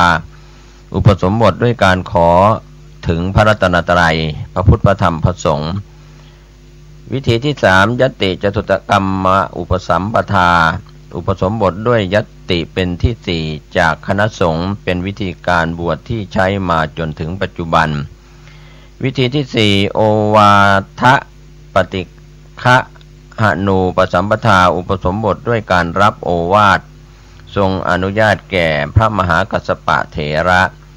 วิธีที่5ปัญหาพยากรณะหรือพยากรณูปสัมปทาอุปสมบทด้วยการตอบปัญหาของพระพุทธองค์ก็ทรงอนุญาตแก่โสปากะสามเณรวิธีที่6ครุธรรมปฏิฆะหนูปสัมปทาอุปสมบทด้วยการรับครุธรรม8ประการทรงอนุญาตแก่พระมหาประชาบดีโคตมีวิธีที่7ทูเตนะอุปสัมปทาอุปสมบทด้วยทูตก็คือตัวแทนทรงอนุญาตแก่อัฏฐกาสีภิกษุณีวิธีที่8อัฏฐวาจิกาอุปสัมปทาอุปสมบทด้วยยัตติจตุตกรรมวาจาจากสงฆ์2ฝ่ายคือภิกษุสงฆ์และภิกษุณีสงฆ์ทรงอนุญาตแก่ภิกษุณีทั้งหลายครั้งนั้นในหมู่บ้านชื่อกรันทกะใกล้กรุงเวสาลีสุทินกรันทบุตรเป็นบุตรขหบดีผู้หนึ่งได้เข้ามาในกรุงเวสาลีพร้อมกับสหายด้วยกิจบางประการเห็นพระศาสดากำลังแสดงธรรมแก่เหล่าหมู่ชนอยู่ในเวลานั้นก็คิดว่าเราควรจะเข้าไปฟังธรรมบ้างจึงเดินเข้าไปนั่งลงณที่ควรส่วนหนึ่งหลังจากพระศาสดาจบพระธรรมเทศนาและชนทั้งหลายกลับไปหมดแล้วสุทินก็ได้เข้าเฝ้าพระศาสดากราบทูลว่าพระพุทธเจ้าข้าทำอย่างไรข้าพระองค์จึงจะรู้ทั่วถึงธรรมที่พระองค์แสดงข้าพระองค์ปรารถนาจะปลงผมและหนวดครองผ้ากาสาวะออกจากเรือนบวชเป็นบรรพชิตขอพระองค์โปรดให้ข้าพระองค์ได้บวชเถิดพระบรมศาสดาตรัสถามว่าบิดามารดาของเธออนุญาตแล้วหรือสุทินกลันทบุตรกราบทูลว่ายังพระเจ้าข้าพระพุทธองค์จึงให้กลับไปขออนุญาตก่อนบิดามารดาไม่ยอมด้วยเห็นว่าตนมีบุตรเพียงคนเดียวหากเธอออกบวชประพฤติพรหมจรรย์จะไม่มีผู้ใดสืบทอดทรัพย์มรดกของตระกูลต่อไป สุทินก็ยังยืนยันความประสงค์ของตนอยู่เช่นเดิมบิดามารดาจึงบอกบรรดาสหายให้ช่วยกันห้ามแต่ไม่ว่าจะยกเหตุผลประการใดมากล่าวสุทินก็ยังไม่ยอมเปลี่ยนความคิดสหายเหล่านั้นเห็นว่าหากสุทินไม่ได้บวชก็คงจะยอมตายประโยชน์อันใดจะเกิดแก่บิดามารดาที่ต้องสูญเสียบุตรของตนจึงกล่าวกับบิดามารดาว่าสุทินเคยใช้ชีวิตอยู่ท่ามกลางความสะดวกสบายหากอนุญาตให้บวชเธอจะทนต่อการปฏิบัติในเพศบรรพชิตได้ไม่นานเมื่อนั้นก็จะกลับมาเองท่านจงอนุญาตให้เธอบวชเถิดบิดามารดาจึงยินยอมสุทินกลับมาเฝ้าพระศาสดาทูลความที่บิดามารดาอนุญาตให้บวชเมื่อทราบความแล้วพระบรมศาสดาก็ตรัสสั่งให้ประชุมสงฆ์เป็นผู้ดำเนินการบวชหลังจากบวชแล้วพระสุทินประพฤติธุดงคคุณถือการอยู่ป่าและก็บิณฑบาตเป็นวัดจนกระทั่งในปีที่8แคว้นวัชีเกิดข้าวยากหมากแพงพระสุทินจึงกลับมาพำนักอยู่ณกูตาคารสาราป่ามหาวันกรุงเวสาลีนะครับวันหนึ่งพระสุทินเข้าไปบิณฑบาตยังเรือนของตนเห็นหญิงรับใช้กำลังจะเทขนมทิ้งจึงเข้าไปขอบิณฑบาตหญิงรับใช้นั้นจำเสียงพระสุทินได้กลับเข้าไปบอกความนั้นแก่บิดามารดาจึงรีบออกมานิมนต์ให้พระสุทินเข้าไปฉันภัตตาหารในเรือนพระสุทินรับการนิมนต์ด้วยตั้งใจจะอนุเคราะห์บิดามารดาและญาติทั้งหลายหลังจากฉันเสร็จแล้วบิดามารดาพยายามวิงวอนให้พระสุทินลาสิกขาศึกออกมาครองเรือนเช่นเดิมครั้นพระสุทินไม่ยินยอมจึงให้อดีตภรรยาคนที่สองมาอ้อนวอนขอร้องพระสุทินให้พืชพันธุ์คือเป็นผู้ให้กำเนิดบุตรชายเพื่อจะได้ดำรงวงศกูลสืบไปพระสุทินก็คิดว่าหากเราทำให้ความประสงค์ของบิดามารดาสำเร็จผลแล้วท่านคงเลิกผูกพันในตัวเราจึงยินยอมอยู่ร่วมกับอดีตภรรยาเนื่องจากในระยะนั้นพระพุทธองค์ยังไม่ได้ทรงบัญญัติสิกขาบทห้ามการเสพเมถุนพระสุทินจึงเข้าใจว่าการกระทำเช่นนั้นไม่มีโทษจนนางตั้งครรภ์บรรดาภิกษุทราบเรื่องจึงเข้ากราบทูลพระพุทธองค์ให้ทรงทราบพระบรมศาสดาทรงเรียกประชุมสงฆ์ตรัสถามเรื่องที่เกิดขึ้นพระสุทินยอมรับว่าจริงทรงติเตียนแล้วก็ทรงบัญญัติสิกขาบทข้อแรกว่าภิกษุใดเสพเมถุนธรรมต้องอาบัติปาราชิกซึ่งเป็นปฐมบัญญัติสืบต่อมาในเวลาต่อมาอดีตภรรยาของพระสุทินคลอดบุตรเป็นชายได้นามว่าพีชกะเมื่อเจริญวัยพีชกะและมารดาก็ได้ออกจากเรือนบวชเป็นบรรพชิตบำเพ็ญเพียรไม่นานก็ได้บรรลุอรหัตผลทั้งสองคนนะครับอันนี้ก็เป็นการนำเล่าการอยู่จำพรรษาขององค์สมเด็จพระสัมมาสัมพุทธเจ้าในพรรษาที่12นะครับต่อเนื่องกันยาวนานมาจนถึงโปรดพระมหาประชาบดีโคตมีนะครับแม่น้านะครับลาเข้าสู่นิพพานนะครับก็พรรษาที่12นั้นเป็นการจำพรรษาณควงไม้สะเดาเมืองเวรัญชานะครับยาวนานส่วนพรรษาที่13นั้นก็จะไปประทับจำพรรษาณจาริกาบรรพตเขตเมืองจาริกานะครับก็คงจะได้ทยอยนำเล่าต่อท่านผู้ฟังครับก็เป็นเรื่องราวที่เกี่ยวข้องกับพุทธกิจ45พรรษานั้นมีเรื่องราวที่น่าศึกษานะครับเป็นเรื่องราวการอยู่จำพรรษาทั้งหมด45พรรษาของพระพุทธองค์ก็เป็นส่วนที่จาริกไปในแว่นแคว้นต่างๆในเมืองต่างๆในประเทศอินเดียโบราณ 2,500 กว่าปีมาแล้วนะครับท่านผู้ฟังพระพุทธองค์โปรดเวนยสัตว์ที่สมควรแก่การบรรลุธรรมได้เหมือนดอกบัว4เหล่าดอกบัวเหล่าแรกสมควรเมื่อฟังธรรมก็อยู่ พ้นน้ำก็คือได้รับแสงพระอาทิตย์แสงธรรมแสงแห่งการแสดงธรรมก็จะได้บรรลุมรรคผลนิพพานส่วนที่ดอกบัวเสมอน้ำก็จะได้มีโอกาสบรรลุมรรคผลนิพพานไม่นานส่วนดอกบัวที่อยู่กลางน้ำก็จะหลายวันหลายเดือนก็จะได้บรรลุมรรคผลนิพพานส่วนดอกบัวเหล่าสุดท้ายซึ่งอยู่เป็นอยู่ในโคลนตมก้นของสระน้ำก็คือจะเป็นเหยื่อของปลาและเต่านั้นก็หมายถึงปทปรมะบุคคลเป็นบุคคลที่ก็ไม่สามารถจะบรรลุมรรคผลนิพพานได้แต่ก็ได้สร้างนิสัยอุปนิสัยปัจจัยแห่งการทำคุณงามความดีก็จะได้มีโอกาสบรรลุมรรคผลนิพพานนะครับก็เป็นเรื่องราววันนี้ผมเกษตรเพชรสำริดนำเล่าการอยู่จำพรรษาของพระพุทธองค์เป็นพรรษาที่12จบลงแล้วก็จะต่อด้วยพรรษาที่13ในคราวหน้าขอให้ท่านผู้ฟังได้ศึกษา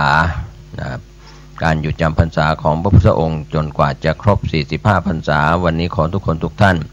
ปฏิบัติภารกิจสุขกายสุขใจบรรลุมรรคผลนิพพานโดยทั่วหน้ากันสวัสดีครับวันนี้จะได้นำเรื่องราวที่เกี่ยวข้องกับธรรมสาระต่างๆที่นำมาฝากไว้ให้ท่านได้คิดได้พิจารณากันนะครับก็เรื่องราวที่ผมเกษตรเพชรสำริดวิทยากรแบ่งปันนั้นก็เป็นการฟังธรรมด้วยดีย่อมได้ปัญญาก็เป็นส่วนหนึ่งนะครับที่เราหลายคนหลายท่านรู้และก็เข้าใจกันว่าการที่เราจะรักษาหรือว่าจันโรงพระพุทธศาสนาไว้ได้นั้น เกิดจากอะไรเกิดจากการที่เราได้เป็นมนุษย์ได้เป็นคนหรือว่าเราเรียกว่ามนุษยชาติในแดนของมนุษย์เรานี่นะครับท่านผู้ชมและท่านผู้ฟังที่เคารพครับก็หลายคนนั้นยังไม่เข้าใจว่าเราเกิดมาทำไมเติบโตมาแล้วจะเป็นอะไรจะจบการศึกษาจะทำงานอะไรจะมีคู่ครองหรือไม่หรือมีแล้วมีความสุขความทุกข์อย่างไรเขาเรียกว่าตัดสินปัญหาในเรื่องของครอบครัวได้โดยยากก็ในเรื่องนี้ก็เริ่มมีข้อกังขามีความสงสัยเกิดขึ้นความสงสัยนี้ก็เหมือนตะปูตึงใจนะครับท่านผู้ฟังทำอะไรจะไปข้างหน้าก็ไม่ไปจะถอยหลังก็ไม่ถอยจะอยู่จุดใดจุดหนึ่งก็ไม่ได้การลังเลเพราะว่าพะวงหน้าพะวงหลังนี่นะครับที่เราทำให้การตัดสินใจไม่มีอะไรแน่นอนซึ่งในความเป็นจริงนั้นความสงสัยก็เป็นเครือข่ายของความไม่รู้อวิชชาความไม่รู้เมื่อไม่รู้ก็ทำให้เกิดข้อสงสัยว่าพระพุทธเจ้ามีจริงหรือพระธรรมคำสอนของพระพุทธเจ้ามีจริงหรือพระสงฆ์ผู้ปฏิบัติดีปฏิบัติชอบมีจริงหรือโลกนี้มีจริงหรือโลกหน้ามีจริงหรือนรกมีจริงหรือสวรรค์มีจริงหรือพรหมโลกมีจริงหรือคนที่ทำดีตายแล้วศูนย์คนที่ทำชั่วตายแล้วศูนย์อะไรอย่างนี้ไปเข้าใจเรียกว่ามีความสงสัยลังเลปัญญาเป็นอย่างไรเป็นลักษณะอย่างไรเรามีปัญญามากเป็นอย่างไรเรามีปัญญาน้อยเป็นอย่างไรสติเป็นอย่างไรแตกต่างจากการที่เราศึกษาจบการศึกษาในระดับอนุบาลประถมมัธยมอุดมศึกษาระดับปริญญาตรีปริญญาโทปริญญาเอกครับในทุนของท่านก็ต้องเข้าใจว่าความสงสัยนี่ก็เรียกว่าเป็นล่างแหเป็นแหเป็นเรื่องราวที่เราได้เข้าใจกันอยู่ว่า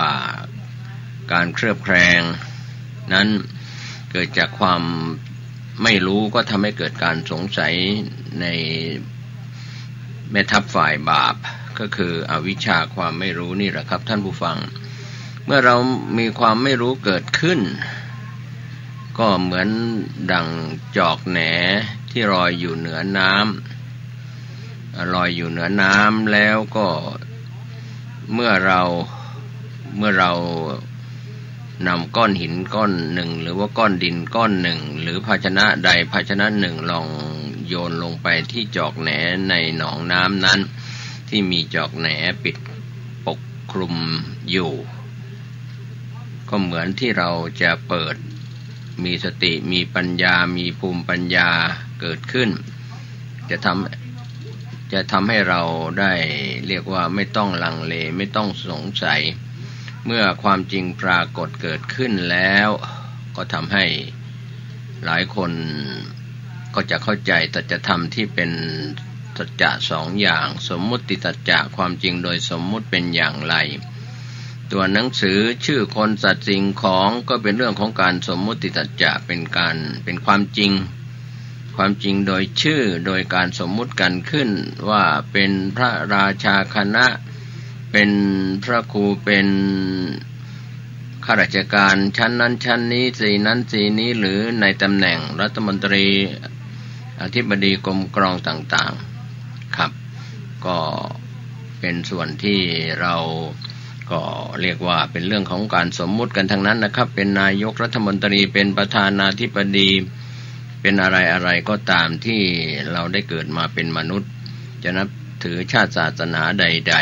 ๆในโลกใบนี้เพราะเกิดจากความกลัวความเกรงกลัวก็ทำให้เราไขว่คว้าหาที่พึ่งอื่นใดที่เราเกรงกลัวเราจะยึดเหนี่ยวบางครั้งก็ไปยึดถือเจ้าผีเจ้าป่าเจ้าดอยเจ้าเขาเทพเจ้าทั้งหลายก็เรียกว่ายึดเพื่อคลายความกลัวเพราะความไม่รู้เราก็เกิดความกลัวเรียกว่าภัยของความกลัวที่เกิดขึ้นนั้นกลัวเป็นอย่างนั้นกลัวเป็นอย่างนี้ก็เราก็เลยเข้าใจว่าสิ่งเหล่านั้นเป็นที่พึ่งได้ไม่ว่าจะเป็นเทพเจ้าองค์ใดพหุเทวนิยมเห็นตัวไม่เห็นตัวอย่างไรนะครับเราก็ฝาก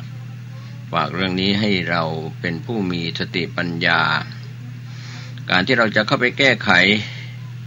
ความจริงโดยสมมุตินี้ได้ก็ต้องไปรู้ปรมัตถสัจจะความจริงที่เป็นของแท้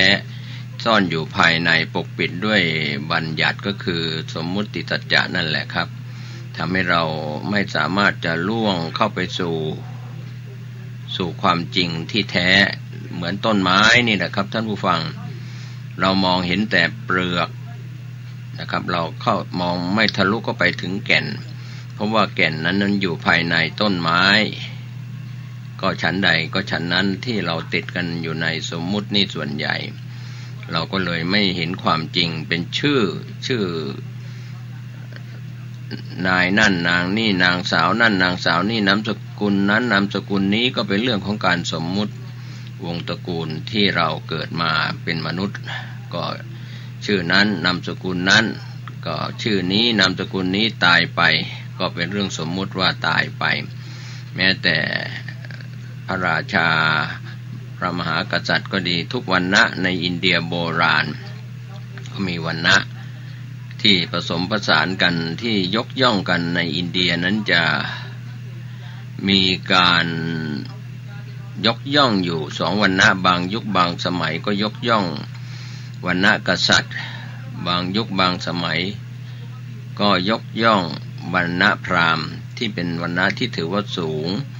ในแต่ละยุคแต่ละสมัยนั้นก็อาจจะไม่เหมือนกันในอินเดียโบราณส่วนวรรณะแพทย์วรรณะกษัตริย์วรรณะพราหมณ์นี้ก็ถือว่าสูงแต่วรรณะแพทย์สูตรนั้นก็อาจจะเป็นคนทำงานหรือเป็นข้าทาสบริวารนั้นก็ไม่ได้รับการยกย่องถูกเหยียดหยามว่าเป็นคนจนหรือเป็นคนที่มีวรรณะต่ำต้อยก็จะถูกรังเกียจก็เป็นเรื่องราวต่างๆขึ้นทุกยุคทุกสมัยไม่ว่าจะอยู่ในรั้วในวังข้าราชบริพารอะไรก็แล้วแต่นะครับท่านผู้ฟังก็ยก ย่องกันว่าเป็นเจ้าขุนมูลนายเป็นข้าทาสบริวารดังนั้นในยุคที่มีการเลิกทาสก็ทำให้การยึดในเรื่องของเขาเรียกว่าฐานันดรที่อยู่ในส่วนของสถาบันพระมหากษัตริย์ที่แต่งตั้งกันสมมุติกันก็เจือจางกันไปเบาบางกันไปก็ทำให้การเลิกทาสก็ไม่ต้องกดขี่กันทางเพศไม่ว่าจะเป็นหญิงเป็นชายเป็นกรรมกรหรือเป็นทาสเป็นหนี้เป็นสินเอานำมาเป็นทาสรับใช้เพื่ออยู่เป็นทาสเมื่อเลิกทาสในยุคสมัยรัชกาลที่5พระบาทสมเด็จพระจุลจอมเกล้าเจ้าอยู่หัวถือว่าก็การเป็นทาสก็ลดหายไปก็ยังมีอยู่ในปัจจุบันก็ยังมีอยู่บ้างก็มีเป็นเจ้านายลูกน้องเป็นผู้บังคับบัญชาผู้ใต้บังคับบัญชาหรือว่าคนใช้คนดูแลที่เข้ามาทำงานก็เรียกว่าเหมือนลูกจ้างในระดับลูกจ้างชั่วคราวลูกจ้างประจำลูกจ้างในส่วนของราชการก็มีอัตราลูกจ้างครับก็สมมุติกันว่าแต่ก็มีค่าตอบแทนบางงานบางหน่วยก็พยายามจะไม่จ้างพยายามจะใช้คนทำงานฟรีเรียกว่าเอาอ้างการกุศลอ้างอาสาสมัครเข้ามาความจริงคนที่เข้ามาเป็นอาสาสมัครนั้นก็มีทุกเพศทุกวัยทุกวรรณะทั้งคนจนคนรวยคนมียศถาบรรดาศักดิ์ก็มีเป็นคนยากจนเข็ญใจก็มีในขณะนี้ในบางประเทศก็มีความยากจนความทุกข์ยากของประชาชนมากก็ทำให้เป็นปัญหาเรียกว่าประเทศที่ด้อยพัฒนาบ้างประเทศที่กำลังพัฒนาหรือประเทศที่พัฒนาแล้วเจริญแล้วก็ตามแต่ก็เป็นการเจริญด้วยรูปธรรมเสียเป็นส่วนใหญ่ด้านอุตสาหกรรมด้านความเป็นนิกทั้งหลายนะครับก็เจริญด้วยรูปวัตถุที่เจริญแล้วแต่ทางด้านจิตใจทางด้านศีลธรรมด้านพรหมวิหารธรรมนะครับท่านผู้ฟังถ้าเรามองดูหรือเข้าใจแค่มนุษยโลกของเราโลกใบนี้ใบเดียวกันนี่แหละครับถึงจะอยู่ประเทศต่างๆหรืออยู่ในประเทศเดียวกันก็มีการศึกษาสูงศึกษาต่ำมีความแตกแยกกันที่เรียกว่าคนจนคนรวยก็แบ่งชั้นวรรณะกันไปตามความรู้สึกแต่ความจริงการเกิดมาเป็นมนุษยชาตินั้นโดยเฉพาะชาวชมพูทวีปคือโลกใบนี้เนี่ยนะครับก็เกิดมาตั้งแต่อยู่ในท้องของแม่เกิดมาแล้วเป็นทารกก็ประคบประหงมกันดูแลโดยเฉพาะพ่อแม่ที่เป็นพ่อแม่ก็ดูแลลูกสาวลูกชายที่เกิดมาไปตามวัยยะแปลว่าความเสื่อมเมื่อวัยต่างๆเสื่อมไปหมดการเวลาซึ่งเป็นโมฆะธรรมเปล่าความจริงเราอาจจะดูแลคนใกล้ชิดไม่ทั่วถึงก็เรียกว่าขาดความอบอุ่นที่ว่าไม่ทั่วถึงดูแลไม่ทั่วถึงแม้ประชากรของชาติก็เช่นเดียวกันก็แตกต่างกันในเรื่องของความเป็นอยู่ด้านฐานะการงานการเงินและก็ความรู้ด้านการศึกษาในปัจจุบันก็พยายามจะปฏิรูปการศึกษาของกระทรวงศึกษาธิการหรืออะไรต่อมีอะไรก็แล้วแต่จะปรับทิศทางไปในทางที่ถูกต้องปฏิรูปการศึกษาถูกต้องไม่ถูกต้องอย่างไรแม้แต่กระทรวงวัฒนธรรมก็ดีหรือกระทรวงพุทธที่เราพยายามผลักดันกันจากยุคอดีตจนถึงปัจจุบันก็ไม่ได้ก็ยังก่อกำเนิดในประเทศไทยเราก็เป็นสำนักพระพุทธศาสนาแห่งชาติไปจะเป็นอะไรก็แล้วแต่นะครับจะเป็นขึ้นอยู่กับกระทรวงไหนกรมไหนหน่วยงานไหนก็ตามเราก็ทำงานกันตามหน้าที่เรียกว่าเป็นการปฏิบัติธรรมโดยมีค่าตอบแทนหมายถึงว่าทำงานที่ไม่หวังผลตอบแทนนั้นก็เป็นเรื่องของความดีเราให้ทานไม่หวังผลตอบแทนเรารักษาศีลไม่หวังผลตอบแทน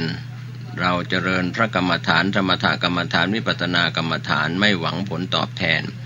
เพราะว่าเราทำกายวาจาและใจให้บริสุทธิ์ด้วยศีลสมาธิและปัญญา นี่แหละครับที่จะเป็นตัวสันเลขะขัดเกลาความเป็นมนุษย์ของเราที่อาจจะแตกต่างไปจากสัตว์เดรัจฉานสัตว์เดรัจฉานนั้นไปโดยส่วนขวางทั้งที่มีมากขา2 ขา4 ขาหรือไม่มีขาจัดเลื้อยคลานก็แล้วแต่นะครับอันนั้นก็เป็นสัตว์ที่ไปโดยส่วนขวางก็เป็นเรื่องราวที่เราเห็นอยู่ในโลกใบนี้แต่ความเป็นมนุษยชาติเป็นสัตว์2 เท้าทั้งหญิงและชายก็พัฒนากันไปในประเทศต่างๆที่นำเรื่องของความเป็นมนุษยชาติมาแบ่งปันให้ท่านได้คิดได้พิจารณากันวันนี้นั้นก็ไม่ได้แปลกแตกต่างอะไรแต่ว่าเราจะเห็นได้ว่าชนกกรรมหรือว่าชนกกรรมกรรมที่ตกแต่งให้เราทำไมรูปร่างหน้าตาไม่เหมือนกันทั้งที่มีพ่อคนเดียวมีแม่คนเดียวเป็นผู้ให้กำเนิดมีแม่ให้กำเนิดในพี่น้องท้องเดียวกันจะเป็นหญิงเป็นชายจะมีกี่คนก็แล้วแต่ชนกกรรมที่ได้มาก็ไม่เหมือนกันรูปร่างหน้าตาแม้จะเป็นฝาแฝดก็ตามอาจจะไม่เหมือนกันอาจจะคล้ายๆกันแต่ไม่เหมือนกันนั่นแหละคือกรรมที่ทำด้วยกายกรรมวจีกรรมมโนกรรมที่เกิดขึ้นในความเป็นมนุษยชาติของความเป็นมนุษย์ดังนั้นเราจะเห็นได้ว่าผู้ที่สร้างบุญบารมีก็จะต้องมาสร้างในแดนมนุษย์เสียเป็นส่วนใหญ่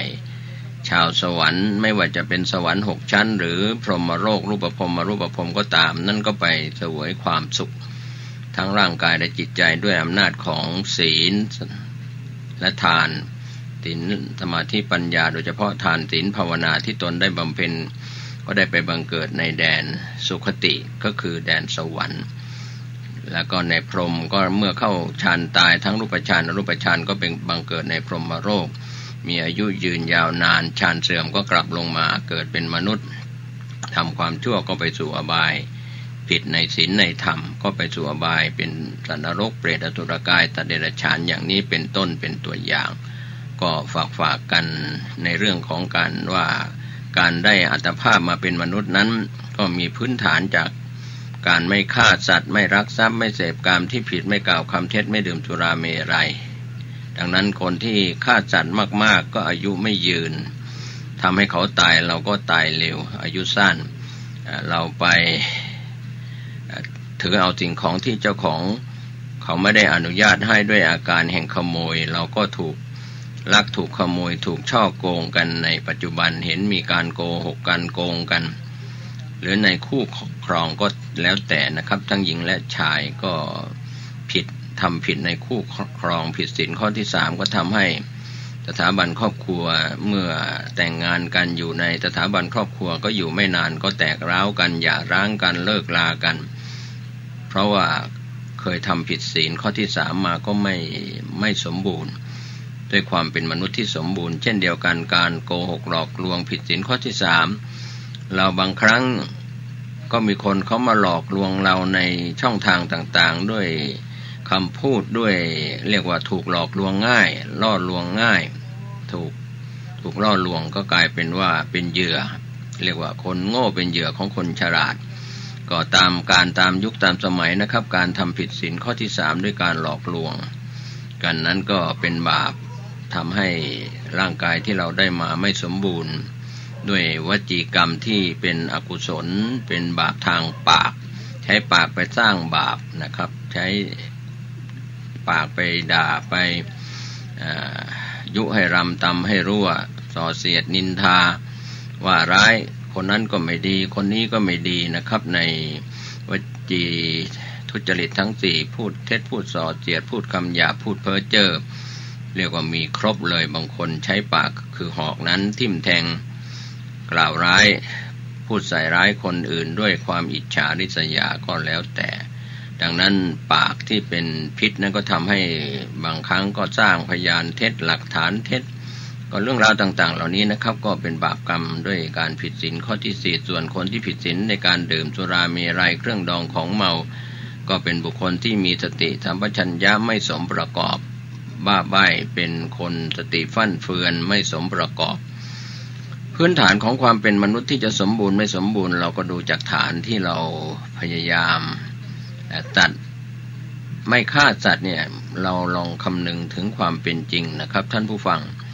เขาก็รักตัวกลัวตายเราจะไปฆ่าใครเขาก็กลัวตายเขาจะมาฆ่าเราเราก็กลัวตายไม่ตายก็บาดเจ็บการถูกทำร้ายถูกรังแกการทรมานอะไรก็แล้วแต่นะครับแต่เรื่องของเวร5ประการนี้ถ้าพูดกัน3วัน7วันเป็นแรมเดือนแรมปีและหลายปีก็คงยังไม่จบนะครับถามว่าเราไปสร้างเวรอะไรที่เป็นเวรเป็นกรรมที่ไม่ดีไว้จากการเคยทำการฆ่าสัตว์เบียดเบียนสัตว์เล็กสัตว์ใหญ่ที่เราเคยเบียดเบียนไม่ใช่เฉพาะในชาตินี้อาจจะเป็นอดีตชาติตามมาส่งผลให้ผลบางคนก็มีอวัยวะอาการ32ไม่สมบูรณ์ไม่สมประกอบเนี่ยมันก็เป็นเรื่องที่เราพิจารณาแล้วก็ไม่ต้องไปโทษใครอย่าไปโยนบาปหรือไปโยนเรื่องอะไรต่างๆที่เกิดขึ้นกับสรีระร่างกายของเราที่ไม่สมบูรณ์ไม่เหมือนคนอื่นแต่ในทางตรงกันข้ามถ้าเรามีศีลสมบูรณ์ศีลสัมปทาศีลสมบูรณ์แล้วศีลสัมปันโนถึงพร้อมด้วยศีลแล้วไม่ฆ่าสัตว์มีเมตตาต่อสัตว์ไม่ถือเอาทรัพย์สินที่เขาไม่อนุญาตให้ไม่โกงไม่ขู่ไม่บังคับไม่หลอกลวงเขาด้วยการได้ทรัพย์มาโดยชอบธรรมเป็นทรัพย์โดยได้มาโดยสุจริตธรรมนี่แหละครับท่านผู้ฟังก็ทำให้ผู้มีทรัพย์ก็รักษาทรัพย์ไว้ได้เรียกว่าเป็นทรัพย์ที่เย็นไม่ใช่ทรัพย์ที่ร้อนจากการไปจี้เขามาไปปล้นเขามาไปหลอกลวงเขามาไปค้ายาเสพติดยาบ้ายาไอยาอีฝิ่นกัญชาเฮโรอีนฝิ่นกัญชาอะไรยาเสพติดหรือไปค้ามนุษย์ไปอะไรต่างๆก็แล้วแต่คือไปลวงก็เห็นมามากต่อมากแล้วที่ผู้ดำเนินรายการได้เจอผู้ชายคนหนึ่งนะครับที่เคยสร้างบาปด้วยการค้านำมันเรียกว่าค้ามนุษย์เรียกว่าหลอกลวงใช้เงินไปหลอกลวงหญิงสาวแล้วก็ไปค้าประเวณีในสมัยอดีตกรรมเขาก็เรียกว่าตกใส่ตัวนะครับตกใส่ตัวยามมีอายุมากขึ้นกรรมก็ตามทันสิ้นเนื้อประดาตัวมีคู่ครองก็แตกแยกกัน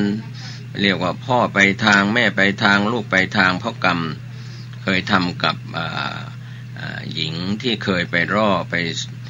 เรียกว่าไปหลอกไปลวงเขาว่าจะพาไปทำงานก็บอกพ่อแม่ก็ไม่ต้องพูดแล้วว่าภาคไหนนะครับไปบอกกับพ่อแม่ว่าจะพาลูกสาวไปทำงานมีงานดีให้ทำในส่วนกลางที่กรุงเทพมหานครหลอกไปค้าไปขายเป็นการค้าขายมนุษย์ไปเขาก็เหมือนเสียงแช่งเสียงด่าเสียงเรียกว่าจองเวรนะครับเขาก็เสียถึงแม้ไม่ตายแต่ก็พอตอนภายหลังสะสมกรรมเวรประเภทค้ามนุษย์มากขึ้นก็กลายเป็นสติฟั่นเฟือนไม่สมประกอบมาบวชมาปฏิบัติกรรมฐานก็เห็นกรรมเวรของตนที่เคยทำไว้อย่างหลีกเลี่ยงไม่ได้แค่ค้ามนุษย์เท่านั้นนะครับในยุคอดีตก็อายุก็ไม่ยืนแล้วก็มีความระทมทุกข์แม้จะสละเพศมาบวชเข้าอยู่ในร่มเงากาสาวพัสต์อุปสมบทเป็นพระภิกษุในทางพระพุทธศาสนาแล้วไปนั่งสมาธิไปเดินจงกรมไปภาวนาก็เห็นนิมิตที่ตนเองเคยขู่เคยทรมานหญิงที่ทำกรรมกับเขาในเรื่องของการค้ามนุษย์เนี่ยนะครับตามบาปตามทันก็คงจะไม่ได้ตายดีเท่าไหร่ถ้ายังไม่สามารถจะละอารมณ์กรรมเวรเหล่านั้นเป็นบาปหนักทีเดียวลูกใครไม่ว่าจะเป็นลูกสาวของใครในสมัยนั้นก็พ่อแม่ก็เชื่อเพราะว่าในอดีตนั้นเขาก็มีค่าตอบแทนให้ว่าจะพาลูกสาวไปทำงานแล้วก็จะส่งเงินทองที่มีรายได้กลับมาความจริงจะพาไปทำงานให้เป็นชาวสวรรค์อารมณ์ดีๆได้เงินได้ค่าตอบแทนจากการจ้างแรงงานตามที่พูดไว้นั้นก็พ่อแม่ก็หลงเชื่อว่าหนุ่มคนนี้ในสมัยหนุ่มๆก็หน้าตาดี ไว้เนื้อเชื่อใจพาไปก็แล้วเล่าสร้างบาปกรรมจนอายัมพทันตาตามทันผลกรรมตามทันก็ทุกทรมานใจนะครับสิ้นเนื้อประดาตัวเรียกว่าทุกกายทุกใจในบาปกรรมที่ตนก่อกับหญิงสาวที่พาไปเป็นการค้ามนุษย์ในยุคอดีตนะครับในยุคปัจจุบันจะมีในช่องทางใดๆนั้นก็ฝากไว้ให้บรรดาพ่อแม่ผู้ปกครองดูแลบุตรหลานของท่านจะเป็นลูกสาวก็ดีหรือลูกชายก็ตามนะครับที่ในเวลานี้ลูกสาวของใครหลายสาวนะครับที่อาจจะถูกโดนล่อลวงไปในการค้าหลอกลวงไปทำงานต่างประเทศแต่ว่าถูกไปค้าประเวณีในต่างแดนในต่างประเทศไม่ว่าจะเป็นโซนเอเชียยุโรปอเมริกาหรือในโซนไหนๆก็ตามก็มีให้เห็นนะครับก็อันนี้บาปกรรมทันตาในชาติปัจจุบันก็มาสำนึกได้ก็สายเสียแล้วมาพาตัวเองมาสู่สำนักปฏิบัติวิปัสสนากรรมฐานได้อุปสมบทเป็นพระภิกษุก็คิดว่าจะทดแทนแก้กรรมแต่ว่ากรรมที่ทำไปแล้วเป็นบาปเป็นอกุศลก็เป็นอกุศลไปเป็นกุศลในภายหลังก็เป็นคนละส่วนอย่าไปเข้าใจว่าบุญไปล้างบาปได้คนละส่วนกันนะครับท่านผู้ฟังก็ฝากไว้เป็นแง่คิดให้ท่านได้พิจารณาถึงความเป็นมนุษยชาติของเราได้อัตภาพเป็นมนุษย์ในชาตินี้ปัจจุบันนี้ก็ขอให้เราได้ดูแลสุขภาพร่างกายและจิตใจแล้วก็ทำคุณงามความดีอยู่ในกรอบของศีลธรรมและก็กรอบของกฎหมายของบ้านเมืองประคับประคองไม่ว่าท่านจะอยู่ในฐานะเป็นมนุษย์หญิงชายใดอยู่ในเพศใดๆก็ขอให้ท่านตั้งสติในการพิจารณาครับก็ความเป็นมนุษย์เราได้เกิดมาเป็นมนุษย์แล้วโชคดีจะเป็นหญิงเป็นชายก็ขอให้ท่านได้ทำคุณงามความดีเสริมเติมแต่งด้วยการพยายามรักษาศีลในศีล5ข้อ5ประการให้สมบูรณ์บริบูรณ์สุขกายสุขใจทั้งวันนี้และวันหน้าสำหรับวันนี้สวัสดีครับท่านผู้ฟังที่เคารพในโอกาสของการฟังธรรมวันนี้ท่านเจ้าคุณประชานาถมุนีเจ้าวาดวัดดอนจันทร์ตำบลทัตตาราอำเภอเมืองเชียงใหม่ท่านกล่าวธรรมะเรื่องของศีลสมาธิปัญญามี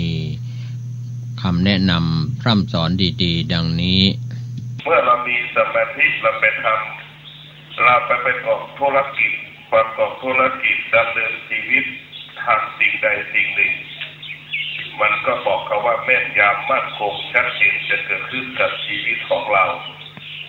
สมาธิมันเป็นพ่อเป็นแม่เป็นครูเป็นอาจารย์ที่คอยเตือนสติเราตลอดเวลาสมาธิมันเป็นกฎการพัฒนาชีวิตมนุษย์ทุกคนมีสมาธิมนุษย์ผู้นั้นไม่จะเป็นมนุษย์ที่ปกติทำการใดๆก็ประสบความสำเร็จมนุษย์ผู้ใดที่ไม่มีสมาธิหรือมีสมาธิน้อยจะทำการใดๆก็ผิดพลาดไม่เป็นไปตามวัตถุประสงค์และเป้าหมายสมาธินี่แหละจะทำให้เรามีคุณภาพชีวิตที่ดีขึ้นเมื่อเรามีสมาธิสุขภาพเราก็ดีเมื่อเรามีสมาธิไปประกอบอาชีพไปปฏิบัติหน้าที่ก็ประสบความสำเร็จเมื่อเรามีสมาธิเราจะไปประกอบอาชีพแสวงหาปัจจัยสี่เราก็จะได้มาซึ่งทรัพย์และสมบัติเรียกว่าธรรมะสมาธิก็คือธรรมะตอบโจทย์ชีวิตเราได้ตอบโจทย์ชีวิตเราได้เพราะว่าสมาธิถ้าเรามีสมาธิแล้วเราไปประกอบอาชีพเราก็จะสมปรารถนาในสิ่งที่เราพึงปรารถนาเพราะว่าสมาธิที่จะทำให้เกิดคำว่าละเอียดปราณีตสุขุมรอบคอบเกิดที่ตาที่หูสมาธิก็คือเป็นพลังมันเป็นพลังมหาศาลมันมีอำนาจมีประโยชน์พูด7 วัน 7 คืนก็ไม่หมดเพราะว่าสมาธิมันมีพลังคนที่มีสมาธิจะคือเป็นคนที่มีพลังของสมาธิเปรียบเสมือนเสือเปรียบเสมือนช้างเวลามันจะไปพูดไปเจรจาใดๆคนที่เราจะไปคุยมันเป็นงัวเราไปชนะมันเลยถ้าเราไม่มีสมาธิไปคุยกับมันเมื่อไหร่มันกลายเป็นเสือเรากลายเป็นงัวถูกมันกินหมายถึงไปเจรจาแล้วไม่ประสบความสำเร็จถ้า ถ้าเรามีพลังแล้วเราจะไปพูดไปคุยไปเจรจาใดๆแล้วเราจะชนะเขาเพราะนั้นสมาธิก็คือเป็นการสร้างพลังให้กับปากเวลาจะไปพูดไปเจรจาแล้วมีพลังมีอำนาจเพราะสมาธิเรานี้มันจะเป็นขยายผลในการรับรู้หูได้ยินเสียงสมาธิที่จะไปแปลอ่านค่าของเสียงนั้นจะไปต่อสู้กับเสียงที่ได้ยินได้อย่างไรมันมีพลังสมาธิคือเป็นอ่านค่ามันเป็นกฎของวิทยาศาสตร์เหนือวิทยาศาสตร์มันจะรู้ของมันเองโดยอัตโนมัติทุกคนเป็นเช่นนี้เหมือนกันหมดเพียงแต่ว่าจะแปลถูกแปลผิดเป็นอีกเรื่องหนึ่งแต่ว่าสมาธิก็คือเหมือนเป็นกฎอ่านค่าในการรับรู้ของเสียงเป็นกฎอ่านค่าของการรับรู้ของตาเวลาเราเห็นแล้วมันก็จะอ่านมาเลยแต่มันจะอ่านค่าของมันเองเพราะฉะนั้นสมาธิเป็นสิ่งจำเป็นเป็นสิ่งสำคัญในการดำเนินชีวิตของเราต้องสร้างสมาธิก็คือความสุขนะสมาธิก็คือความสุขถ้าเรามีสมาธิแล้วเราจะมีความสุขถ้าเราไม่มีสมาธิเราจะมีแต่ความทุกข์มันเป็นประโยชน์มหาศาลถ้าครอบครัวใดมีสมาธิครอบครัวนั้นก็จะมีความสุขเพราะสมาธินี่จะทำให้เราในการสื่อสารหรือในการรับรู้ในการสื่อสารมันจะทำให้เรานั้นชัดเจนโดยเฉพาะเราอยู่ร่วมกันเราจะเป็นต้องใช้สมาธิในการรับฟังในการรับรู้ต่างๆนานาคนที่มีสมาธิจะทำงานก็ลดขั้นตอนในการทำงานคนที่ไม่มีสมาธิทำงานก็เพิ่มขั้นตอนในการทำงานคนที่มีสมาธิเป็นไปตามวัตถุประสงค์และเป้าหมายที่กำหนดไว้ถ้าเราทำงานได้มีสมาธิไปทำงานถ้าเราไม่มีสมาธิไปทำงานแล้วมันจะไม่เป็นไปตามเวลาที่กำหนดไม่เป็นตรงวัตถุประสงค์และเป้าหมายคือมันหงายกับควบเพราะนั้นสมาธิเวลาอ่านหนังสือมันก็จดจำได้ง่ายถ้าเรามีสมาธิถ้าเราไม่มีสมาธิมันจะไม่จดจำต้องใช้เวลายาวนานแต่ใช้เวลายาวนานสมาธิต้องเป็นประโยชน์ต่อร่างกายเราถ้าเรามีสมาธิเราก็จะมีความสุขการจะเพิ่มความสุขต้องเพิ่มสมาธิการจะลงทุนใดๆต้องลงทุนนั่งสมาธิก่อนถ้าเรามีสมาธิแล้วเขาว่าไม่มีมันจะไม่เกิดเพราะสมาธิคือตัวพลังมันทำให้เรามีพลังพอเราไม่มีสมาธิมันทำให้เราอ่อนแอและหวั่นไหวทำให้เราอ่อนแอและหวั่นไหวถ้าเรามีสมาธิเราจะมีกำลังเหมือนเสือเพราะฉะนั้นเราจะไปคุยกับใครก็แล้วแต่จะเป็นเจรจาสื่อสารเราต้องทำสมาธิให้ดวงจิตเรามีพลังและอานุภาพดังเสือที่จะไปกินงัว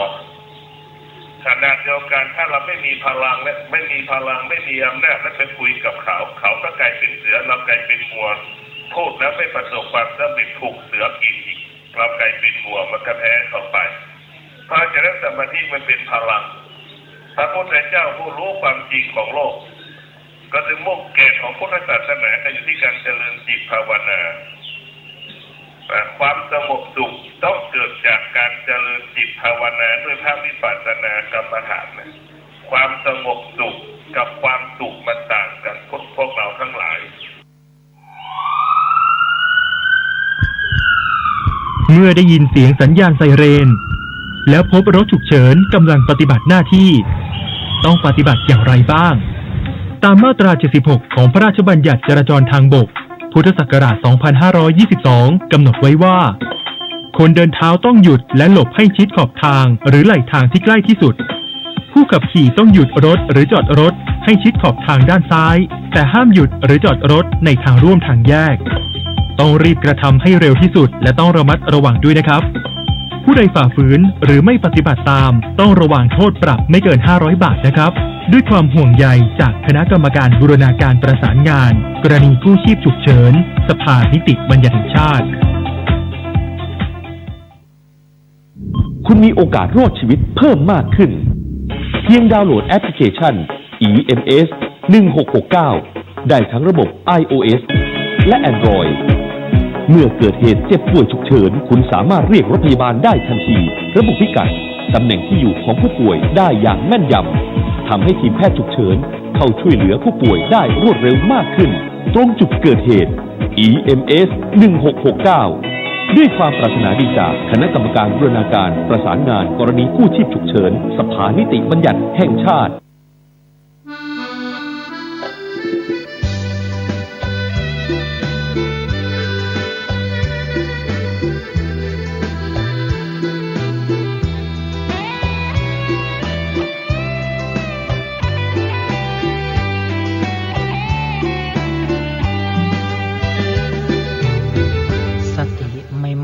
ปัญญาไม่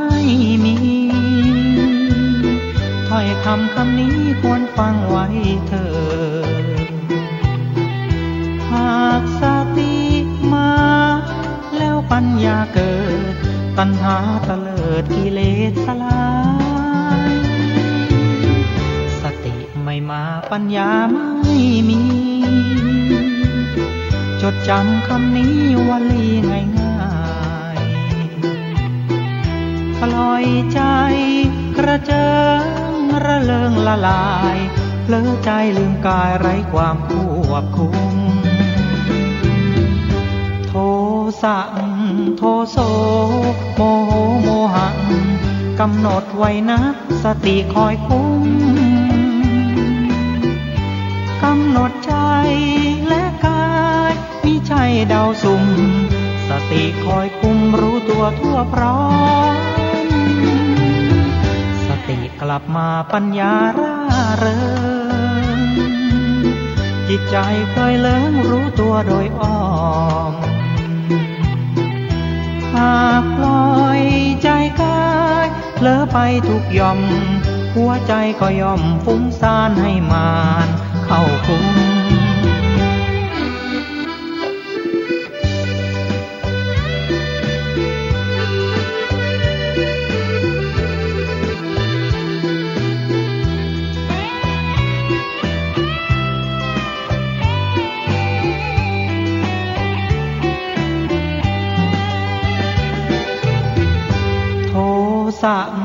โทโส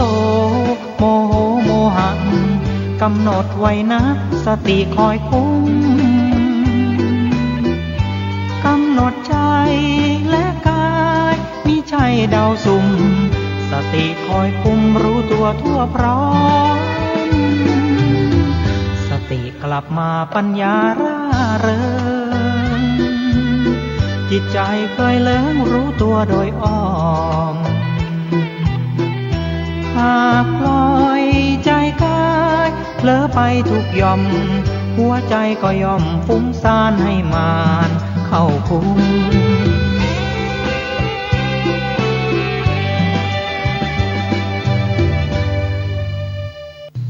การให้ธรรมะเป็นทานวันนี้ผมเกษตรเพชรสมฤทธิ์วิทยากรก็จะแบ่งปันนะครับพูดถึงเด็กๆในวันนี้ก็จะเป็นผู้ใหญ่ที่ดีในวันข้างหน้านะครับหลายคนที่เป็นพ่อเป็นแม่เป็นลุงป้าน้าอาปู่ย่าตายายพ่ออุ้ยแม่อุ้ยอาจจะมองเรียกว่าทายาทรุ่นต่อไปในยุคโบราณนะครับท่านผู้ฟังครับก็เราจะเห็นได้ว่าการที่มีลูกหลานสืบสกุลนั้นก็เป็นการทำให้วงตระกูลไม่สูญหายไม่ว่าจะเป็นลูกสาวลูกชายนะครับในสมัยอดีตนั้นก็ทั้งคนไทยและชาวโลกทั่วไปก็ไม่มีการคุมกำเนิดนะครับก็ปล่อยไปตามธรรมชาติของชายหญิงการได้เกิดมาเป็นมนุษย์ก็ในยุคหลังๆก็ไม่ทราบว่าเป็นความคิดของใครมีลูกมากจะยากจนไม่ว่าใครก็ตามจริง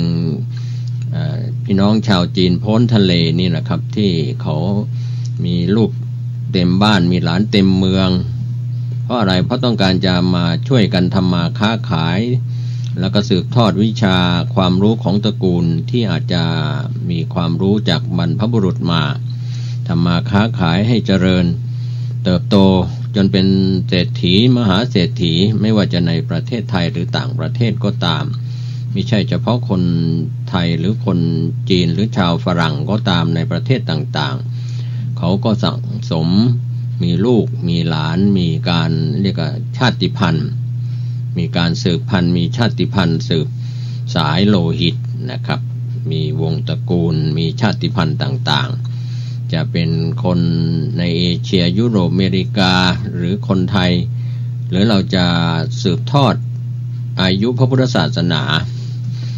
อย่างผู้ดำเนินรายการแนะนำเล่าพระมหากษัตริย์ไทยกับการสืบต่ออายุพระพุทธศาสนาหรือสถาบันกษัตริย์กับพระพุทธศาสนาสืบต่อจากยุคอินเดีย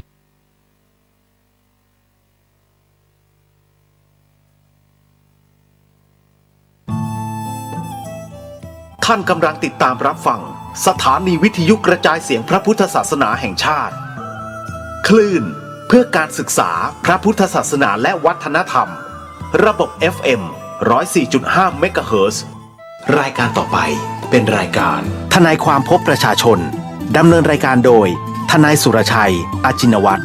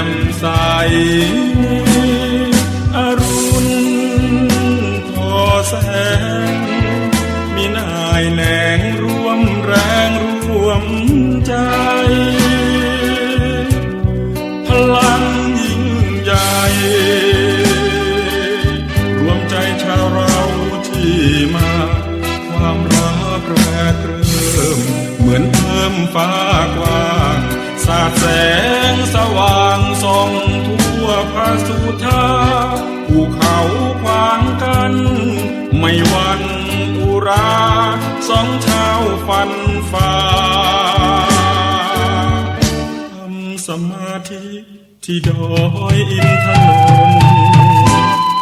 ความรักซาบซึ้งแนบตรึงที่ตรงดวงจิต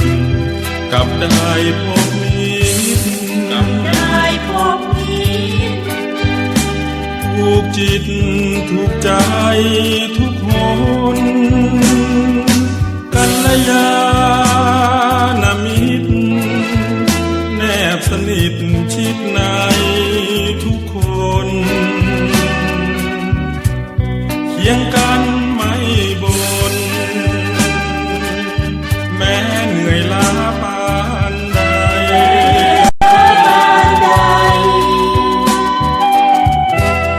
เพื่องานหลวงพ่อสานต่อให้เกรียงไกรร่วมแรงร่วมใจคนละไม้คนละมือไม่นานแน่ๆก็ถึงเส้นชัยไม่ไกลไม่ไกลว่าไปเถิดนาพวกเรา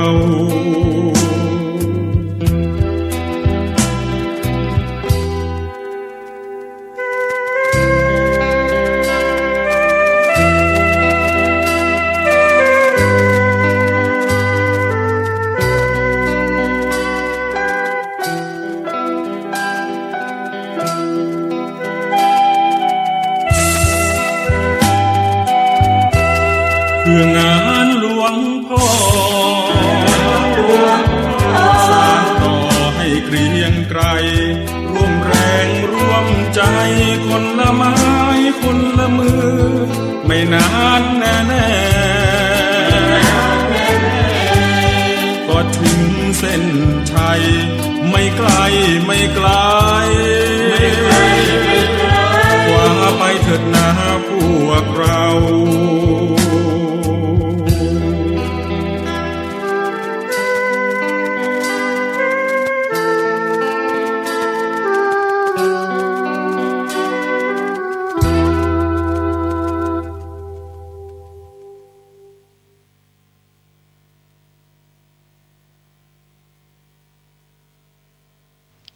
ครับสวัสดีครับ พบกับผมทนายสุรชัยจินวัฒน์นะครับ ทุกวันเสาร์ทางสถานีวิทยุพระพุทธศาสนาวัดฝายหินนะครับ FM 104.5 รายการทนายความพบประชาชน 10 ถึง 11 นาฬิกาโดยประมาณนะครับ คุยกันเรื่องกฎหมายเล็กๆน้อยๆนะครับ เป็นความรู้ ก็ทุกวันเสาร์ถือว่าผมเป็นคนในครอบครัวท่านแล้วกันนะครับ มาเยี่ยมทางสถานีวิทยุก็ไปถึงบ้านท่านทุกคน ผมว่าประเทศไทยนี่โชคดี ไม่โดนภัยธรรมชาติที่ร้ายแรงนะครับ น้ำท่วมก็ถือว่าไม่ได้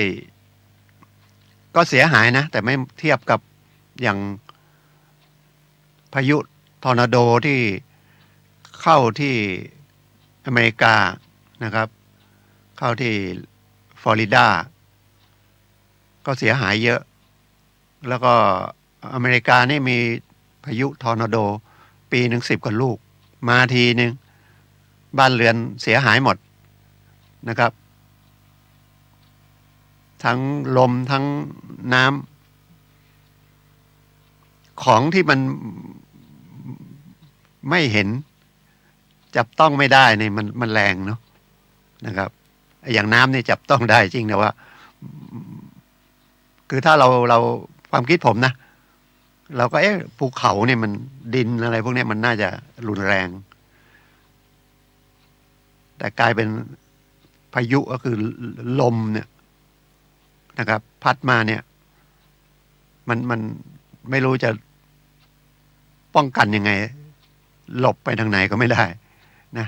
บ้านเราก็ไม่มีแรงถึงขนาดนั้นนะครับมี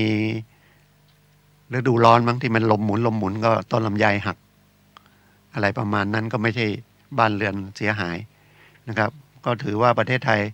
เป็นประเทศมีบุญก็แล้วกันนะครับมีบุญมากสร้างความดีไว้เยอะประเทศมันก็อยู่กับที่คนในประเทศนะครับคนในประเทศก็เหมือนบ้านเหมือนกับผมเปรียบเทียบหลายครั้งเหมือนในบ้านบ้านนั้นมีคนดีนะครับคนมีศีลมีธรรมอย่างเงี้ยนะครับไม่ไปเบียดเบียนคนอื่นมันก็ไม่มีภัยอะไรมากระทบกระทั่งนะแล้วมันกว้างออกไปก็เป็นประเทศนะครับหลายๆบ้านก็เป็นหมู่บ้านหลายๆหมู่บ้านก็เป็นตำบลเป็นอำเภอเป็นจังหวัดเป็นประเทศคนหนึ่งประเทศไทยก็ว่า70 ล้านนะมันก็ต้องผมว่าคนไทยนี่ชอบไปทำบุญนะครับทำบุญก็คือทำความดีไปใส่บาตรไปวัดทุกวันศีลวันศีลหรือวันผมเรียกวันพระนะมาทางนี้ก็วันศีลนะ7 ค่ำ 8 ค่ำ 14 15 ค่ำก็ไปทำบุญกันนะครับทั่วประเทศนะทุกมันก็เลยสร้างเนี่ยนะครับสิ่งที่ดีแล้วก็ภูมิประเทศที่บรรพบุรุษไทยให้สร้างประเทศไทยขึ้นมาอย่างเงี้ยก็เป็นพายุอะไรก็ไม่ได้เข้ามากนะแต่ว่าเอาอย่างตอนนี้ก็ทางภาคใต้นะครับเมืองท่องเที่ยวทางภาคใต้ก็น้ำท่วมภูเก็ต2 รอบแล้วนะครับกระบี่พังงาตรังด้วยเปล่าไม่รู้ก็ท่วมแต่ว่าเดี๋ยวก็มันก็แห้งนะมันสำคัญเรื่องคนมากกว่านะครับภัยธรรมชาติมันก็ต่อสู้มันก็มาก็ป้องกันได้นะครับแรงที่สุดก็แหลมตะลุงพุกแล้วก็พายุเกที่ชุมพรแต่ที่สึนามินั่นก็ไม่ใช่คนไทยตายเยอะนะเป็นฝรั่งนะครับเดินทางมาท่องเที่ยวแล้วก็เสียชีวิตเยอะมันเป็นกฎแห่งกรรมนะครับมันถึงเวลามันก็ไม่นั้นถึงเวลาตายมันก็ตายถ้าไม่ถึงเวลามันก็ไม่ตายนะครับมีนักโทษประหารถูกตัดสินประหารชีวิตเอาไปยิงเป้ายิงไม่เข้านะแต่เจ็บนะครับช้ำในยิง2 ชุดก็เลยพักไว้ก่อนบังเอิญก็มีประกาศอภัยโทษก็อยู่ในข่ายอภัยโทษด้วยนะครับ ก็เลยจำคุกตลอดชีวิต จากโทษประหาร แต่เดี๋ยวนี้โทษประหารยังมีนะครับ แต่ว่าฉีดยา แต่ทีนี้ประเทศไทยก็เป็นส่วนหนึ่งของสังคมโลกนะครับ เขาก็พยายามไม่ให้มีการฆ่า ก็เลยสังเกตว่าคดีที่ตัดสินประหารชีวิตก็เลยยังไม่ได้ประหารชีวิตนะครับ ก็ขังตลอดชีวิตนะครับ แล้วเดี๋ยวก็ได้อภัยได้อะไรก็ อาจจะ20 ปี10 กว่าปีก็ได้ออกมานะครับ มีโทษประหารนะครับ ยังมีโทษประหารอยู่ แต่ตามข้อเท็จจริงนะครับ เขาไม่ให้ประหาร นะสังคมโลกเขาไม่ให้ประหารชีวิตคนนะครับ ก็ไม่เหมือนบางประเทศนะเขาก็ยังไม่โดนโทษก็ประหารก็มีนะครับ ใช้แบบยิงยังไม่ต้องขึ้นศาลเลยมันก็ปราบปรามอย่างรุนแรงนะครับ ไม่เอ่ยชื่อประเทศนะครับ เดี๋ยวกระทบกระเทือน ก็ยังเป็นรายการทนายความพบประชาชนนะครับ ผมทนายสุรชัยจินวัฒน์นะครับ FM 104.5 หรือ YouTube นะครับเข้าไปที่ YouTube ก็วัดไฝหินนะครับ หรือ Facebook ก็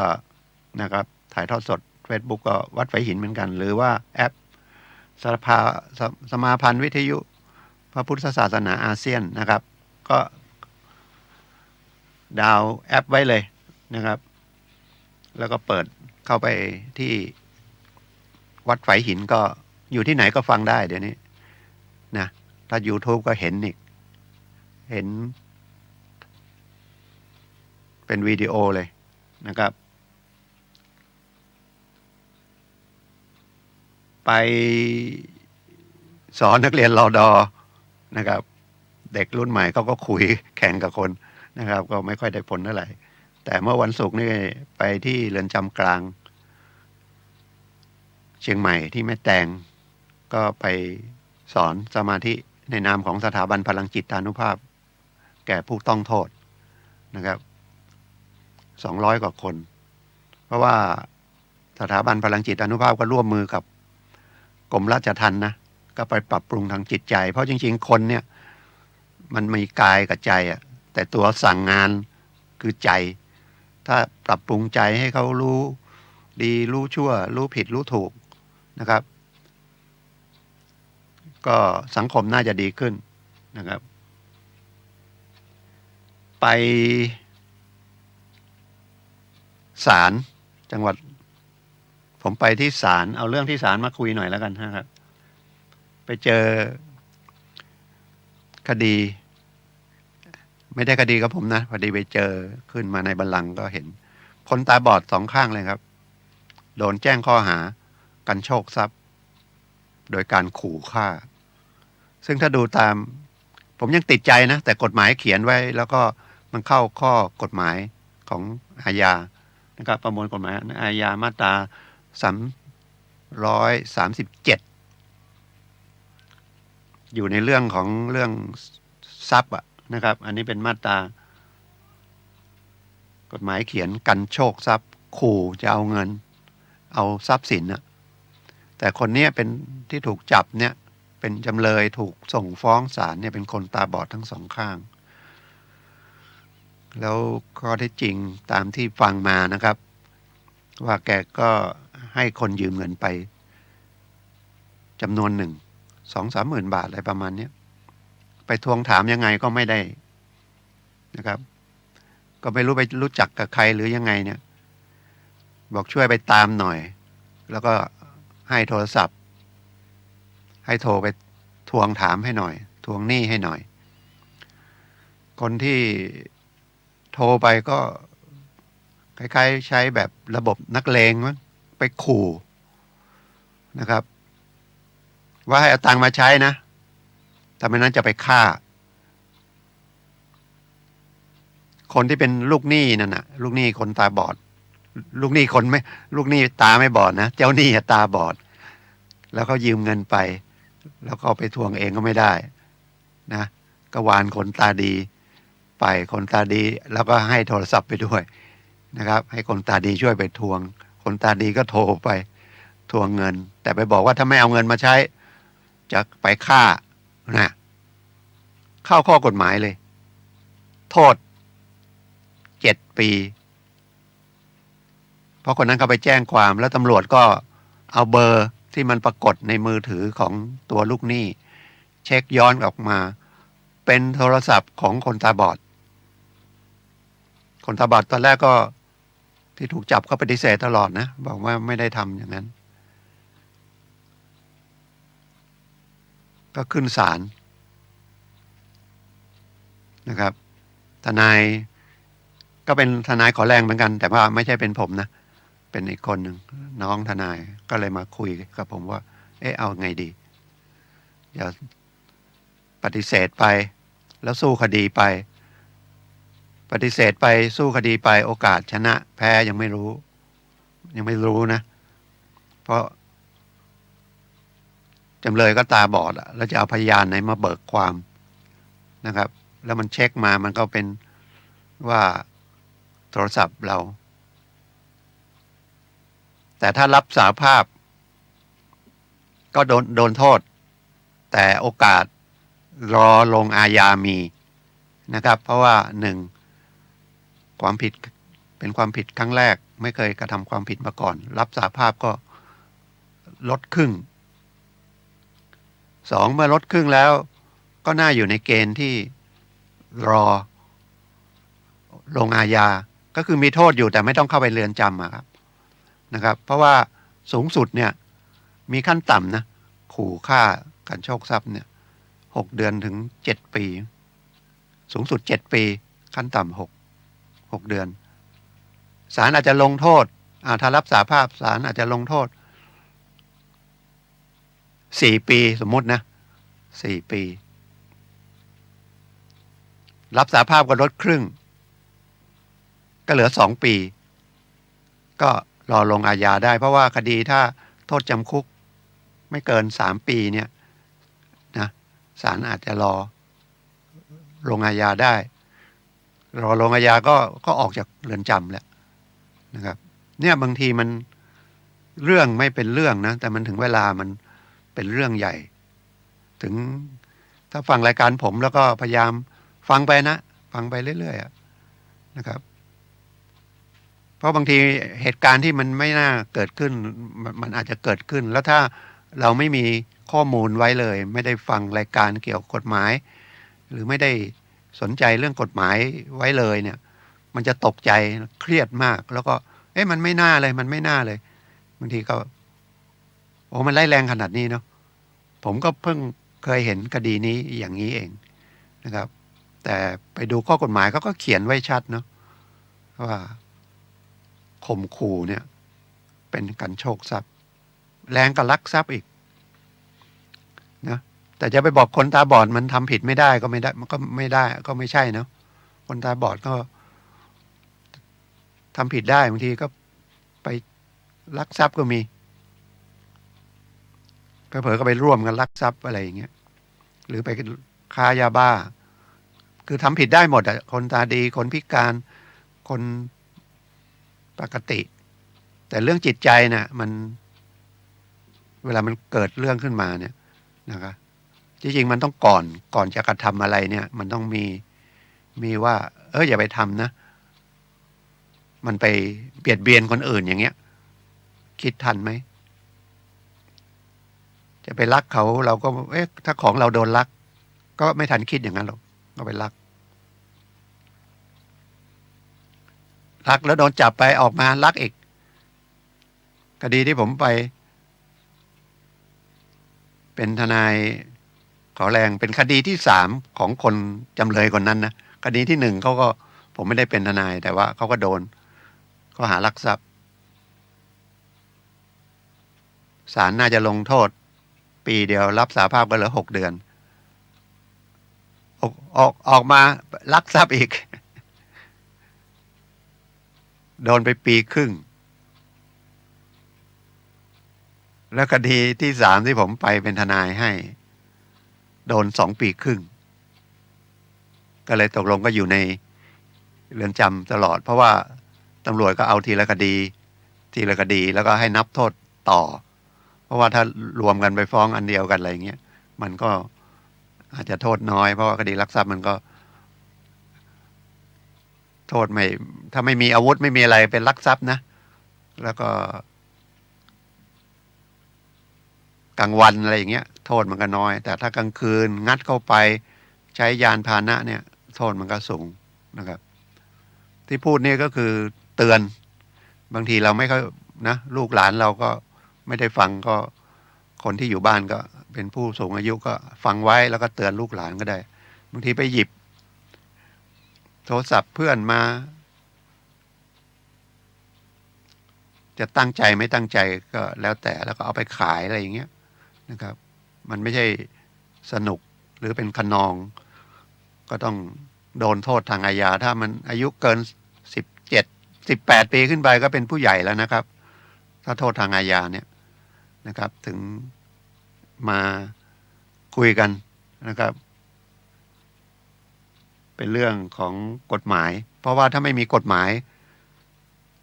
สังคมมันก็อยู่ไม่ได้เพราะว่าคนยิ่งมากเท่าไหร่กฎหมายก็มากไปตามคนน่ะก่อนประเทศไทยมี10 กว่าล้าน5 ล้าน10 ล้านขึ้นมาปุ๊บปั๊บเดี๋ยวนี้ก็70 ล้านแล้วมีคนเพื่อนบ้านที่เข้ามาทำงานอีกเป็นล้านก็ไม่รู้คนในประเทศไทยมี70 หรือ 80 ล้านนะครับแล้วก็ออกกฎหมายมาเยอะตามจำนวนคนนะเพราะว่าแต่ละคนมันก็ความคิดไม่เหมือนกันนะครับก็พยายามออกกฎหมายมาคล้ายๆบังคับอ่ะแต่ถ้ามันจิตใจมันไม่ไปอ่ะบังคับยังไงก็ไม่ได้นะครับมันต้องปรับปรุงทางจิตใจด้วยปรับปรุงทางกฎหมายด้วยเอากฎหมายมาอย่างเดียวยิ่งแรงเท่าไหร่นะครับ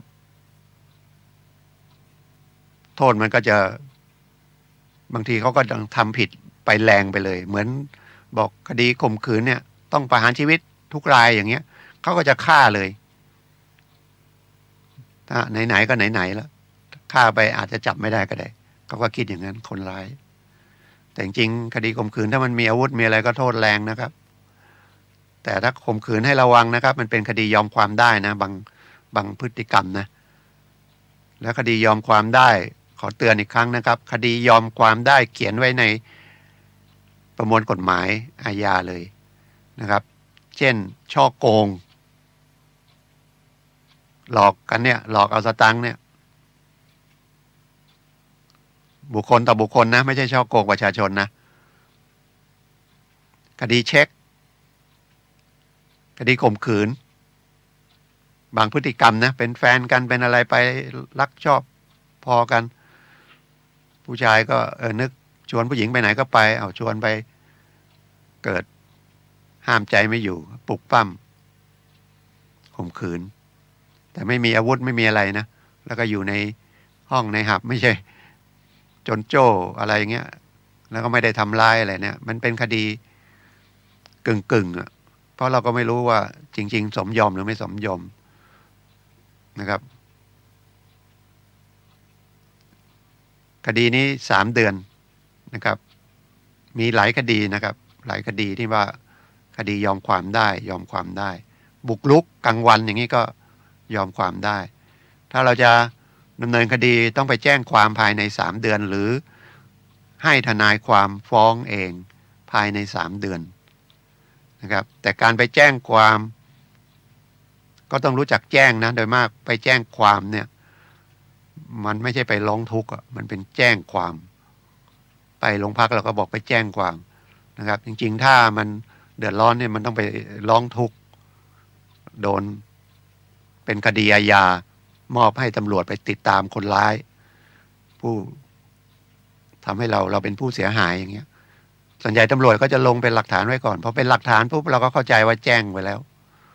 นะครับอย่างคดีเช็คพอเช็คเด้งก็ไปแจ้งเจ้าหน้าที่ก็บันทึกได้มาแจ้งไว้เป็นหลักฐานเราก็สบายใจแล้วที่ไหนนะพ้นไป3 เดือนไปฟ้องคดีเช็คคดีอาญาไม่ได้แล้วหรือคดีข่มขืนอย่างที่ผมบอกหรือคดีฉ้อโกงนะครับ ฉะนั้นให้ระมัดระวังนะครับ ถ้าไม่นั่นก็ติดใจสงสัยอะไรก็นะครับ ก็จดเบอร์ผมไว้แล้วกันนะ0896355649 นะครับ ก็ยินดีให้คำปรึกษานะครับ เรื่องกฎหมาย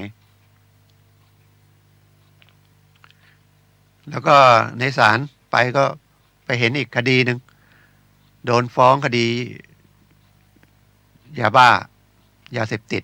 ให้โทษแล้วก็อาวุธปืนจำเลยก็รับสารภาพเรื่องยาบ้า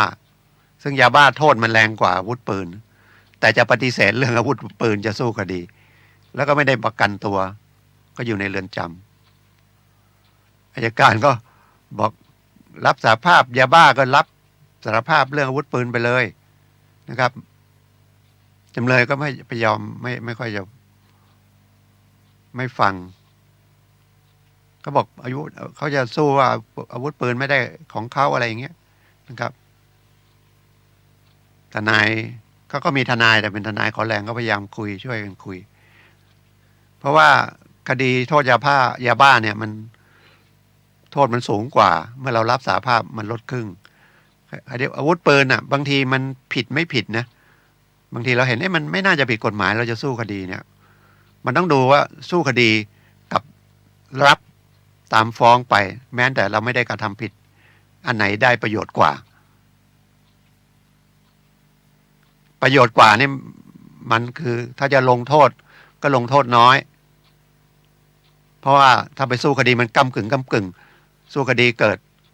ศาลไม่เห็นด้วยก็ลงโทษเต็มอ่ะไม่ได้ลดแต่ถ้ารับสารภาพครึ่งหนึ่งละแล้วมันเหลือโทษน้อยก็อาจจะรอลงอาญาอย่างคดียา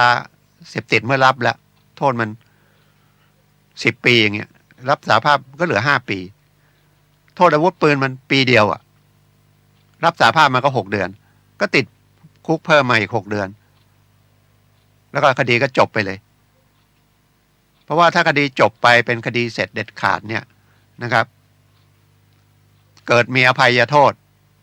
ก็ได้สิทธิ์อภัยโทษด้วยแต่ถ้ายังอยู่คดีไม่เสร็จเด็ดขาดอยู่ระหว่างอุทธรณ์ฎีกาเนี่ยเวลามีกฤษฎีกาประกาศอภัยโทษเนี่ยคดียังไม่ได้เสร็จเนี่ยไม่ได้มีสิทธิ์อยู่ในนั้นเพราะว่าเขาจะให้คดีที่เสร็จเด็ดขาดก็คือไม่ตัดสินจำคุกไปแล้วนะครับจะสังเกตว่าบางทีพอได้ข่าวจะมีเขาก็สังเกตว่ามีงานใหญ่ไหมมีงานอย่างเนี้ยวันที่26มีงานพระราชทานเพลิงแล้วพอพระราชทานเพลิงแล้วก็ต้องมีงานเหมือนเป็นเรียกว่าวันฉัตรมงคลของกษัตริย์นะครับพระบาทสมเด็จพระเจ้าอยู่หัวรัชกาลที่10นะครับท่านขึ้นครองราชย์แล้วแต่ยังไม่ได้มีเรียกว่า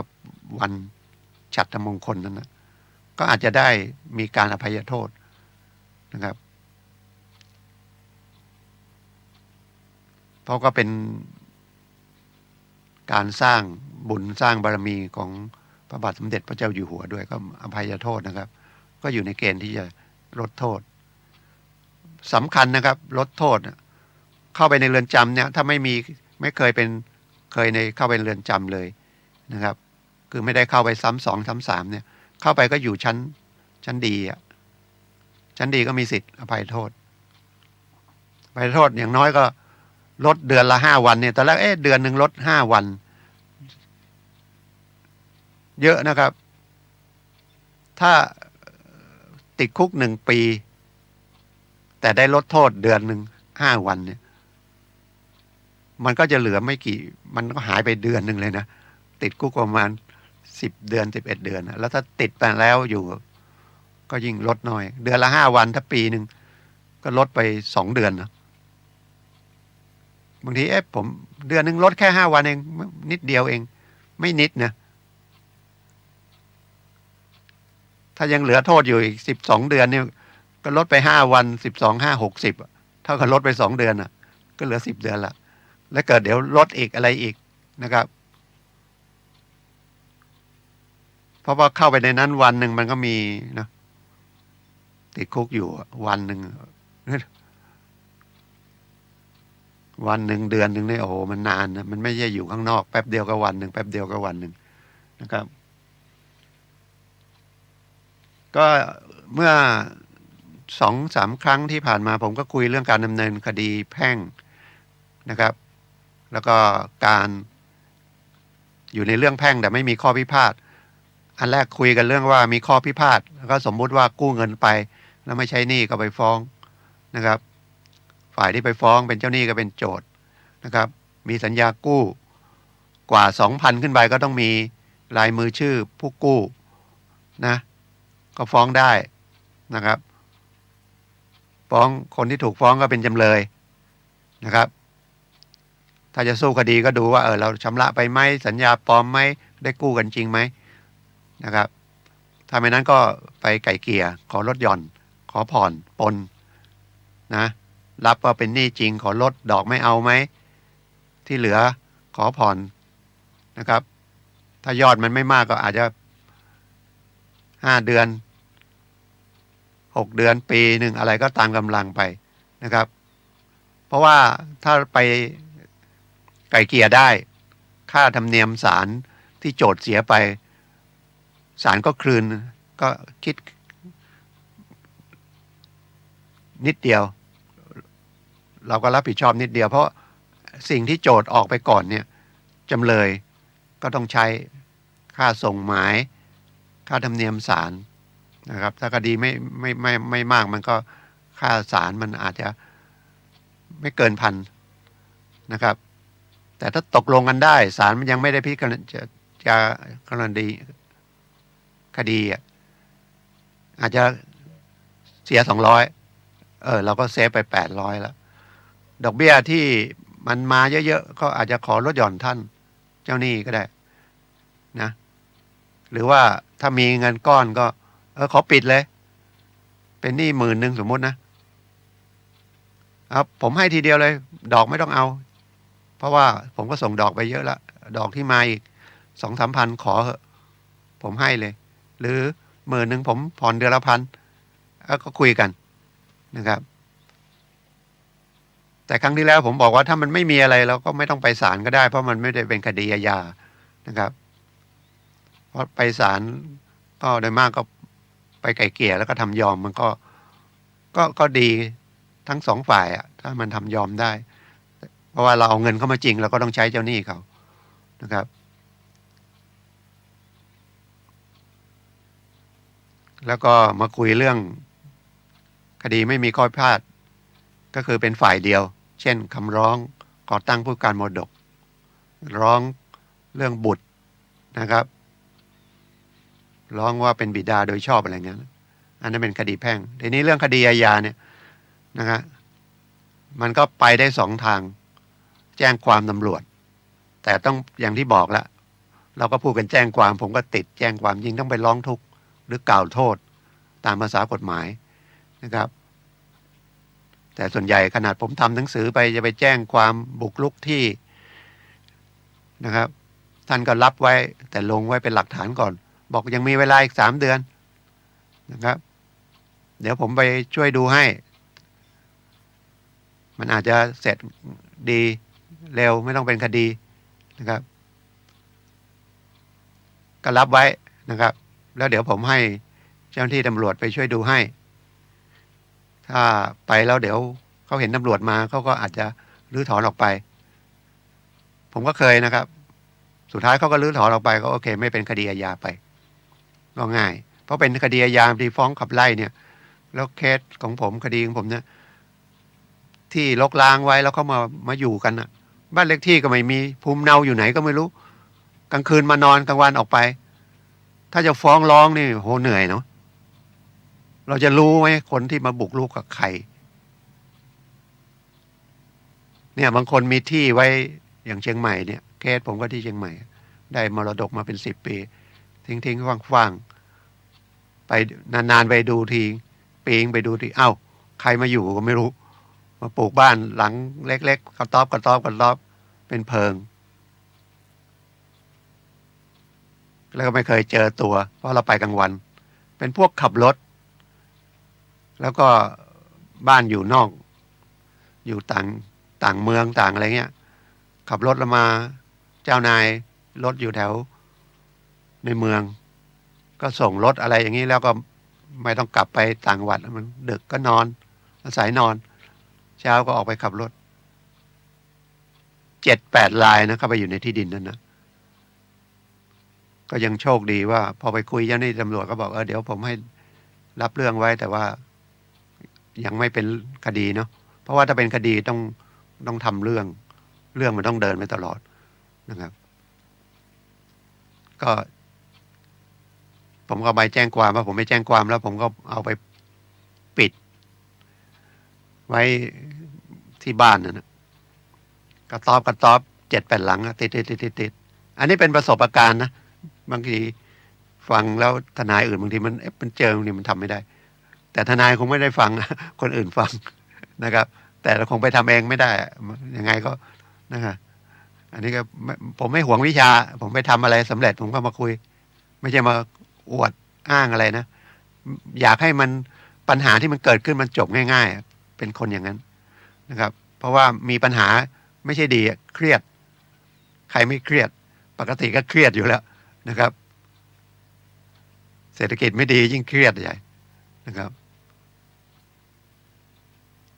ถ่ายเอกสารปิดแล้วก็ทำเหมือนกับโนติสปิดไปอีกให้ออกไปภายใน15 วันแล้วก็ไปแจ้งความไปแล้วนะ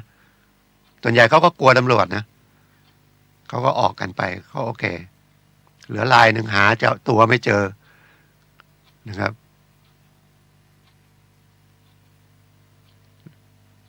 แล้วบอกเราเป็นเจ้าของที่เราไปรื้อบ้านเขาเกิดไปเจอคนหัวหมอเข้ามาย้อนสอนเราทำให้เสียทรัพย์เป็นคดียุ่งนะเนี่ยมีสมบัติมันก็เหนื่อยเนาะมีที่ดินอยู่แม้แต่ไปล้อมรั้วบางทีก็มันตัดเอาลวดหนามไปก็มีถอนหลักไปก็มีแล้วเราจะไปเอายังไงหรือเขาอยู่อย่างเงี้ยใครมาปลูกบ้านเราไปถึงก็ไปลื้อเลยหรือไม่นั้นก็ไฟเผาเลยไหมกลายเป็นคดีอาญาไปเราโดนเองอีกนะครับยุ่งเลยแล้วคดีโทษหนักกว่าบุกรุกอีกหรืออยู่ดีก็กลายเป็นที่ทิ้งขยะทำไงก็คุยเป็นเรื่องที่ผ่านมานะครับแต่มันก็น่าจะมีอย่างนี้เกิดขึ้นอีกก็เลยคุยเป็นนะครับตามแบบออกรายการผมก็คุยอย่างเงี้ยนะครับมีเรื่องบังคับคดีออกใหม่มันก็เหมือนเดิมแต่เพิ่มจำนวนเงินขึ้นมานะครับของใช้ส่วนตัวเสื้อผ้าอาภรณ์เครื่องนอนที่หลับที่นอนแล้วนะก็ไม่เกิน 20,000ถ้าเกิน 20,000เขายึดได้บางทีมันกฎหมายมันเขียนแล้วอ่านยากนะ 20,000 หรือไปตีว่ายึดได้แค่ 20,000เหรอไม่ใช่ของที่อยู่กับตัวเราเสื้อผ้าเครื่องนุ่งห่มมูลค่าประมาณ 20,000นะครับเป็นโต๊ะตู้เตียงอะไรที่เราใช้นะครับสมัยก่อนมันไม่มียึดได้หมดก่อนผมทำงานใหม่ๆฝึกทนายนะครับทนายคนนั้นก็ไปยึดทรัพย์ก็ยังไปยึดทีวีตู้เย็นอันนี้ก็ถือของใช้นะครับส่วนตัวไหมมันก็ถ้าไม่เกิน 20,000ยึดไม่ได้อันนี้หมายของตู้เย็นนี่เป็นของเราชำระหนี้หมดนะคนละคดีคนละกรณีกับคุณไปเช่าซื้อแล้วผ่อนไม่หมดนั้นเขามายกเอาไปนั่นอันนั้นของยังไม่ได้ของเรานะเนี่ยมันละเอียดนะครับเรื่องกฎหมายถ้าบางทีตู้เย็นเราเนี่ยตู้เย็นเรายังไงผ่อนยังไม่หมดแล้วไม่ผ่อนเขาก็มายึดเอาไปขายทอดตลาดขาดเท่าไหร่ก็มาตามมาให้เราชำระหนี้ต่อ อันนี้เช่าซื้อ แต่ถ้าเราซื้อตู้เย็นนั้นผ่อนเสร็จแล้วใช้ตู้เย็นไว้อยู่ในบ้านราคามันก็ไม่ตู้เย็นก็ไม่กี่ตังค์กันนะ4-5 พันเขาจะมายึดเนี่ยเดี๋ยวนี้ก็มันไม่เกิน 20,000เนาะไม่ใช่ชิ้นเดียวนะหลายๆชิ้นมันอาจจะมีเตาแก๊สเครื่องใช้ในครัวหุงหากินหม้อหุงข้าว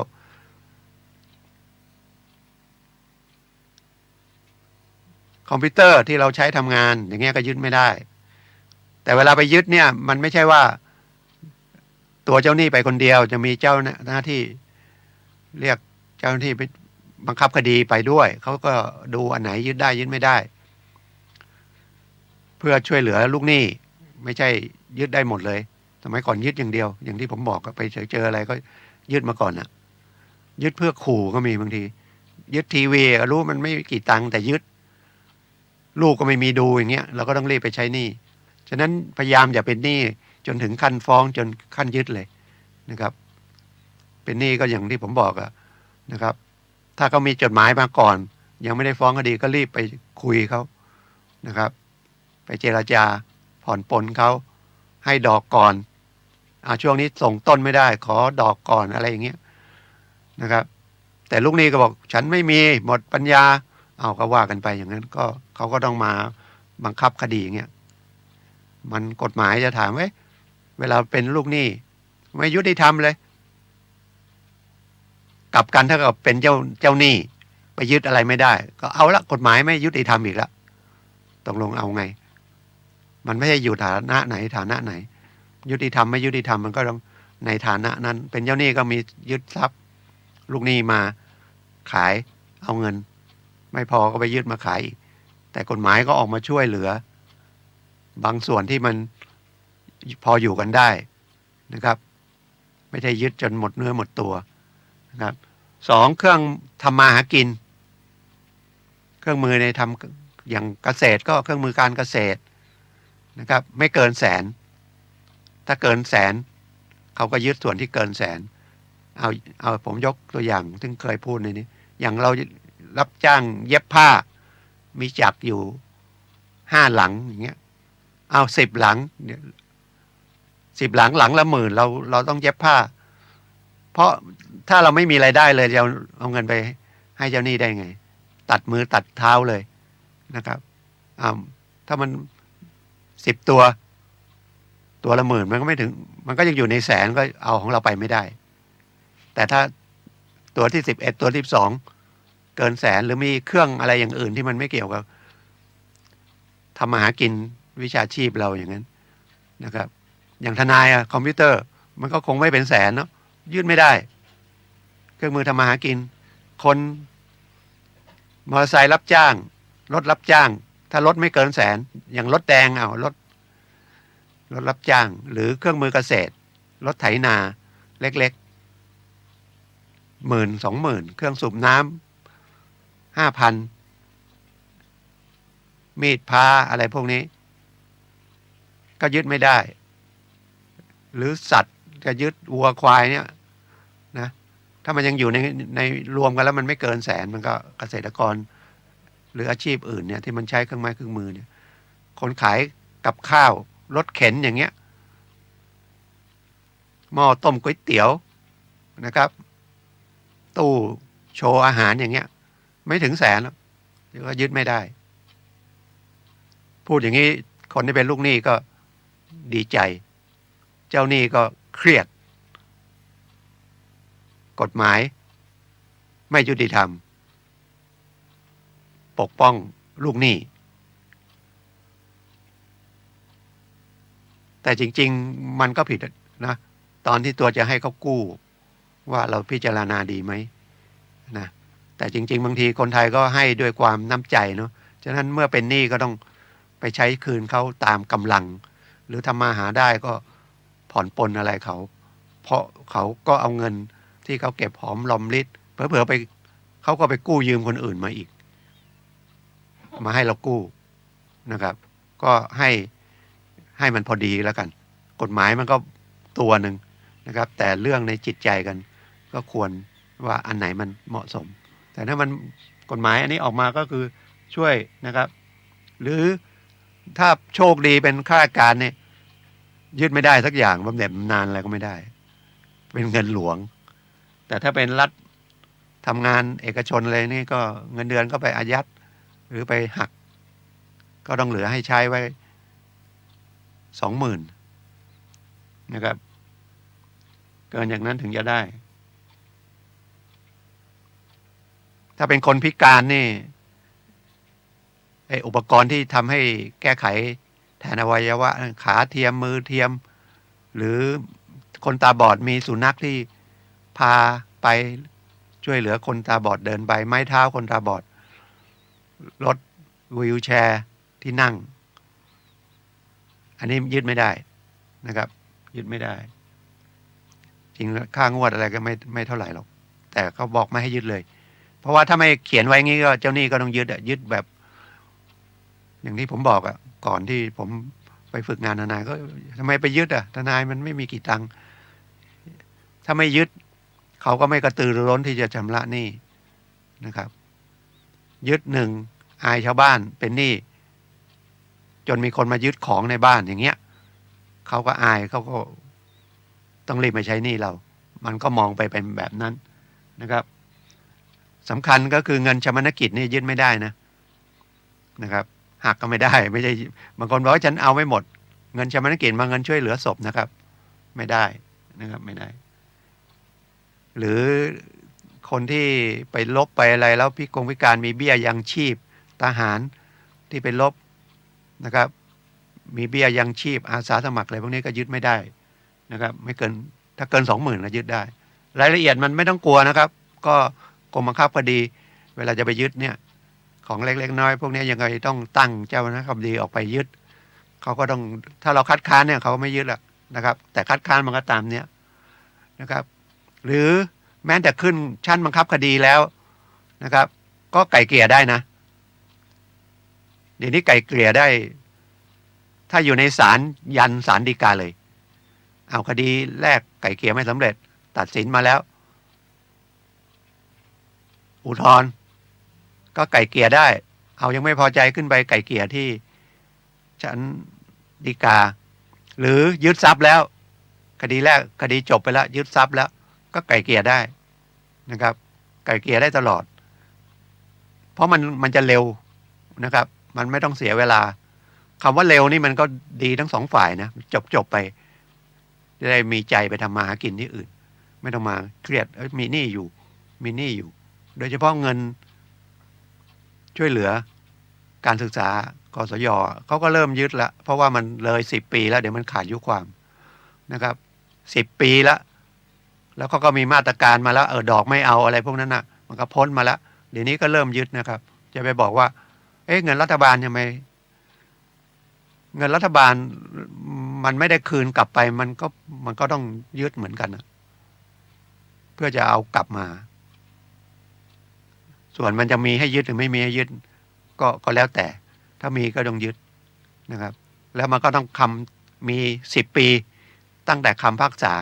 ออกภายใน10 ปี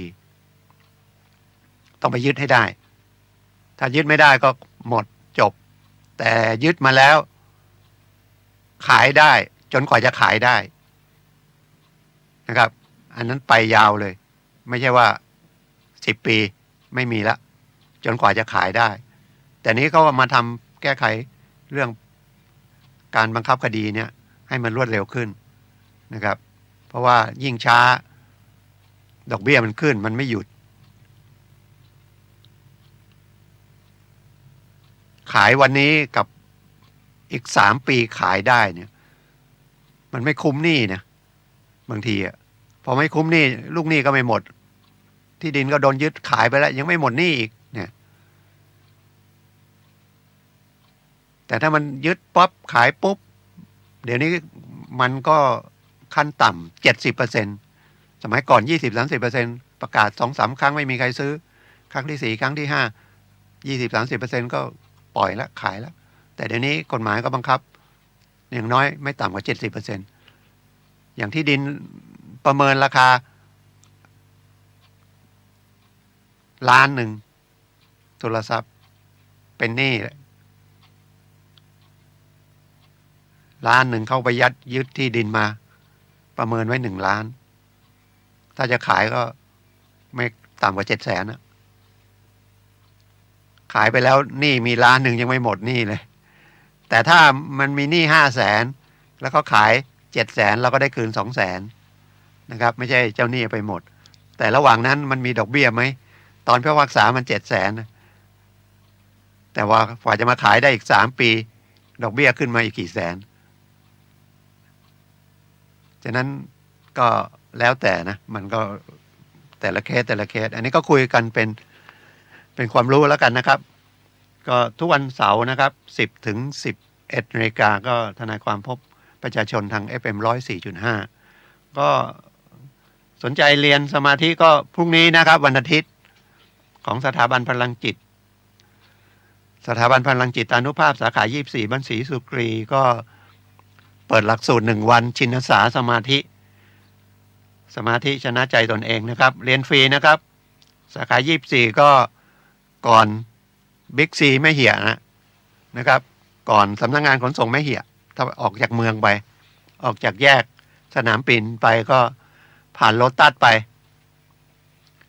ปากทางก็เป็นกาดวรุณนะครับเข้าไปสัก300 เมตรซอย1วรุณนิเวศนะครับเรียนฟรีนะครับของสถาบันพลังจิตอานุภาพไปฝึกนะครับพลังจิตก็คือกำลังใจนะครับกำลังใจก็คือสติเอาง่ายๆอย่างเงี้ยฝึกสตินะครับเพราะว่าที่มันผิดพลาดอะไรทั้งหลายแหล่นะครับมันก็ขาดสตินะครับความโลภมันมีทุกคนนะครับมากน้อยยังไงมันเกินลิมิตไปก็ต้องไปอยู่ในเรือนจำนะครับแล้วเงินเยอะๆมันก็ไม่ได้ใช้เนาะแต่มีความสุขว่าโอ้ฉันได้เงินเยอะ100 ล้าน1,000 ล้านก็ยังไม่พอนะครับก็เลยเป็น10,000 ล้านก็ยังไม่พอเป็น100,000 ล้านยังไม่พอสุดท้ายมันมาโดยชอบหรือไม่ได้ชอบไม่รู้ถ้ามันผิดกฎหมายเดี๋ยวก็กฎหมายก็ตามไปก็ต้องไปติดนะครับติดอยู่ในเรือนจำแล้วหนี้ก็ไม่หมดนะก็ต้องใช้หนี้อยู่ดีเขาก็ไปตามยึดทรัพย์นะครับแล้วถ้าหลบซ่อนเอาเงินที่เกิดจากการฟ้องคดีทางอาญานะครับไปหลบซ่อนช่วยอะไรเป็นการฟอกเงินโดนด้วยนะครับโดนข้อหาฟอกเงินอีกโดนโทษเรื่องฟอกเงินอีกผมเคยมีคดีที่บันทิโดนฉ้อโกงโดนตัดสิน4 ปี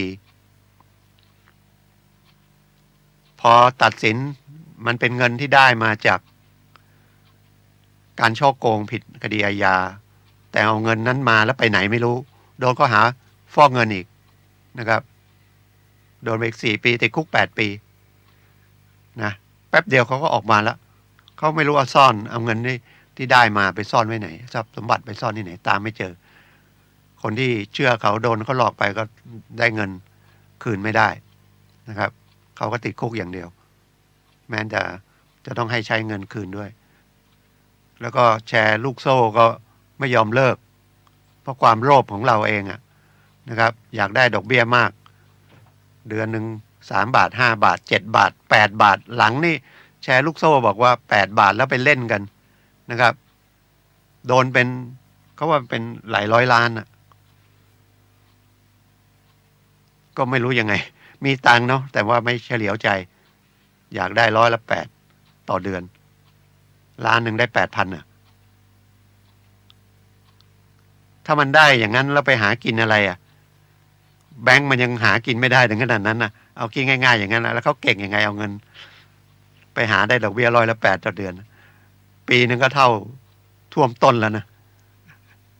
12 8 96เกือบ 100%ให้เขาไปล้านหนึ่งเดี๋ยวปีนึงได้ล้านหนึ่งโอ้โหเก่งขนาดเลยอันนี้ก็จ้างมาตั้งธนาคารนะครับมาทำธุรกิจปล่อยเงินดีกว่าธนาคารยังปล่อยได้ปีหนึ่งดอกเบี้ยเท่าไหร่8 บาท10 บาทต่อปีเดือนละไม่ถึงบาทนะครับเงินกู้เงินฝาก50 ตังค์หรือบาทหนึ่งก็ฝากไว้นะครับก็พบกับผมได้ทุกวันเสาร์นะครับวันนี้ก็ขอบคุณท่านผู้ฟังทุกท่านนะครับก็ต่อไปก็รายการพลังชีวิตของอาจารย์สุนัยนะครับวันนี้ก็ขอขอบคุณแล้วก็ขอสวัสดีครับ